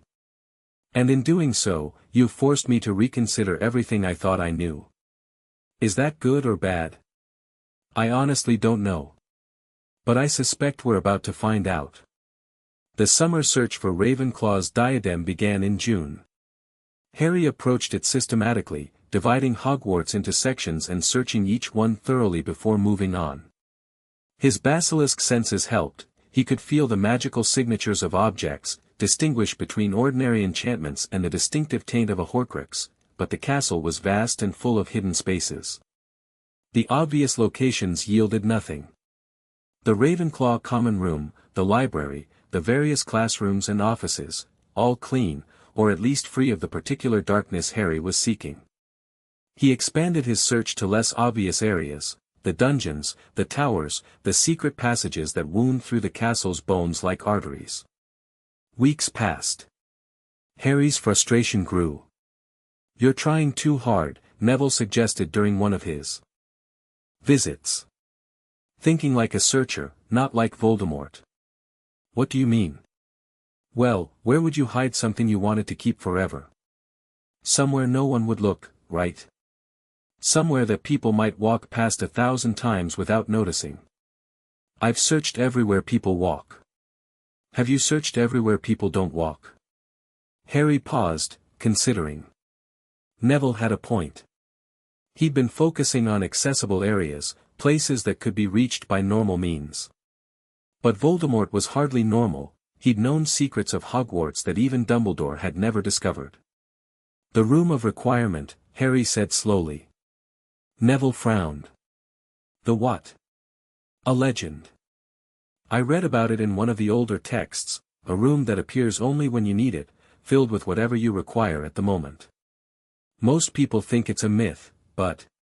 Harry's eyes unfocused, reaching out with his basilisk senses. There's something on the 7th floor. A space that feels wrong. Hidden. Can you find it? I don't know. But I'm going to try. The room of requirement was real. Harry found it on the 7th floor, opposite a tapestry of dancing trolls, exactly where the old texts had described. The trick was wanting something specific. Walk past the blank stretch of wall 3 times while concentrating on what you needed, and a door would appear. Harry paced the corridor, focusing his mind on the diadem, on Voldemort, on the need to find what had been hidden. A door materialized in the stone. Beyond it lay a space that defied comprehension. The room of hidden things stretched into the distance, piled high with the accumulated detritus of centuries. Broken furniture and discarded books, forgotten treasures and abandoned experiments, everything that generations of students had hidden and never retrieved. Mountains of objects rose toward a ceiling lost in shadow, creating canyons and valleys of historical rubbish. And somewhere in this chaos, a Horcrux. Harry transformed his eyes, letting the basilisk's perception wash over the room. Most of the objects were magically inert, or carried only minor enchantments, preservation charms, concealment spells, nothing significant. But deeper in the room, something pulsed with darkness. He made his way through the labyrinth, following the sensation like a bloodhound tracking a scent. Past towers of chairs and mountains of books, through tunnels formed by precariously balanced wardrobes, until he emerged into a small clearing. In the center, sitting on a bust of some long-forgotten wizard, was the diadem. It was beautiful, delicate silver filigree set with sapphires, crafted with a skill that modern artisans couldn't match. But beneath the beauty, Harry could feel the corruption, the fragment of Voldemort's soul that turned an artifact of wisdom into a vessel of darkness. He didn't touch it. 2 years of experience had taught him caution. Instead, he studied the protections Voldemort had placed around it, looking for traps and triggers. There were curses, certainly, nasty ones that would strike at anyone who picked up the diadem without the proper countermeasures. But nothing that should be able to resist basilisk venom. Harry transformed his fangs, approached carefully, and struck. The diadem screamed. Unlike the ring and locket, which had fought with temptations and visions, the diadem fought with pure magical force, a wave of power that slammed into Harry's mind and tried to tear it apart. He held on. Pushed more venom into the artifact. Felt the Horcrux thrash and fight as its anchors dissolved. The scream cut off. The diadem clattered to the floor, empty, dead. 3 down. Harry leaned against a pile of furniture, breathing hard. His scar was throbbing. Voldemort had felt that, definitely. Wherever the Dark Lord was, he now knew that someone was destroying his immortality anchors. The hunt would get more dangerous from here on. But they were making progress. 3 Horcruxes gone. Only the cup, the snake, and the fragment in his scar remained. And then, finally, they could deal with Voldemort himself. The news of Harry's discovery spread quickly through the small circle of people who knew about the Horcrux hunt. Dumbledore was pleased but cautious. Voldemort will know now that we're actively hunting his anchors. He'll take precautions, move the remaining Horcruxes, increase their protections. The cup at Gringotts was always going to be difficult to reach, but it may become impossible if he has time to prepare. Then we move now, Harry said. Before he can react. A break-in at Gringotts is not something to be attempted hastily. The goblin security is legendary, and they don't take kindly to thieves, especially wizard thieves. So we don't break in. We find another way. They spent days planning, considering approaches, discarding options that were too risky or too complex. In the end, it was Sirius who suggested the solution. The Black family has an account at Gringotts. Old, prestigious, with access to the high-security vaults. He looked uncomfortable. And according to family tradition, certain Blacks have had arrangements with the goblins. Agreements that allow vault access under specific circumstances. What kind of circumstances? Blood debt. The goblins value it highly. If a Black saves the life of a goblin, the debt can be claimed for almost any favor. Sirius's expression was grim. My great-uncle saved a goblin king from assassination back in 1847. The debt has never been collected. And you think they'd honor it? After all this time? Goblins have long memories. Longer than wizards, certainly. Sirius met Harry's eyes. I could claim the debt. Use it to gain access to the Lestrange vault. But I'd have to go myself, the blood connection has to be maintained throughout. It's dangerous. So is everything we're doing. At least this gives us a chance. Harry considered the proposal. It was risky, putting Sirius directly in harm's way, trusting goblin honor, attempting a heist in the most secure building in magical Britain. But the alternatives were worse. We do it together, he said. I'm not sending you in alone. Harry, I can help. My basilisk form can see protections, sense traps. And if things go wrong, I can fight our way out. He held up a hand to forestall objections. This isn't negotiable, Sirius. You're my godfather, I'm not losing you too. Sirius looked at him for a long moment, something complicated shifting in his expression. Then, slowly, he nodded. Together, then. Just like we promised. The approach to Gringotts was tense. Harry and Sirius walked through Diagon Alley in the early morning hours, before the shops opened and crowds gathered. The white marble building loomed ahead, its bronze doors gleaming in the dawn light. Let me do the talking, Sirius murmured. The goblins respect tradition and proper forms. If we follow protocol, they should honor the debt. The goblin at the front desk looked up as they entered, his dark eyes narrowing with suspicion. Lord Black. We did not expect a visit today. I come to claim a debt, Sirius said formally. By the blood of Arcturus Black, who saved Ragnarok II from the blade of an assassin, I invoke the ancient compact between our houses. The goblin went very still. For a long moment, nothing moved in the marble hall. Then, slowly, the goblin inclined his head. The debt is acknowledged. What service do you require? Access to the vault of Bellatrix Lestrange. There is an item there that was stolen from my family, I wish to reclaim it. The Lestrange vault is not under black authority. But it was established with black gold, by a woman born of black blood. By the old laws, her possessions remain connected to our house. Sirius's voice was steady. I claim the right of inspection, under the authority of the blood debt. Another long silence. The goblin's expression was unreadable. Wait here, he said finally. I must consult with the director. He disappeared through a side door. Harry and Sirius stood in the marble hall, trying not to look as nervous as they felt. That went well, Harry muttered. It's not over yet. The director has the final say. If he decides to reject the claim, things could get complicated. They waited. Minutes stretched into an eternity. Then the door opened, and an ancient goblin emerged, smaller than the others, bent with age, but radiating an authority that made Harry's basilisk instincts prickle with wariness. Lord Black. Young Potter. The director's voice was like gravel scraping stone. You invoke an old debt for a new purpose. What is it you truly seek in the Lestrange vault? Sirius hesitated, but Harry stepped forward. A cup. Gold, with badger handles. It belonged to Helga Hufflepuff before it was stolen. The director's eyes fixed on Harry with unsettling intensity.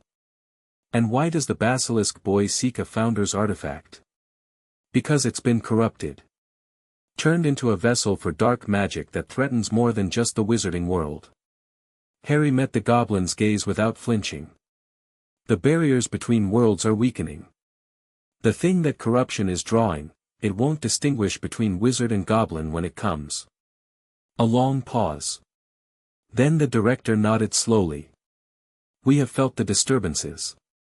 Our deepest vaults have trembled with magic that has no source.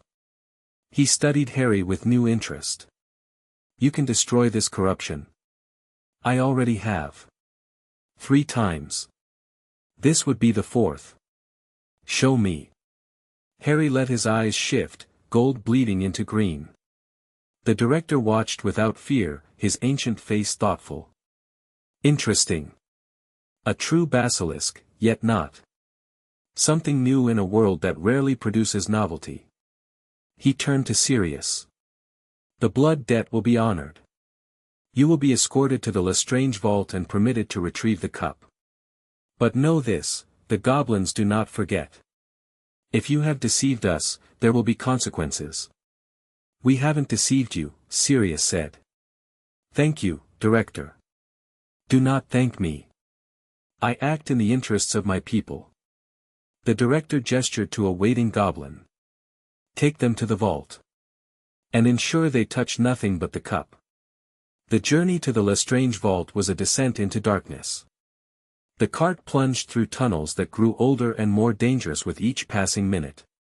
Harry felt protection sliding over them, ancient goblin magic that would strip the memory from anyone who tried to return without authorization. The vault itself was deep in the heart of the mountain, sealed with locks that took the goblin escort several minutes to open. When the doors finally swung wide, Harry had to suppress a gasp. Treasure. Mountains of it, gold and silver and gems, artifacts and artwork and objects of power. The accumulated wealth of the Lestrange family, hoarded over generations, filling the vault from floor to ceiling. And somewhere in this chaos, the cup. Harry transformed his eyes, scanning the vault for the distinctive taint of a Horcrux. The treasure itself was problematic, many objects carried curses or enchantments that muddied his perception. But the Horcrux signature was unique, and after a moment of concentration, he found it. There. He pointed to a shelf near the back of the vault. The cup is behind that pile of galleons. They moved carefully, following the narrow path the goblin indicated. The cup was exactly where Harry had sensed it, a small golden vessel with delicate handles shaped like badgers, beautiful and terrible and radiating corruption. Harry didn't hesitate. He transformed his fangs and struck.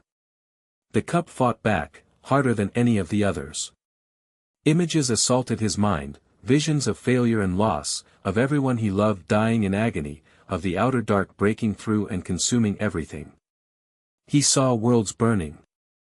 Stars going dark, reality itself unraveling into chaos. He held on. Pushed through the horror. Pumped more venom into the artifact until the Horcrux finally died. The cup clattered to the floor, empty. For down. Harry sagged against a pile of treasure, breathing hard. His scar was burning, a constant throb that told him Voldemort was aware, was furious, was probably already planning retaliation. We need to go, he gasped. Now. They ran. The escape from Gringotts was a blur of motion and adrenaline. Alarms were sounding by the time they reached the main hall, not because of their theft, but because Voldemort's response was faster than anyone had anticipated. Death Eaters were operating into Diagon Alley, their dark marks burning, their wands raised. The back exit, Sirius shouted, pulling Harry toward a side corridor. The goblins have emergency routes, a curse shot past his head, missing by inches. Harry spun, his eyes blazing gold, and met the gaze of the attacking Death Eater. The man froze mid-cast, his expression locking into an eternal scream as petrification took hold. More were coming. Harry could see them pouring through the doors, feel the dark magic gathering for a coordinated assault. There were too many, even his basilisk gaze couldn't stop them all. Then the goblin guards joined the fight. They emerged from hidden alcoves, armed with weapons that crackled with power, their battle cries echoing through the marble halls. The Death Eaters, expecting an easy target, found themselves facing an enemy they'd badly underestimated. In the chaos, Harry and Sirius slipped away. They emerged through a hidden exit, into a narrow alley behind the bank, and operated away before anyone could follow. The safe house was a cottage on the Scottish coast, protected by Fidelius' charm and a dozen other protections. Harry and Sirius collapsed onto worn furniture, exhausted and triumphant. 4 Horcruxes, Sirius said, his voice awed. In less than 3 years, you've destroyed 4 pieces of the Dark Lord's soul. There are still 2 more. Plus the fragment in me. I know. But still, what you've accomplished, at your age. Sirius shook his head. James and Lily would be so proud, Harry. So incredibly proud. Harry felt something warm bloom in his chest, despite the exhaustion. Pride was something he'd rarely experienced, the Dursleys had never encouraged it, and Augusta's approval was always measured, conditional. But Sirius meant it. His godfather looked at him with genuine admiration, and that meant more than Harry could easily express. We're not done yet, he said quietly. The snake is still out there, and the fragment in my scar, we still don't know how to deal with that. Dumbledore's been researching it. He thinks there might be a way, something to do with the ritual that created it in the first place. What kind of way? Sirius hesitated. He didn't share the details. Said he needed to be sure before he raised your hopes. Harry nodded, but something cold settled in his stomach. Dumbledore's silences usually meant he was hiding something unpleasant. He'd deal with that later. For now, they were alive, the cup was destroyed, and they'd struck another blow against Voldemort's immortality. It was enough. It had to be enough. The political fallout from the Gringotts incident was immediate and severe. Fudge wanted someone to blame, the attack had been public, dramatic, impossible to cover up. Death Eaters had operated into the heart of Wizarding London in broad daylight, and the only reason it hadn't turned into a massacre was Goblin intervention. The Minister is demanding explanations, Amelia reported during an emergency meeting at the safe house. He knows you were at Gringotts when the attack happened. He wants to know why. Tell him I was recovering a stolen artifact, Harry said. It's true, technically. He won't accept that. He's scared, Harry, scared of what's happening, scared of what it means. And scared people do stupid things. Like arresting the one person who's actually fighting against the threat. Exactly like that. Harry exchanged glances with Sirius, with Dumbledore, with the others who had gathered to discuss the situation. The political climate had always been a factor in their planning, but he'd hoped to have more time before it became a crisis. We could go public, Neville suggested. Tell everyone about the Horcruxes, about what Harry's been doing to stop Voldemort. If people understood, they'd panic, Dumbledore interrupted gently. The wizarding world isn't ready to hear that their great enemy never truly died. And revealing the existence of soul anchors would only inspire imitators. Then what do? We accelerate. The snake is still out there, if we can find and destroy it, we'll have only the fragment in Harry to deal with. That simplifies our strategic situation considerably. And how do we find a snake that could be anywhere in the world? Through the connection. Dumbledore turned to Harry, his expression serious. You're linked to Voldemort through the fragment in your scar. That same connection links him to Nagini. If you can learn to use it deliberately, to look through Voldemort's eyes, you might be able to discover where she's being kept. Harry's blood ran cold. You want me to open the connection? To let Voldemort into my mind? Not let him in, reach out through what's already there. It's dangerous, certainly. But you've spent years strengthening your occlumency, learning to control your mental landscape. If anyone can do this safely, it's you. And if I can't? If he takes control, uses me against you? Then we'll stop you. Whatever it takes. Dumbledore's voice was heavy. I don't ask this lightly, Harry. But I don't see another option. Harry sat in silence, weighing the risks. Opening the connection to Voldemort meant exposing himself to the darkest wizard of the age, a mind that had tortured and killed without remorse, that had torn his own soul apart in pursuit of immortality. But the alternative was letting Nagini survive, letting Voldemort retain that anchor to life, letting the threat continue to grow. I'll do it, he said finally. But not alone. I want people watching, ready to intervene if something goes wrong. Of course. We'll prepare a controlled environment, assemble a team to monitor and assist. Dumbledore nodded gravely. When you're ready, we'll begin. Harry looked around the room at the faces of his allies, Sirius, worried but proud, Neville, frightened but determined, Amelia, calculating the political implications, and Dumbledore, ancient and weary but still fighting. This was his team. His family, chosen rather than blood. Whatever came next, they would face it together. The attempt to reach through the connection was scheduled for the following week. Harry spent the intervening days in intensive preparation, occlumency exercises, meditation, sessions with nephews in the chamber to strengthen his mental defenses. He practiced extending his awareness through the basilisk, learning to project his consciousness beyond his physical form. If he was going to touch Voldemort's mind, he needed to be as strong as possible. The night before the attempt, Sirius came to his room. Couldn't sleep, his godfather admitted, settling into a chair. Kept thinking about tomorrow. Me too. They sat in companionable silence, the only sound the crackling of the fire. Harry, there's something I need to tell you, Sirius said finally. In case tomorrow doesn't go well. Don't talk like that. I have to. Because if something happens to you, and I never said this. He took a deep breath. You've become the most important person in my life. Not because of who your parents were, not because of the prophecy or the destiny or any of that rubbish. Because of who you are. The kindest, bravest, most remarkable person I've ever known. Sirius, let me finish. I spent 12 years in Azkaban, thinking I'd lost everything. That my life was over, that I'd failed the people I loved. And then you gave me a second chance. You believed me when no one else would. You gave me a reason to keep fighting. His eyes were bright with unshed tears. Whatever happens tomorrow, I want you to know, I love you, Harry. As much as I ever loved James. You're my family. Harry felt his throat tighten.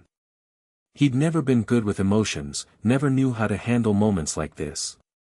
But Sirius deserved a response. I love you too, he said quietly. And I'm not planning to die tomorrow. I've got too much to live for. Sirius laughed wetly, wiping his eyes. That's my godson. Facing the darkest wizard in history and worried about missing dinner. Augusta would be furious if I missed dinner.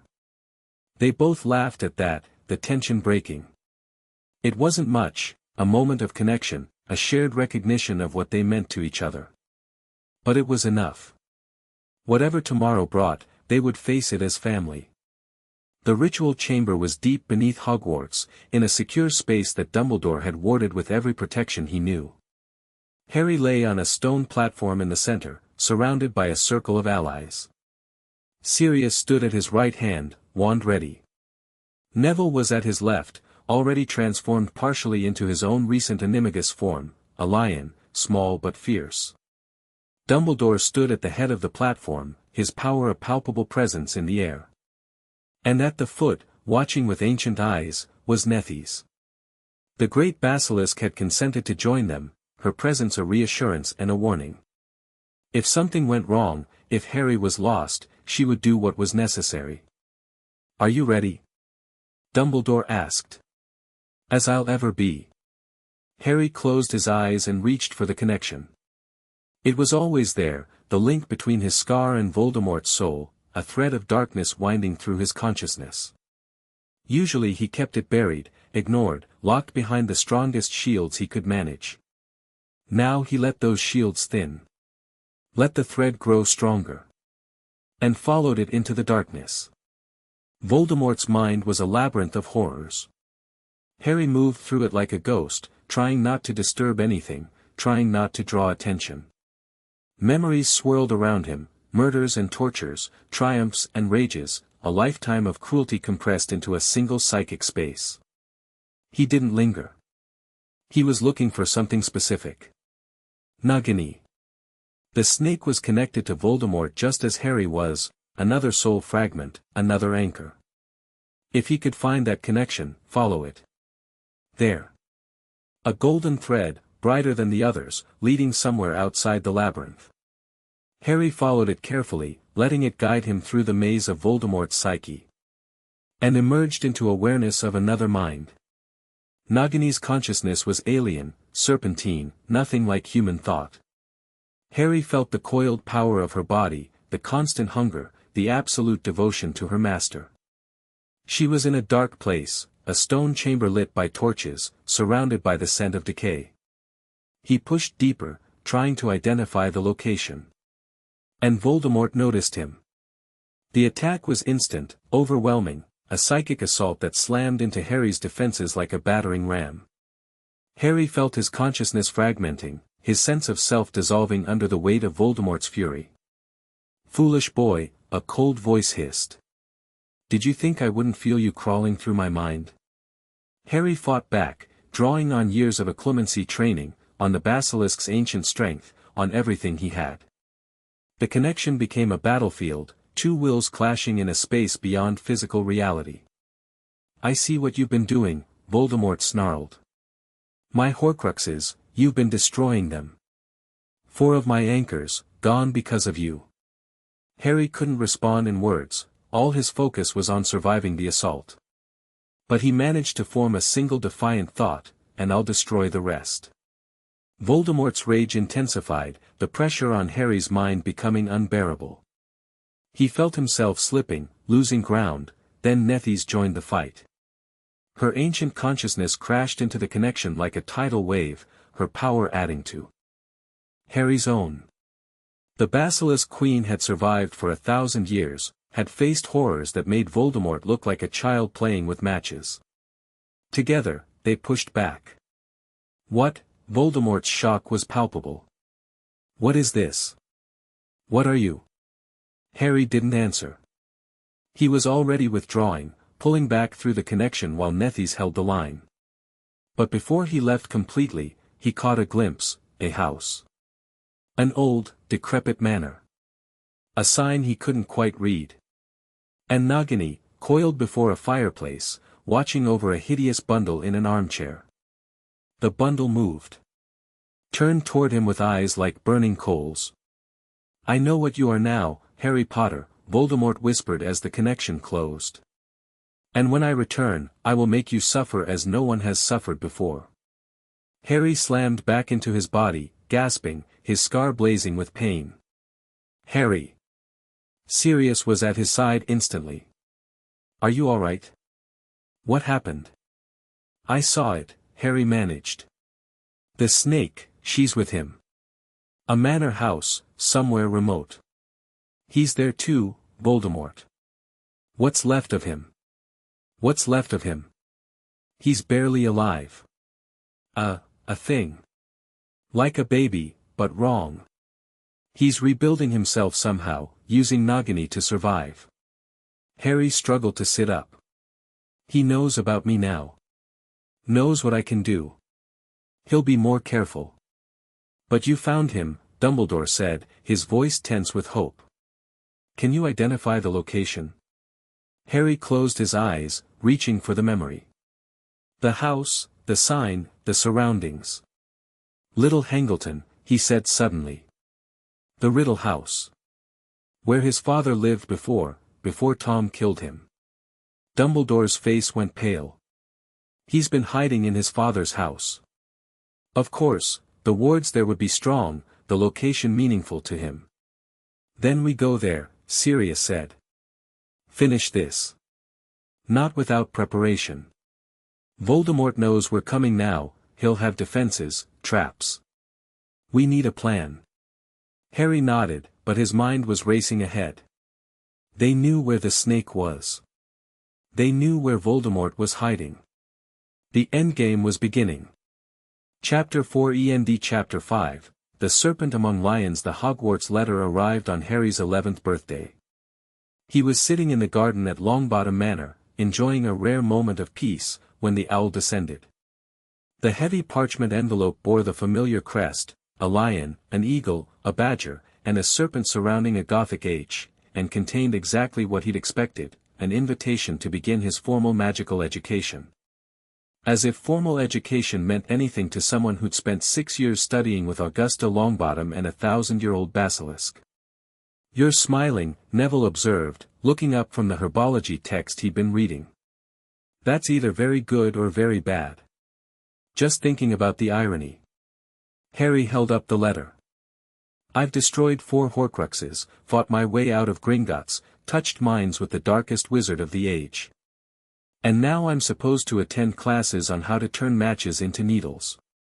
You still need to learn the basics. Gran says even the most powerful wizards need a foundation. Your grandmother says a lot of things. All of them right, according to her." Neville grinned, the expression still slightly unfamiliar on his round face. 3 years of training alongside Harry had changed him. He was more confident now, steadier, though he'd never have Harry's intensity. "Are you nervous?" "About Hogwarts, I mean." Harry considered the question. He'd spent more time at Hogwarts than most incoming students, exploring its depths, learning its secrets. But there was a difference between being a researcher and being a student. Not nervous exactly. More cautious. He folded the letter carefully. "The castle knows me, but the people don't. They know the Basilisk boy, the legend. They don't know Harry. They'll learn. The people who matter, anyway. I hope you're right." A distant pop announced someone arriving by apparition. Moments later, Sirius rounded the corner of the manor, his face alight with excitement. "Got your letter, I see." He dropped into a garden chair, long legs sprawling. "Ready to continue the proud Potter tradition of causing absolute chaos at Hogwarts?" "I was hoping for a quieter approach, actually." "Where's the fun in that?" Sirius's grin faded slightly as he studied Harry's expression. "Something's bothering you." "What is it?" Harry hesitated.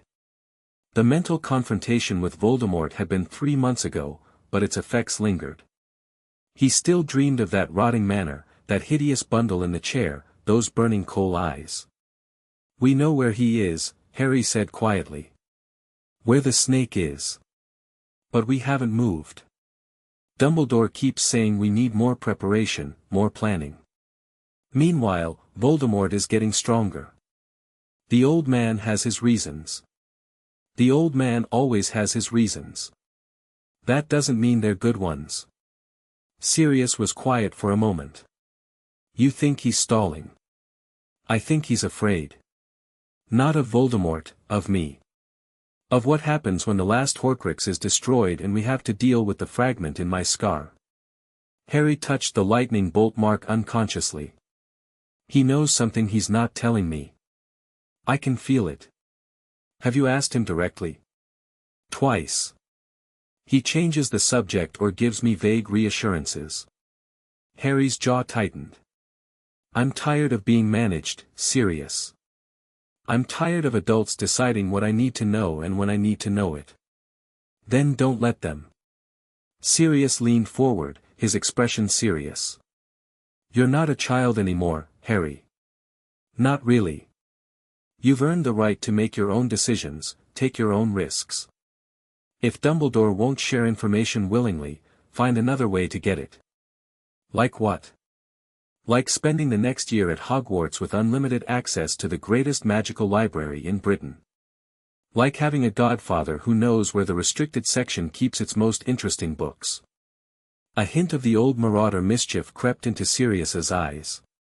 "Like being a basilisk who can go places and see things that nobody else can." Harry felt a spark of something, not quite hope, but possibility. Sirius was right.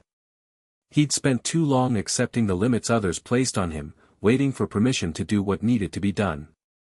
No more waiting. "Okay," he said. "Let's do this properly. Hogwarts, first year, the whole experience. But on my terms. That's my godson."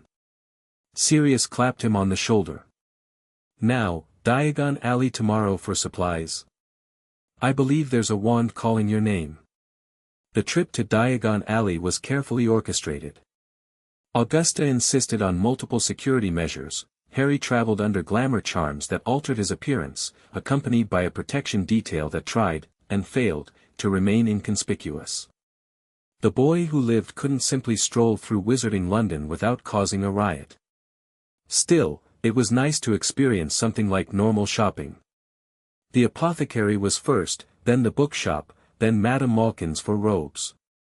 Harry endured the fitting with patient tolerance, his mind elsewhere, calculating angles and possibilities. And then, finally, Ollivander's. The wand shop was exactly as described in every book Harry had read, narrow, dusty, stacked floor to ceiling with thin boxes. Mr. Ollivander himself emerged from the shadows like a spectre, his pale eyes fixing on Harry with unsettling intensity. "I wondered when I'd be seeing you, Mr. Potter." His voice was soft, almost reverent. "Though I confess, you're not quite what I expected." "What did you expect?" "A boy. What I see before me is something considerably more complicated." Ollivander circled him slowly, studying him from every angle. "The wand chooses the wizard, Mr. Potter. And I suspect your wand has been waiting for you for a very long time." He disappeared into the depths of the shop, returning with an armful of boxes. The measuring tape came alive, taking Harry's dimensions while Ollivander muttered to himself. "Try this. Holly and phoenix feather, 11 inches. Harry took the wand, feeling an immediate reaction, warmth, recognition, a sense of coming home. But also something else. A resonance that made his scar prickle. "Curious," Ollivander breathed. "Very curious." "What's curious?" "The phoenix whose tail feather resides in that wand gave another feather. Just one other. It is curious that you should be destined for this wand when its brother gave you that scar." Harry looked at the wand with new understanding. The brother of Voldemort's wand. Another connection between them, another thread binding their fates together. Is that a problem? Not a problem, no. Simply, interesting. The wand will work wonderfully for you, Mr. Potter. But its connection to its brother may prove significant in ways we cannot predict. Harry paid for the wand and left the shop, his mind churning. Every new piece of information seemed to tighten the web of destiny around him, prophecies and soul fragments and now twin wands.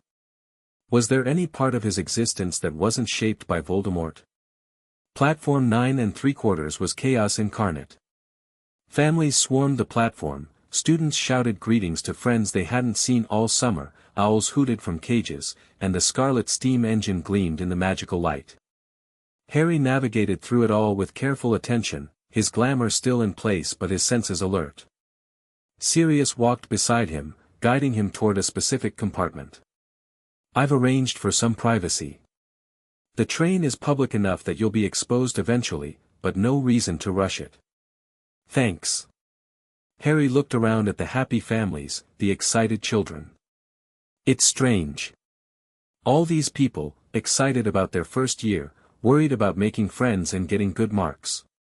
And I'm worried about soul fragments and ancient evils.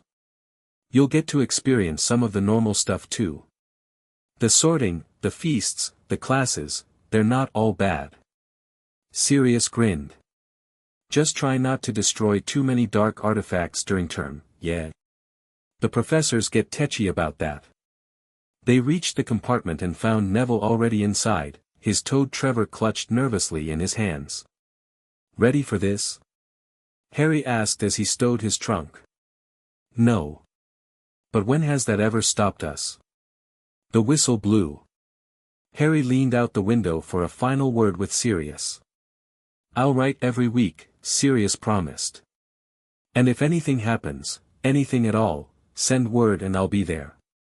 "I know. Thanks, Sirius. For everything. Thank me when you graduate. Until then, just try not to die." The train began to move. Harry watched his godfather's figure shrink into the distance until the platform vanished entirely. Forward, then. Into the unknown. The compartment door slid open an hour into the journey, admitting a girl with bushy brown hair and an expression of fierce determination. "Have either of you seen a toad? A boy named, oh." She stopped, her eyes widening. "You're Harry Potter." Harry sighed internally. The glamour must have faded during the trip. "And you are?" "Hermione Granger." She seemed to gather herself, professionalism overcoming starstruck wonder. "I've read about you, of course. Everyone has. But I didn't expect you to look so ordinary. Sorry to disappoint." "I didn't mean," she flushed. "That came out wrong. I just meant, the books make you sound like some kind of mythical creature. A wizard who can transform into a basilisk, the most dangerous magical being in existence.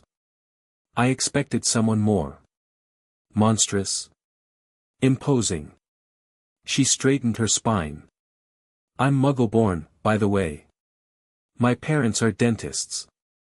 I only found out I was a witch a few months ago, but I've already read all the textbooks. Hogwarts, a history is particularly fascinating, though it doesn't mention the Chamber of Secrets or the Basilisk Guardian, which seems like a significant omission given." "Hermione," Harry interrupted gently. "Breathe." She did, her nervous energy banking slightly. "Sorry. I talk a lot when I'm anxious." "I noticed." But he was smiling, he couldn't help it. There was something refreshing about her directness, her complete lack of guile. Most people Harry met were calculating how to use him, Hermione just wanted to understand.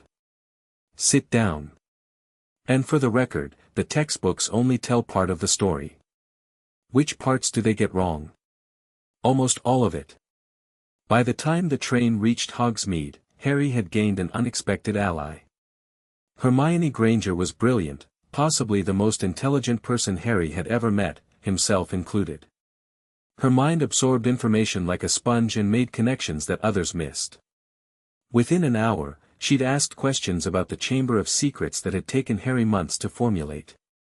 She also had absolutely no social awareness and seemed genuinely confused by the concept of tact. "So the Horcruxes, you've really destroyed 4 of them?" Her voice was hushed but intense. "The books I found didn't even acknowledge they exist. The books you found were probably written by people who didn't know. The Ministry keeps that kind of information restricted." Harry glanced at Neville, who had fallen asleep in the corner. "How did you learn about them?" "Cross-referencing. The dark magic texts mention soul containers in oblique terms, and if you trace the references back far enough, patterns emerge." She bit her lip. "I may have accessed some library sections I wasn't supposed to." "You broke into restricted areas as a Muggle-born with no magical training?" "The Muggle world has computers. And the magical world has terrible information security." She looked almost embarrassed. "I wanted to understand what I was getting into. The magical world seemed wonderful at first, but the more I researched, the more I found troubling patterns. Blood purity ideology, institutionalized discrimination, a government that seems actively hostile to change. And yet you're still coming to Hogwarts." "Of course. Knowledge is power, and Hogwarts has the largest magical library in Britain." Her expression sharpened. "Also, I thought I might find allies. People who see the problems and want to fix them." Harry studied her for a long moment. This girl, barely 11, Muggle-born, with no political connections or magical training, had done more independent research into the wizarding world's dark secrets than most adult witches and wizards. "You're going to cause a lot of trouble," he said finally. Hermione's smile was fierce. "I certainly hope so." The boats across the Black Lake were tradition, and Harry found himself unexpectedly moved by the experience. Hogwarts rose from the darkness like a dream, its towers and turrets blazing with light, its ancient stones radiating power that even the youngest students could feel. This was the heart of magical Britain, the place where generations of witches and wizards had learned their craft. And beneath it, hidden in darkness, waited secrets that most of those students would never imagine. Harry's boat held Neville, Hermione, and a pale, pointed boy who introduced himself as Draco Malfoy. Potter. Malfoy's gray eyes assessed him with calculating intensity. I'd heard you were attending this year. My father has spoken of you. I'm sure he has. He says you're dangerous. Unpredictable. That you've been corrupted by blood traitors and muggle lovers. Malfoy's lip curled. He also says you might be the most powerful wizard of our generation. I thought we should meet, see which version is true. And what do you think? I think you're more complicated than either version allows. Malfoy held out his hand. Draco Malfoy. I can help you navigate the pure blood circles, introduce you to the right people. In return, I'd like to understand what you really are. Harry looked at the offered hand. He'd researched the Malfoys thoroughly, their connections to Voldemort, their political maneuvering, their deep investment in maintaining the blood purity hierarchy. Lucius Malfoy was almost certainly still a Death Eater at heart. But Draco wasn't his father. Not yet. I appreciate the offer, Draco. But I think I'll figure out my own path. He didn't take the hand, but he didn't turn away either. If you're genuinely interested in understanding me, we'll have plenty of time at Hogwarts. Let's see how things develop. Malfoy's expression flickered, surprise, perhaps, or recalculation. Very well. But know this, Potter, the world is changing. Those who don't choose sides will find themselves caught in the middle. I've been in the middle my whole life. I'm used to it. The boats reached the shore, and the moment passed. But Harry filed away the interaction for later analysis. Draco Malfoy was a complication he hadn't fully planned for, a potential enemy, perhaps, but also a window into the opposition's thinking. Every advantage mattered in the war to come. The Great Hall was exactly as magnificent as Harry remembered, for long tables beneath a ceiling that showed a clear night sky, candles floating serenely overhead, the weight of 1,000 years of history pressing down on every surface. The sorting hat sat on its stool, ancient and patient, waiting to do its work. Harry watched from the queue of first years as student after student was sorted. Hermione went to Gryffindor, looking relieved and proud. Neville followed her moments later, the hat barely touching his head before crying out the house name. Draco went to Slytherin, as expected, with a smug satisfaction that suggested he'd never doubted the outcome. And then it was Harry's turn. Potter, Harry. The hall went silent. Every eye fixed on him as he walked to the stool, whispers erupting in his wake. The Basilisk boy. The boy who lived. The monster, the savior, the legend. Harry ignored them all and let the hat descend over his eyes. Well, well, well. The hat's voice was amused, familiar. You've grown since our last conversation. You remember me. I remember everyone who passes beneath my brim. But you're special. The first Basilisk Animagus in 10 centuries, the heir of Slytherin in all but name, the child who carries a fragment of the darkest wizard of the age. A pause. You've changed, Harry Potter. Become more certain of yourself, more focused. More dangerous. Is that a problem? It's an observation. The question remains, where do you belong? Harry had thought about this moment for years.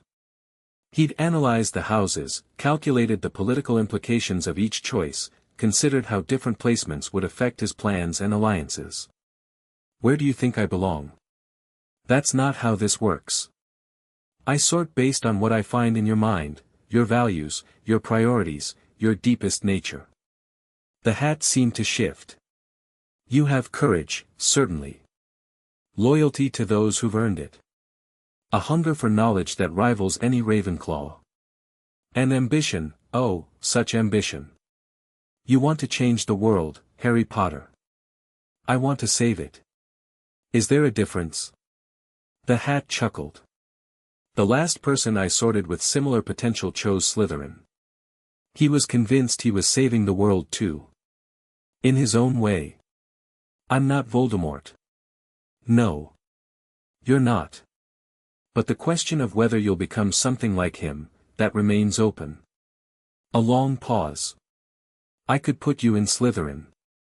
You'd thrive there, and Salazar's house could use a leader with your gifts.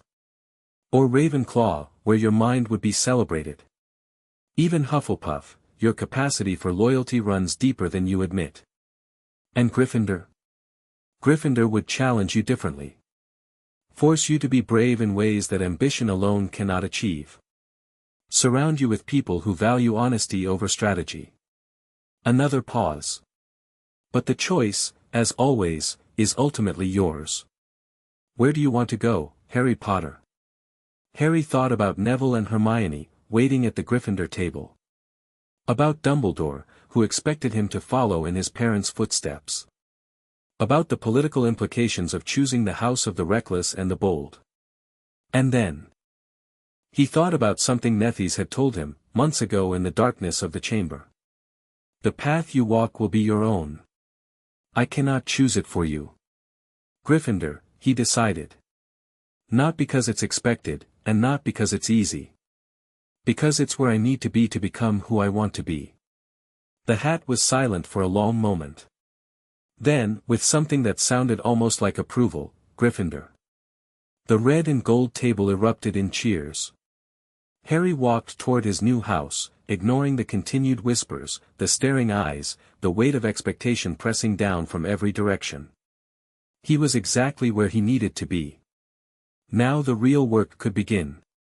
The first weeks at Hogwarts fell into a rhythm that was almost normal. Classes proved to be exactly what Harry had expected, basic instruction in subjects he'd already mastered years ago. He endured transfiguration lessons on turning matches to needles, charms instruction on levitation, potion sessions where Professor Snape glared at him with barely concealed hostility. But if the academics were tedious, the social dynamics were fascinating. Harry had never been part of a peer group before. At St. Mungo's, he'd been isolated by necessity. At Longbottom Manor, he'd had only Neville for company. Suddenly he was surrounded by children his own age, with their own concerns and conflicts, their own alliances and rivalries. Hermione became his closest companion after Neville. Her relentless intellect and complete disregard for social norms complemented his own approach perfectly. Together, they spent hours in the library researching everything from Hogwarts history to obscure magical theory, building a foundation of knowledge that went far beyond the curriculum. "You're planning something," Hermione said one evening, her nose buried in a book on ancient wards. "You've been too calm, too patient. Most people think you're adjusting to school life, but I know better." "What do you think I'm planning?" "I don't know. That's what worries me." She looked up, her brown eyes sharp. "You've been spending time in unusual places. The 7th floor, the dungeons, areas that aren't part of the normal student routes. And you've been having private meetings with Dumbledore that you don't mention to anyone. You've been watching me." "Of course I have. You're the most interesting person at this school." She closed her book. "Whatever you're doing, I want to help." Harry considered her. Over the past weeks, Hermione had proven herself repeatedly, her intelligence, her discretion, her willingness to bend rules when necessary. She was also fiercely loyal to those she considered friends, and utterly ruthless in pursuit of knowledge. She reminded him, uncomfortably, of himself. "There's a war coming," he said quietly. "A real war, not the political skirmishes the Ministry deals with. Voldemort is rebuilding his power, and when he returns, everything changes." "I know. The signs are obvious if you know where to look." Hermione's expression was serious. "What are you doing about it?" "Preparing. Building alliances, gathering intelligence, eliminating threats when I can." He paused. "There are things I can't tell you, not because I don't trust you, but because knowing them would put you in danger." "I'm already in danger. I'm a Muggle born in a world where blood purity ideology is endemic. When the war starts, people like me will be targets." Her jaw set with determination. "I'd rather be prepared than ignorant." Harry nodded slowly. He'd known this conversation was coming, had been planning for it, in fact. Hermione was too smart and too observant to remain in the dark forever. Okay. But we do this carefully. There are people watching me, people who would use anyone close to me as leverage. He held out his hand. Partners? Hermione's handshake was firm. Partners. October arrived with cooling temperatures and the first whispers of trouble. Harry felt it through his scar, a growing disturbance, a sense of something approaching. The connection to Voldemort had been relatively quiet since the mental confrontation, but now it was stirring again, bringing dreams of dark figures and whispered plans. The snake is being moved, he told Dumbledore during one of their private meetings. Voldemort is worried about our progress. He's relocating to somewhere more secure. Can you determine where? I've been trying, but he's shielding his thoughts more carefully now. He knows I can access them. Harry's frustration leaked into his voice. Every day we wait, he gets stronger. I understand your urgency, Harry. But rushing into a confrontation before we're ready would be catastrophic. Dumbledore's expression was troubled. There are other considerations as well. The political situation will be irrelevant if Voldemort returns to full power. We need to act. And we will. But action without preparation is not bravery, it's foolishness. Dumbledore leaned forward. Trust me, Harry. When the time is right, you'll know. Harry left the meeting unsatisfied, as always. Dumbledore's caution made sense on some level, but it felt increasingly like an excuse rather than a strategy. That night, he made a decision. He descended to the chamber alone, transforming in the abandoned bathroom and flowing down through the pipes into the darkness below. Nethys was waiting, as always, her ancient form coiled around the platform before Slytherin's statue. Young one. Her voice was warm but cautious. You are troubled. I'm being held back. Dumbledore keeps promising action, but nothing happens. Meanwhile, Voldemort grows stronger and the barriers grow weaker. The old wizard has his own concerns. His own burdens. Nethys shifted her coils. But you are not wrong to be frustrated. The time for caution is passing. What should I do? What you've always done, take control of your own fate. She fixed him with her ancient gaze. There is something I have not told you. A secret I have guarded for decades, waiting for the right moment to share it. Harry felt a chill run through his serpentine body. What secret? When Riddle first came to me, years ago, he was seeking knowledge about the Horcruxes, how to create them, how to protect them. I told him what I knew, foolishly believing he might use the knowledge for good. Her voice was heavy with old guilt. But there was one thing I withheld. One piece of information that he never discovered. What information? The soul anchors, the Horcruxes, they are not simply containers. They are connections. Links between the main soul and its fragments. Nethys's eyes glowed with intensity. If one could access those connections, one could track every fragment. Find every Horcrux, no matter where it was hidden. Harry's mind raced with the implications. You're saying I could use my connection to the fragment in my scar to locate all the remaining Horcruxes? In theory, yes. But it would be dangerous, far more dangerous than anything you've attempted before. You would have to dive deep into the network of Voldemort's soul, navigate connections that bind his very essence. And he would feel you. He would fight back. But it's possible. It's possible. Whether it's wise is another question entirely. Harry coiled in the darkness, weighing the risks. This was exactly what he'd been searching for, a way to take decisive action, to stop waiting for permission and start ending the threat. But Nethys was right about the danger. The confrontation 3 months ago had nearly destroyed him, and that had been a single connection. What she was describing was far more comprehensive. Teach me, he said finally. How to access the network, how to navigate it safely. I won't attempt it until I'm ready, but I need to know how. Nethys was silent for a long moment. Then, slowly, she nodded. Very well. But understand this, what I teach you cannot be unlearned. Once you see the architecture of Voldemort's soul, you will carry that knowledge forever. It will change you. Everything changes me. At least this might help end the war. Perhaps. Or perhaps it will be the end of you.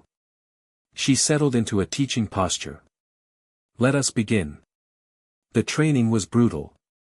Nethys taught Harry to extend his consciousness through the fragment in his scar, to trace the connections that linked it to the other Horcruxes.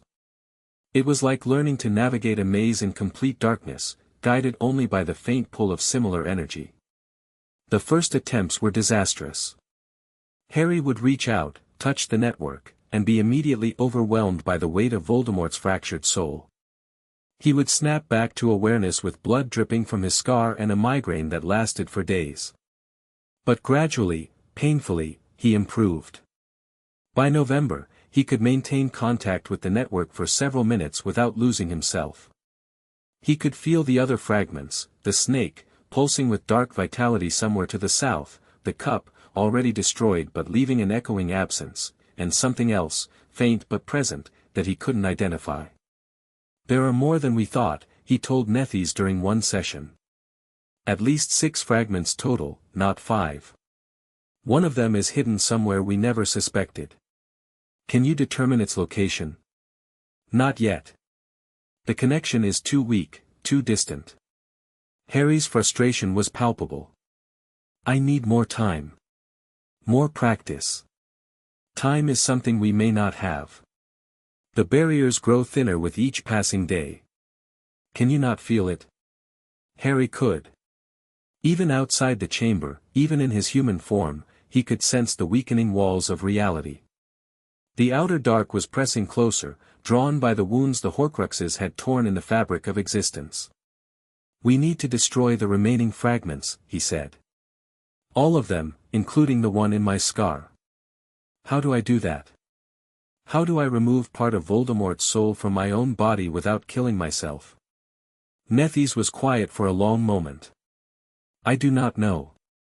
The creation of Horcruxes is well documented, but their removal from living hosts, that is unprecedented territory. Dumbledore says he has ideas, but he won't share them. Then perhaps you must force his hand. Nethys's voice was thoughtful. The old wizard is accustomed to controlling information, dispensing it when he sees fit. But you are not his student or his pawn. You are his equal in this war, perhaps his superior, in certain respects. Demand the truth he is hiding. And if he refuses? Then find it another way. The answers exist somewhere. You merely have to locate them. The confrontation with Dumbledore came in late November. Harry waited until they were alone in the headmaster's office, surrounded by whirring instruments and the pretend sleeping portraits. Then he dropped his usual diplomatic approach. What happens when we destroy all the Horcruxes? To me, I mean. To the fragment in my scar. Dumbledore's twinkle faded. Harry, no. I'm done being managed, done waiting for you to decide I'm ready to hear the truth. Tell me what happens, or I'll find out on my own. A long silence. Dumbledore seemed to age before his eyes, the weight of secrets pressing down on him like physical burdens. The fragment in your scar cannot be removed by ordinary means, he said finally. It is too deeply embedded, too intertwined with your own soul. Any attempt to extract it would likely kill you. Likely? Almost certainly. There is perhaps a 5% chance of survival, and even then, the damage to your magical core would be catastrophic. Dumbledore's voice was heavy. I've researched every possible method, Harry. Consulted every expert, examined every ancient text. The conclusion is always the same. So I have to die to destroy the last Horcrux. I don't know. I've been searching for alternatives, but... He spread his hands helplessly. I didn't want to tell you until I had something hopeful to offer. Harry felt the news settle into him like ice. He'd suspected something like this, had sensed the hidden weight behind Dumbledore's evasions. But hearing it confirmed was different. Is there anything else you're not telling me? Dumbledore hesitated. That hesitation said everything. The prophecy, Harry said flatly. The one that marked me as Voldemort's target. What does it actually say? Harry, I'm not sure, tell me. Now.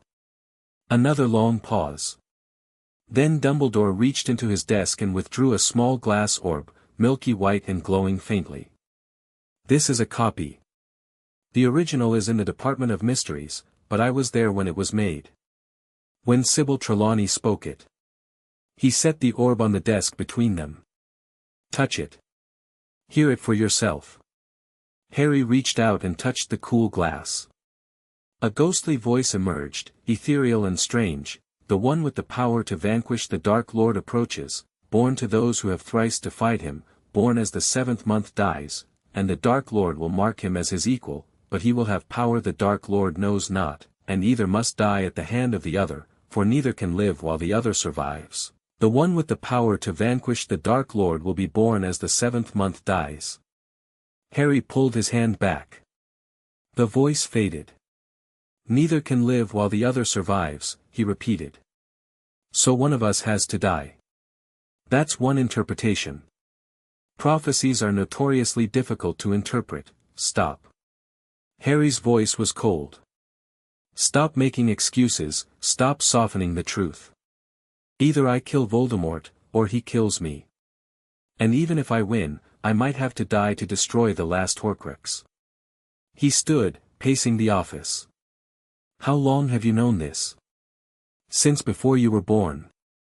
Since the night I heard the prophecy. And you left me with the Dursleys. Let me suffer, let me break, thinking it would somehow make me stronger for the fight to come. Harry, no. Harry turned to face him, and his eyes were blazing gold. I'm done listening to your justifications. You gambled with my life because you thought you knew best. You kept secrets because you didn't trust me with the truth. And now you tell me I might have to die to end this war. I never wanted, it doesn't matter what you wanted. It matters what you did. Harry took a deep breath, forcing the basilisk down, regaining control. I'm going to finish this. Find the remaining Horcruxes, destroy them, deal with Voldemort. And then we'll see about the fragment in my scar. You can't do this alone. No. But I won't be alone. Harry moved to the door. I have allies. Real allies, who don't keep secrets and don't manipulate from the shadows. If you want to help, you can. But on my terms, not yours. He left without waiting for a response. The next few weeks were a whirlwind of activity. Harry gathered his inner circle, Neville, Hermione, and now Susan Bones, who had proven herself loyal and capable over the past months. He told them everything, the Horcruxes, the prophecy, the fragment in his scar. So you might have to die, Hermione said, her voice carefully controlled. That's what Dumbledore has been hiding. Might. He says there's a small chance of survival. That's not good enough. Her expression was fierce. There has to be another way. Soul magic is ancient, but it's not immutable. If there's a method to create a Horcrux, there must be a method to safely remove one. That's what I'm hoping. But the usual sources don't have the answer. Then we find unusual sources. Hermione was already making notes. The Hogwarts library has restricted sections that even you haven't accessed. And there are other places, private collections, ancient repositories. If the answer exists anywhere, we'll find it. My aunt might know something, Susan offered. She's been researching dark magic countermeasures for years. The Ministry has access to information that's not available to the public. And there's still Nethys, Neville added. She's lived for 1,000 years. She might know something she hasn't shared yet. Harry felt something warm bloom in his chest, gratitude, affection, the recognition that he wasn't facing this alone. Okay. We research, we plan, we prepare. But we also act. He looked at each of them in turn. The snake is still out there, and I know how to find it. Once we locate it, we move, with or without Dumbledore's blessing. What about the thing in the outer dark? Neville asked quietly. If we destroy all the Horcruxes, doesn't that help with the barrier problem? Yes. Each Horcrux we eliminate reduces the damage to reality. It won't solve the problem completely, the convergence Nethys mentioned is still coming, but it buys us time. Time for what? Time to find a better solution. Time to prepare for whatever's coming. Harry's expression hardened. The outer dark has been waiting for millennia. It can wait a little longer. Christmas came and went in a blur of research and planning.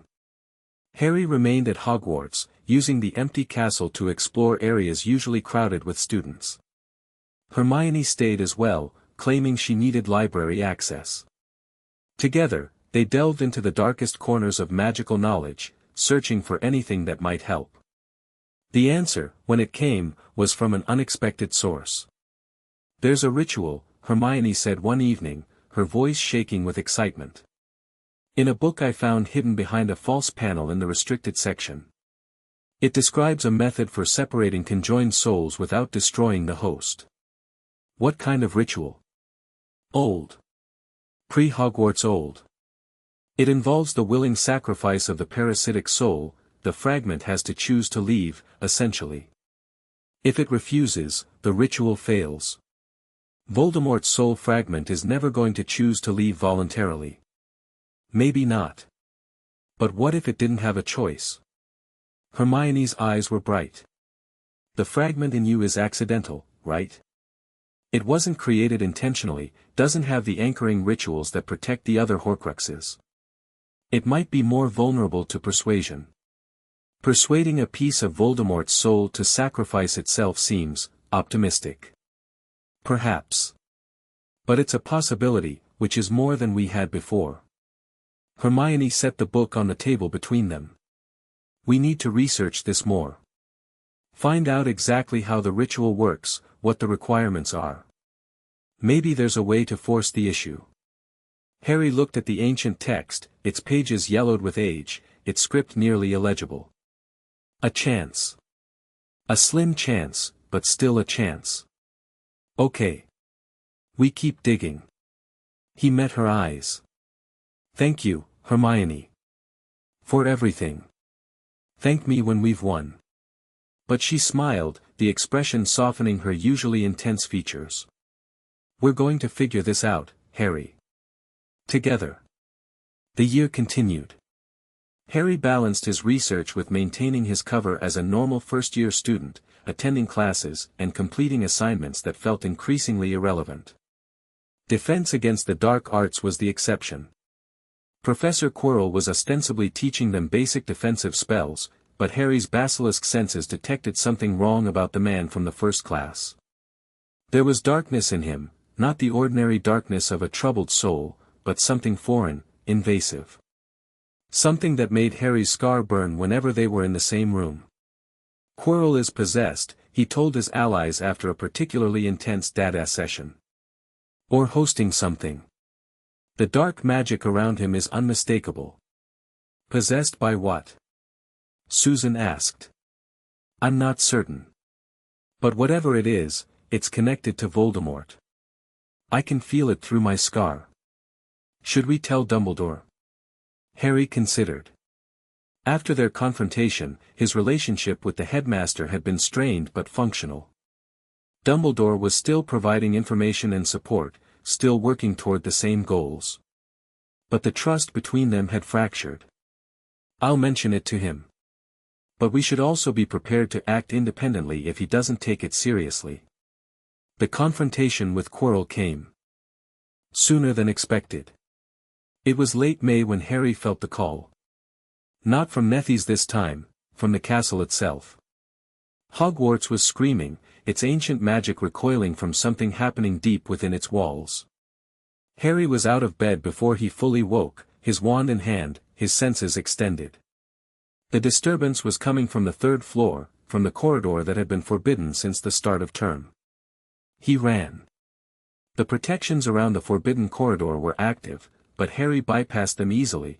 The castle seemed to recognize his urgency, doors opening before he reached them, stairs aligning to speed his passage. Beyond the final door, he found chaos. Quirrell stood before a massive mirror, his turban removed, revealing a second face on the back of his head, a face that Harry recognized from his mental confrontations. Voldemort. Potter.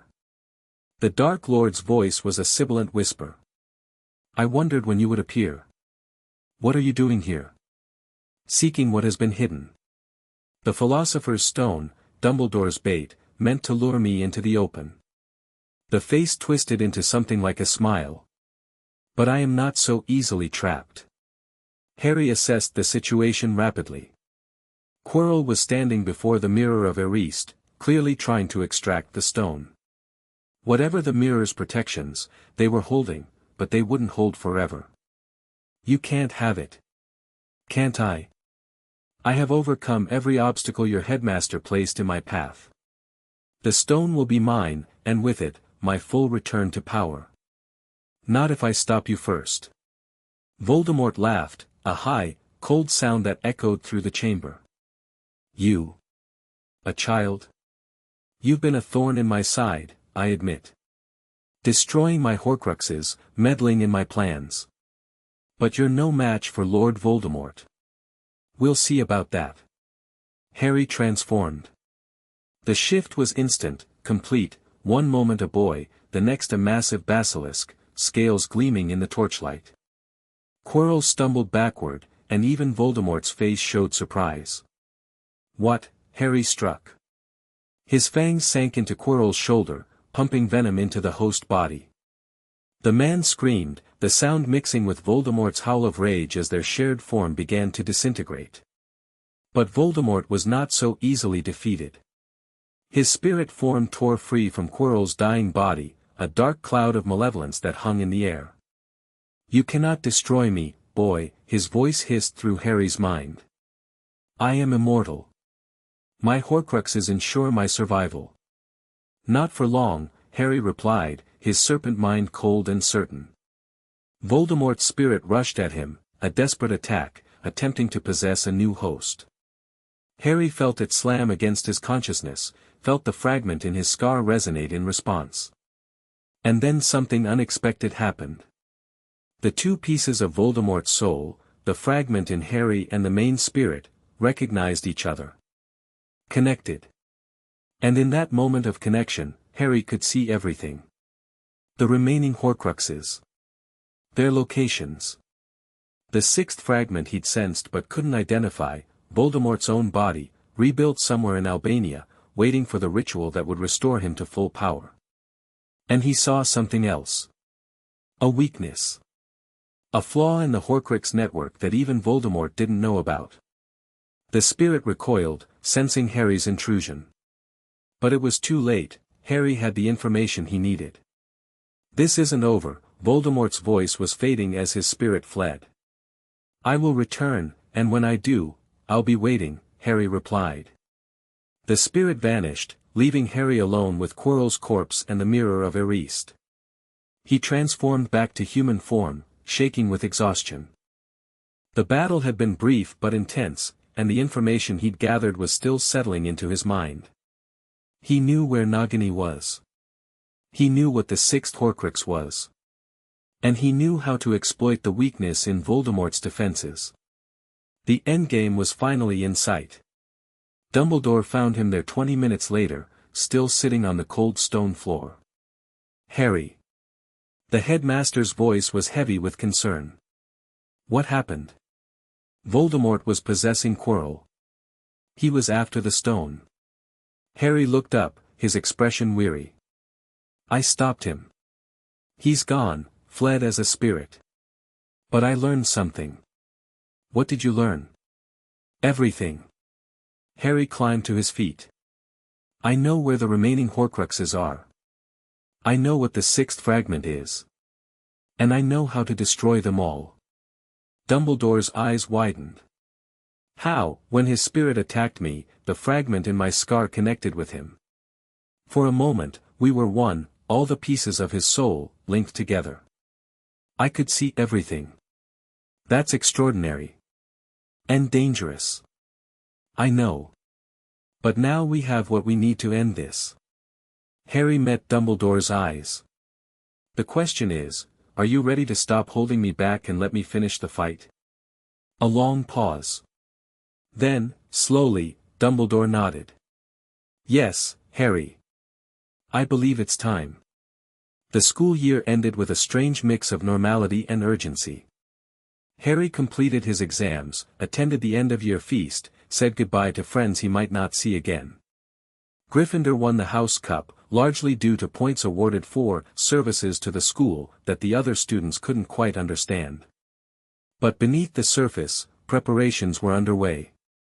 Harry, Dumbledore, Sirius, and a select team of allies were planning the final assault. Nagini was being held at a property in Little Hangleton, the Riddle House, where Voldemort had taken refuge before. The wraith form of the Dark Lord was somewhere in Albania, but without the snake, he couldn't complete his resurrection. Destroy Nagini first. Then deal with the fragment in Harry's scar. Then, finally, the wraith itself. It has to happen over the summer, Harry said during the final planning session. Before Voldemort can relocate again.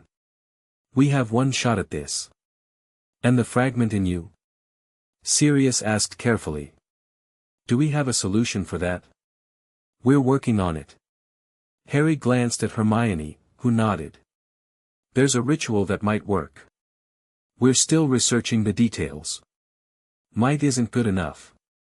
It's what we have. Harry's voice was quiet but firm. And if the ritual fails, then we find another way. Or I do what needs to be done. No one wanted to voice what that meant. But they all understood. Harry left Hogwarts the same way he'd arrived, on the train, surrounded by friends, facing an uncertain future. But this time, he knew what was coming. The final battle. The end of Voldemort. And perhaps, if the fates were cruel enough, the end of Harry Potter.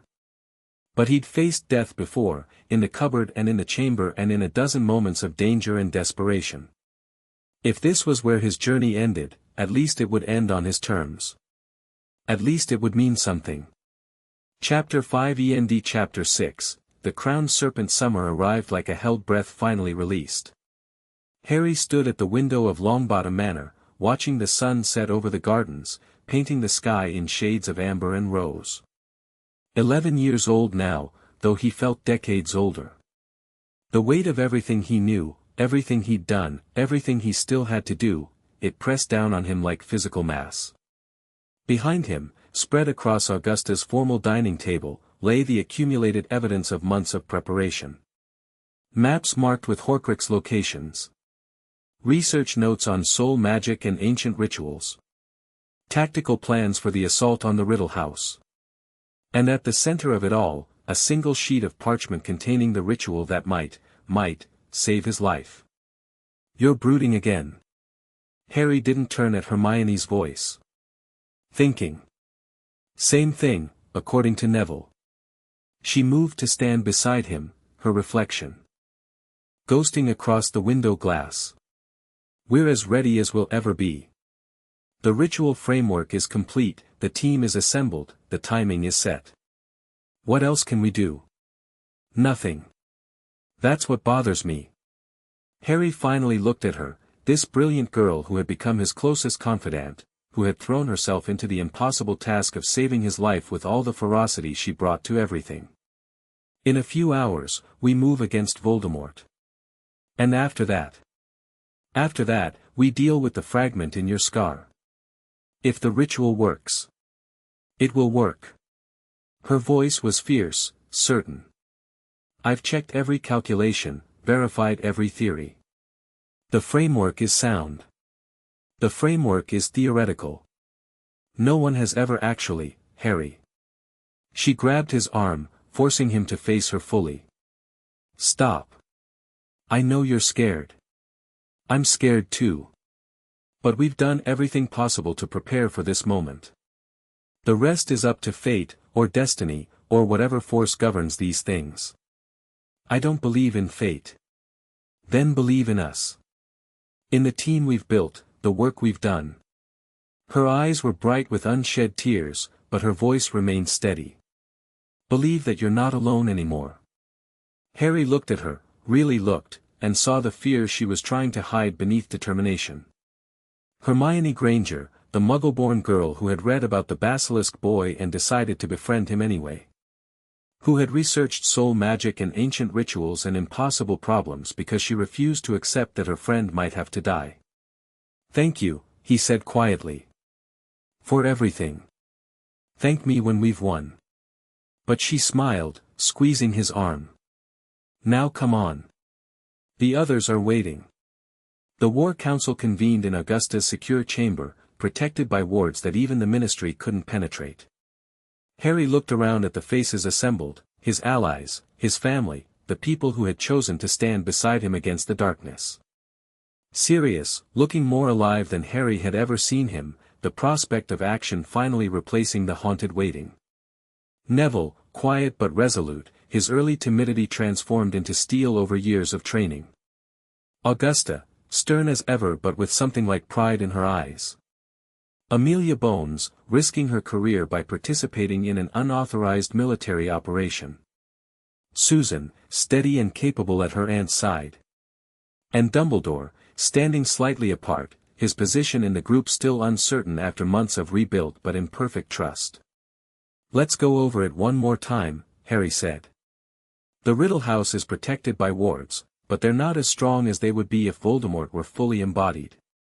Nagini is kept in the main hall, close to the Wraith form. Death Eaters are providing security, we've identified at least 6, possibly more. The approach is from the east, Sirius continued, pointing to the map. There's a collapsed section of the ward boundary that hasn't been repaired. We enter through there, split into 2 teams. Alpha Team, Harry, myself, and Dumbledore, makes for the main hall to deal with Nagini and the Wraith. Beta Team, Augusta, Amelia, and the others, handles the Death Eaters and provides extraction support. What about the wards themselves? Neville asked. Even weakened, they'll alert the defenders when we breach. That's where I come in, Harry said. The wards are keyed to repel humans. But I won't be human when I enter. Understanding dawned on several faces. Harry's basilisk form wasn't just a weapon, it was a skeleton key, capable of bypassing protections designed for witch and wizard intruders. You'll enter first, in serpent form, Dumbledore said. Disable what protections you can, then signal for the rest of us to follow. Exactly. Once I'm inside, I make for Nagini. She's the primary target, without her, Voldemort can't complete his resurrection ritual. And after? Augusta's voice was careful. Assuming you succeed with the snake. Then we withdraw. Regroup. And proceed with the second phase. The second phase. The ritual. The fragment in his scar. No one wanted to say it directly. The possibility of Harry's death hung over the gathering like a shroud. We should discuss contingencies, Amelia said quietly.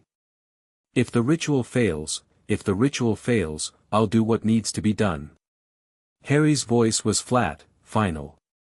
One way or another, the last Horcrux will be destroyed tonight. Harry, Sirius started. No. Harry held up a hand. I've accepted this, Sirius. I've had years to come to terms with it. If I have to die to end Voldemort permanently, then that's what happens. But I'm not planning to die. I'm planning to win. The silence that followed was heavy but not hopeless.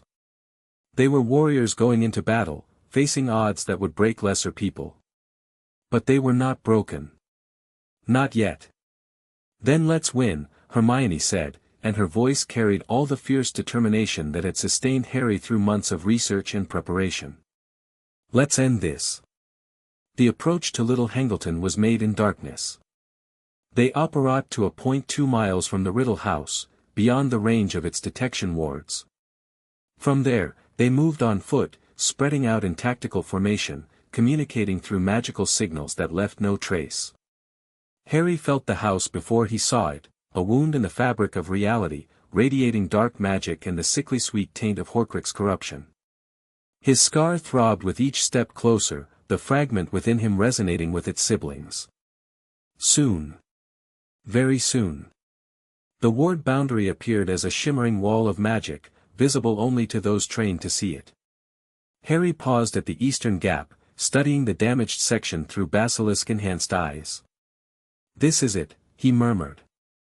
"Give me 10 minutes to get inside and assess the situation.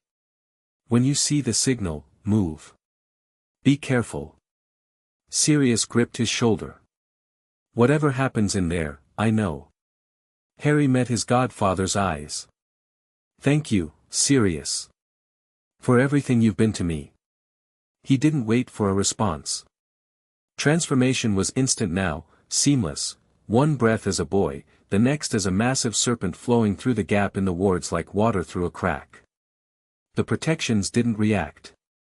As far as they were concerned, nothing had entered, just another creature of the night, unremarkable and unthreatening.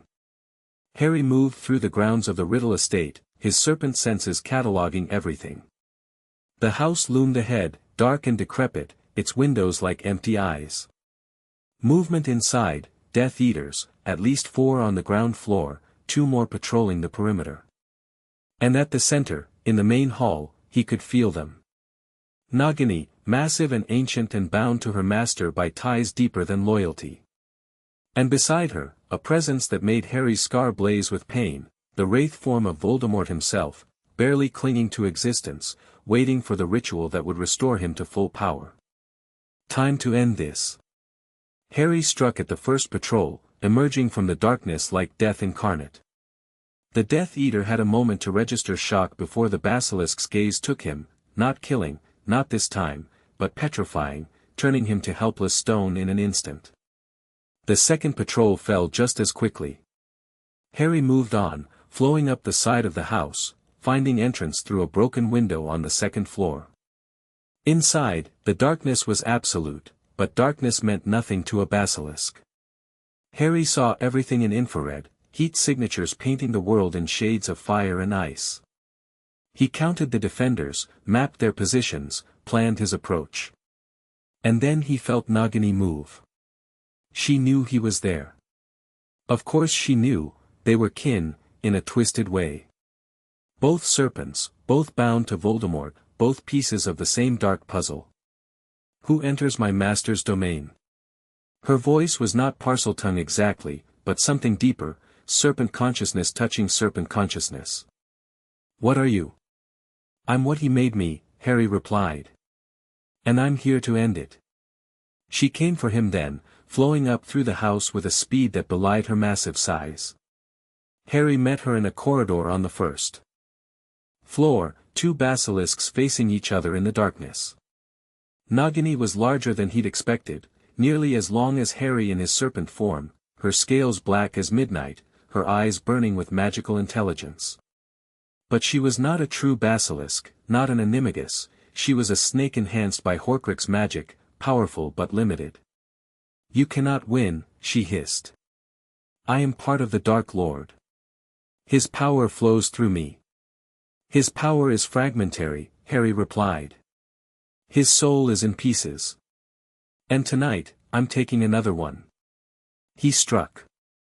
The fight was brutal, primal, 2 massive serpents locked in combat, fangs and coils and pure savage strength.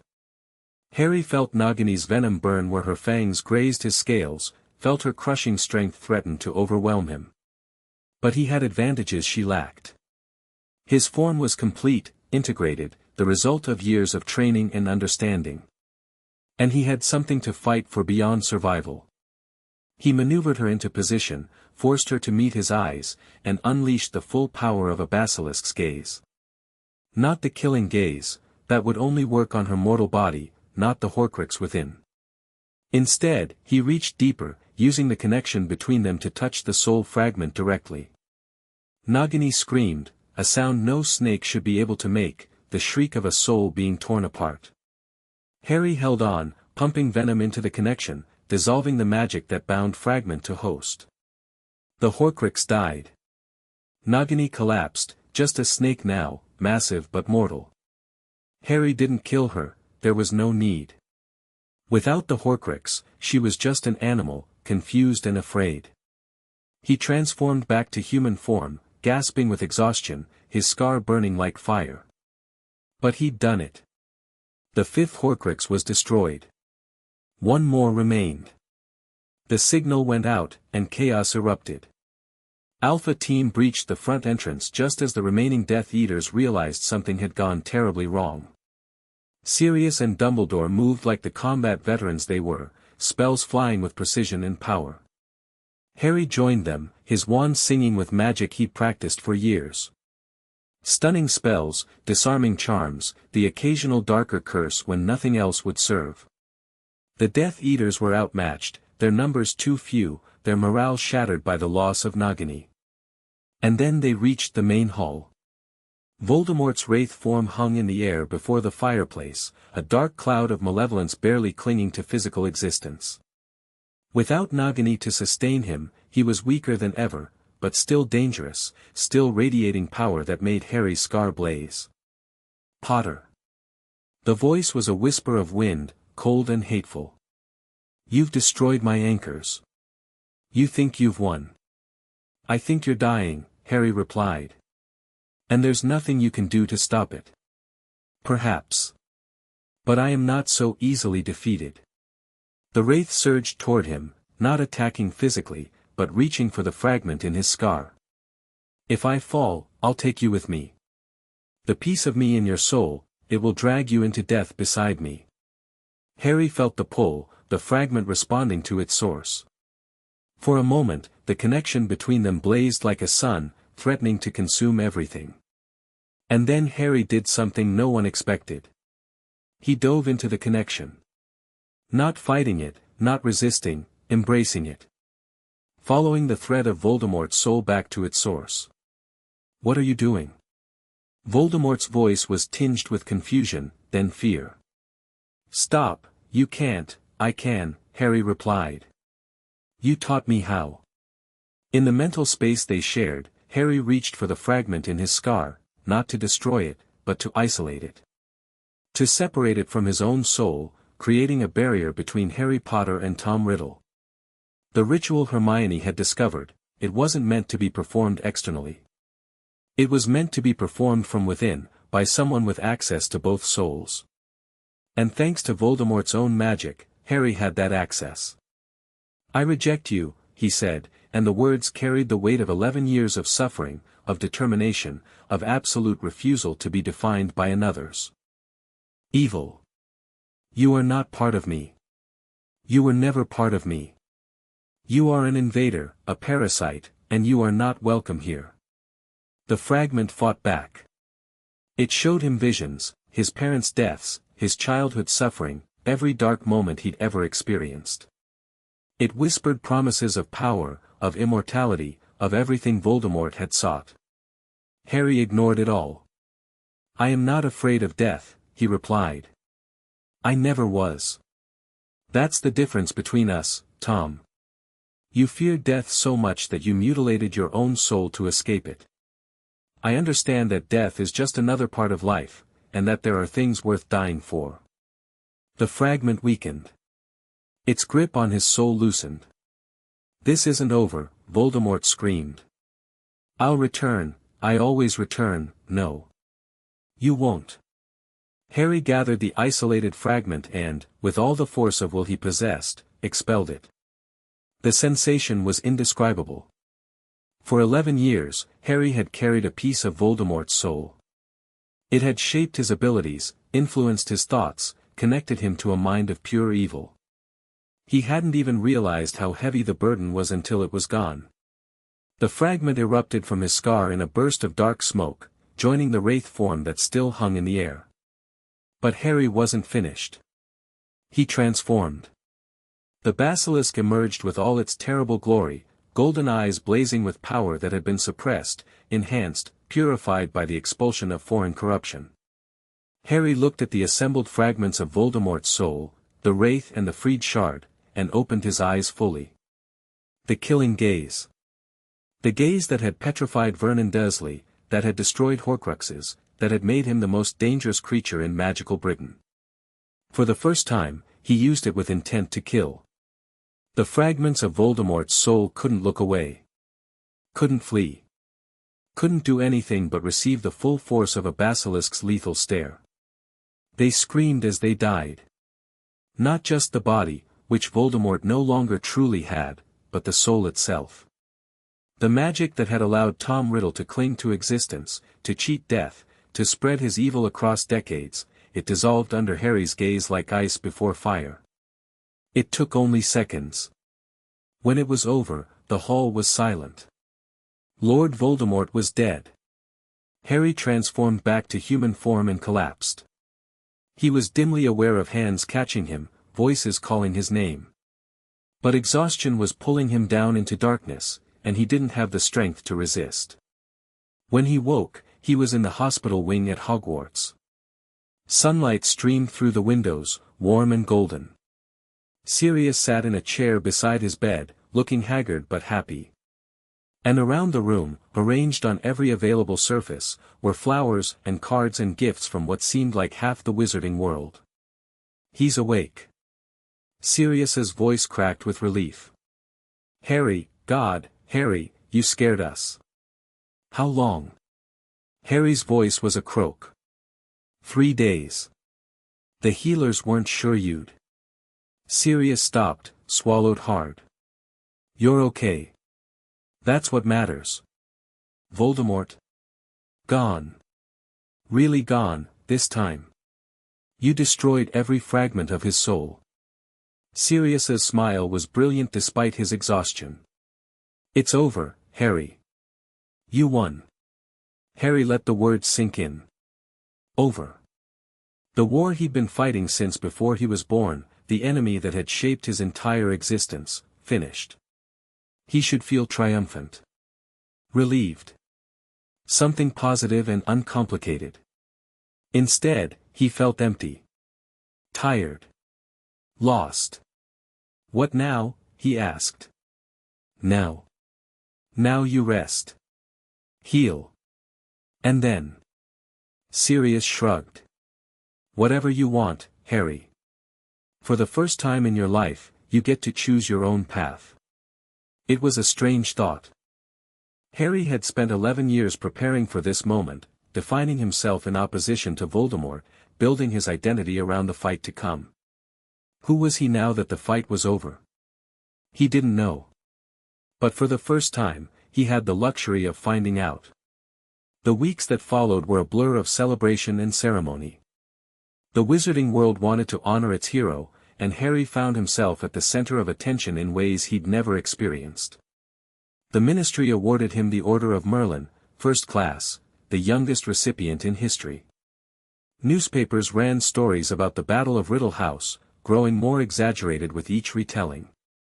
Children sent letters asking for autographs, and adults sent letters offering everything from job opportunities to marriage proposals.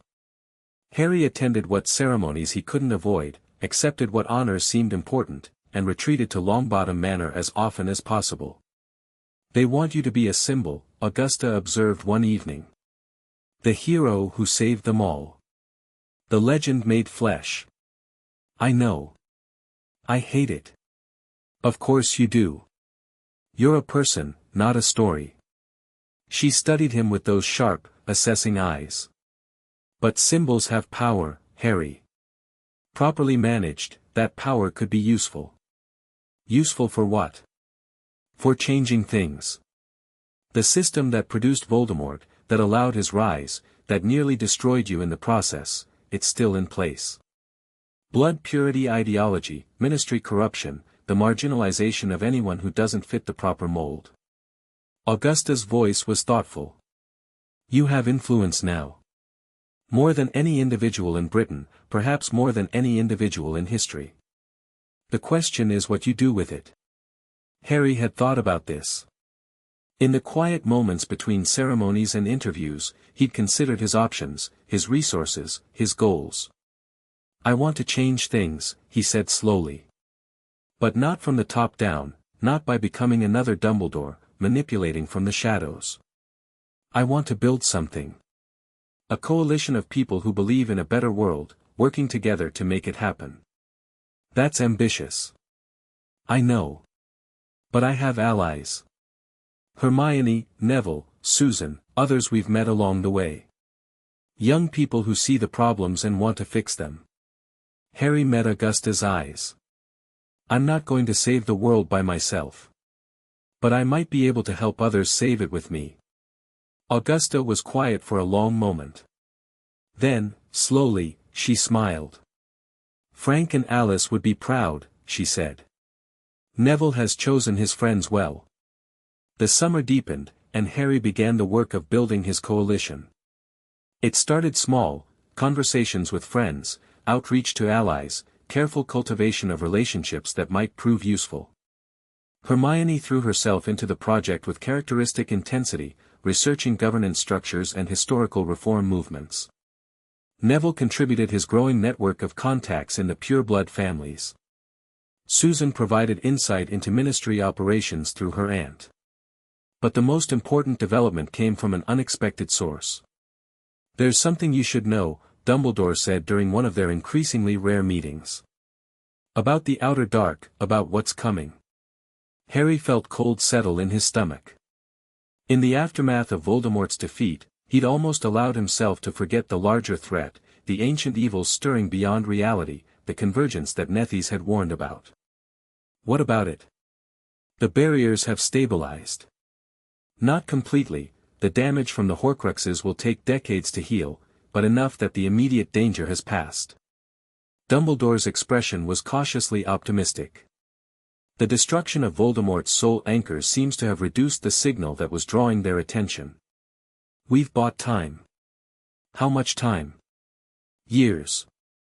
Perhaps decades.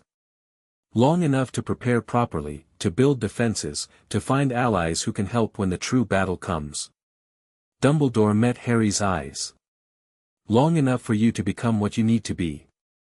And what's that? I don't know. That's rather the point. The old wizard smiled slightly. You've exceeded every expectation I ever had, Harry. You've grown beyond my ability to guide or predict. Whatever you become next, it will be your own creation, not mine. It was, Harry realized, the closest Dumbledore would ever come to admitting he'd been wrong about many things. About leaving Harry with the Dursleys, about keeping secrets, about trying to manage rather than trust. I'm still angry at you, Harry said. For the things you did. The things you kept from me. I know. You have every right to be. But I also understand why you did them. You were scared, and you were doing what you thought was best. Harry paused. I can't forgive you. Not yet, maybe not ever. But I can work with you. That's more than I deserve. Dumbledore's eyes were bright. Thank you, Harry. The school year approached, bringing with it the question of Harry's return to Hogwarts. He could have claimed his OWLS early, bypassed the remaining years of education. His knowledge exceeded most adult wizards, the academic material held nothing new for him. But Harry chose to return anyway. It's not about the classes, he explained to Sirius. It's about connections. The people I meet at Hogwarts, they'll be the leaders of the next generation. If I want to build something lasting, I need relationships with them. And the fact that your friends are there has nothing to do with it. That too. Harry smiled. I've spent most of my life alone, fighting battles by myself. Maybe it's time to try something different. The Hogwarts Express left on September 1st, just as it always did. Harry found a compartment with Neville, Hermione, and Susan, and watched the landscape scroll past as they traveled north. Second year, Hermione said. I've already read all the textbooks, of course, but I'm curious to see how they handle, Hermione. Harry held up a hand. Can we maybe have one trip where we don't discuss academics? What else would we discuss? Quidditch? Neville suggested. Politics? Susan offered. How about the future? Harry looked at each of them in turn. What we want to build, what we want to change. I've been thinking about it a lot, and I have ideas. What kind of ideas? Hermione leaned forward, her academic enthusiasm redirected. A club. A formal organization of students who want to work toward a better wizarding world. We'd meet regularly, train together, plan together. Not just the four of us, anyone who shares our values and wants to contribute. That's ambitious, Susan said. It's necessary. The old order is dying, but nothing has risen to replace it. Voldemort's defeat created a vacuum, and if we don't fill it, someone else will. Harry's expression was serious. I don't want to be a dictator or a symbol. But I can be a leader. Someone who helps others achieve their potential. Dumbledore's army, Neville said quietly. What? That's what they should call us. We're carrying on his work, or the best parts of it, anyway. Neville shrugged. It's catchy. Harry considered it. The name would be controversial. Dumbledore remained a divisive figure, admired by some and distrusted by others. But it also carried weight, history, a sense of continuity. Maybe, he said. Let's see how it develops. Second year at Hogwarts was different. Harry moved through the castle with new confidence, new purpose. He was still the Basilisk boy, still watched and whispered about wherever he went. But the whispers had changed. He was no longer the monster, the threat, he was the hero, the savior, the one who had destroyed Voldemort forever. He used that reputation carefully, building connections and recruiting allies. By October, the organization had a core membership of 24 students spanning all four houses. By December, that number had doubled. They called themselves Dumbledore's Army, though Neville was the only one who used the name at first. They met in the Room of Requirement, which had become Harry's personal sanctuary since discovering it the previous year. The point isn't just training, Harry explained during one of their early sessions. It's community. Learning to work together, to trust each other across house lines and blood status divisions. If we can do that here, we can do it in the wider world. The students responded. Slytherins worked alongside Gryffindors, purebloods beside Muggleborns. They trained in defense, yes, but also in cooperation, in communication, in the skills they would need to build a better society. Harry watched them grow and felt something like hope. The years passed. Third year brought new challenges, the escape of several Death Eaters from Azkaban, rumbles of discontent from pureblood families who resented the new order. Harry dealt with each crisis as it arose, using his network of allies to gather intelligence and respond effectively. Fourth year saw the Triwizard Tournament come to Hogwarts, and Harry found himself entered against his will by forces still loyal to Voldemort's memory. He won, of course, but the victory was complicated by revelations about just how deep the old ideology still ran. Fifth year brought the formation of a real political movement, built on the foundations of Dumbledore's army. Students who had graduated began careers in the ministry, in journalism, in business, and they carried their training and values with them. By sixth year, Harry was leading a coalition that spanned the wizarding world. And through it all, he continued his studies with Nephies. The outer dark remained a threat, diminished but not eliminated. The ancient Basilisk taught him things no other wizard knew, secrets of magic that predated Hogwarts, wisdom accumulated over millennia of existence. You are becoming something new, Nephies told him during one session. Something that has not existed since the world was young. What am I becoming? A bridge. Between the old ways and the new, between serpent and human, between the ordinary world and what lies beyond.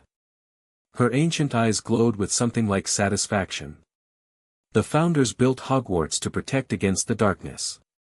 You may be what protects against the next convergence. That's a lot of responsibility. You've never shied away from responsibility before. It was true. Harry had spent his whole life carrying burdens that should have broken him. The difference now was that he chose which burdens to carry, and he didn't carry them alone. 7th year arrived, bringing with it the end of Harry's formal education. He stood at the window of Gryffindor Tower, watching the sun set over the Forbidden Forest, thinking about everything that had led to this moment. The cupboard under the stairs. The awakening of the Basilisk. The long years of training and fighting and growing. He was 17 now, legally an adult in the wizarding world. The boy who lived had become something else, a leader, a reformer, a symbol of change.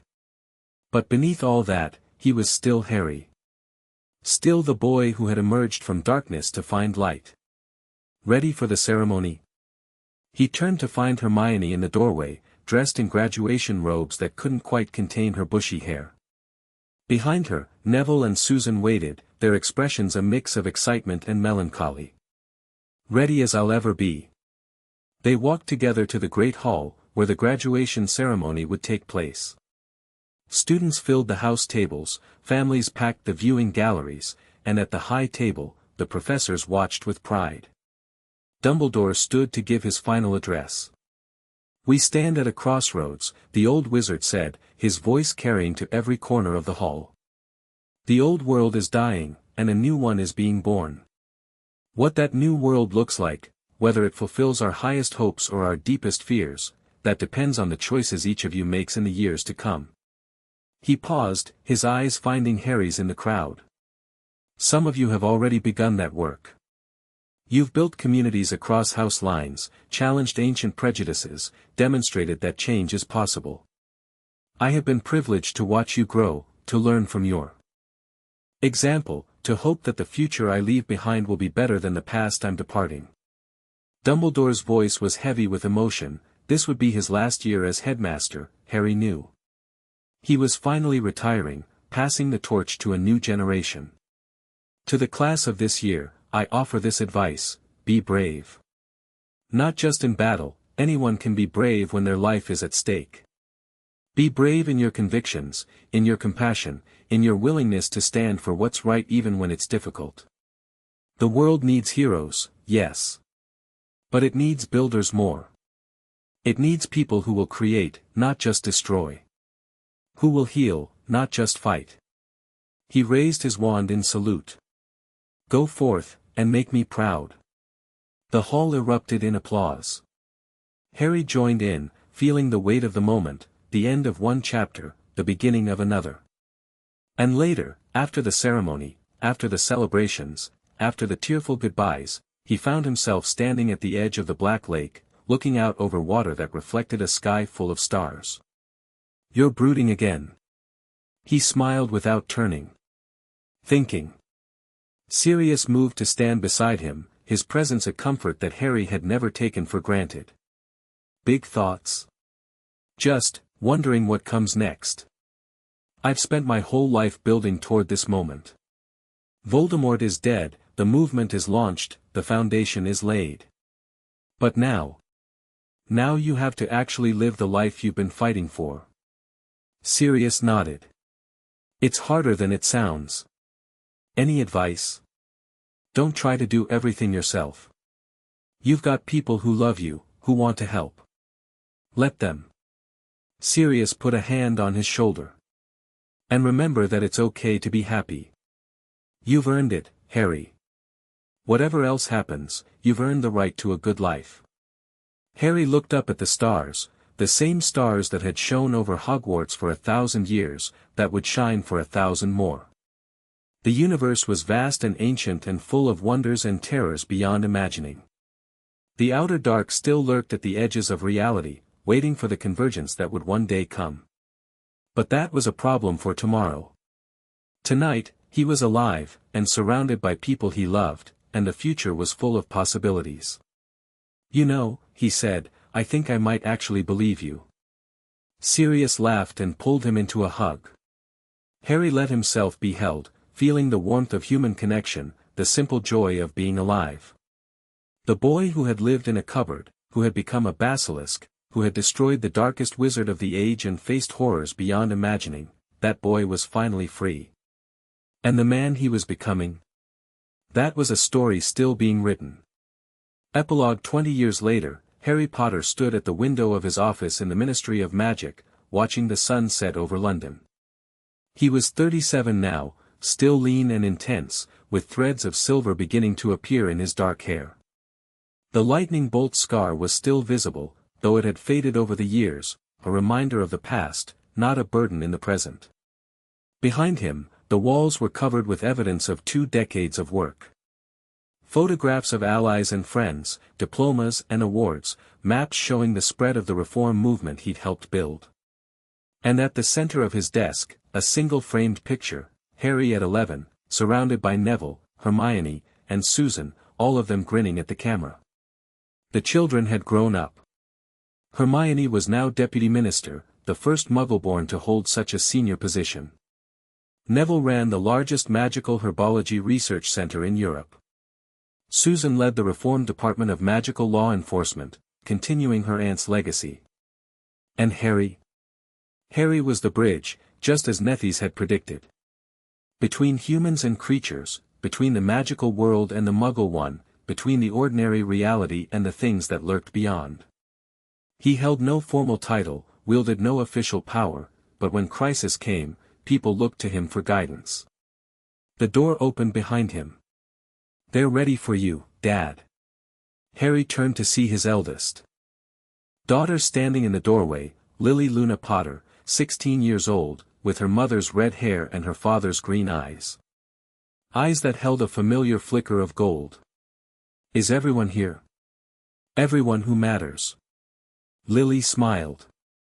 "Mom's keeping the minister entertained, if entertained means politely arguing about education policy." "That sounds like Ginny." Harry gathered his notes from the desk. "And your brother?" "James is pretending to be helpful while actually flirting with Victoire. Al is reading in a corner somewhere, shocking no one. Some things never changed." Harry smiled and moved toward the door. "Dad?" Lily's voice stopped him. "The barriers. The outer dark. Is it true what Aunt Hermione said? That the convergence is coming?" Harry considered how to answer. His children knew the truth, all of it, even the parts that frightened him. They'd been raised to face reality, not hide from it. "Yes," he said simply. "Within the next decade, probably sooner. The barriers will be at their thinnest in 10,000 years, and the old things will try to break through. Are we ready?" Harry looked at his daughter, fierce and brave and determined, so like him at that age, but without the damage that had shaped his early years. She'd grown up loved, protected, prepared. She and her generation would face the darkness that was coming, and they would do it together. "We're more ready than anyone has ever been," he said. "And we'll be more ready still before it comes. That's the point of everything we've built, to create a world that can face its challenges together. But are you scared?" He thought about it honestly. The outer dark. The convergence. The battle that had been brewing since before Hogwarts was built. "Yes," he admitted. "I'm scared. But I've been scared before, and I've learned that fear is just another emotion. It doesn't have to control you." Lily nodded slowly. "That's what you always say. Because it's always true." He put his arm around her shoulders, guiding her toward the door. "Now come on. The future isn't going to save itself." They walked together into the corridor, toward the gathering of friends and allies who had come to celebrate 20 years of peace, and to plan for the challenges ahead. Behind them, through the window, the sun finished setting, and the stars emerged one by one. Somewhere in the darkness, ancient things stirred. The barriers thinned. The convergence approached. But Harry Potter was ready. He had always been ready.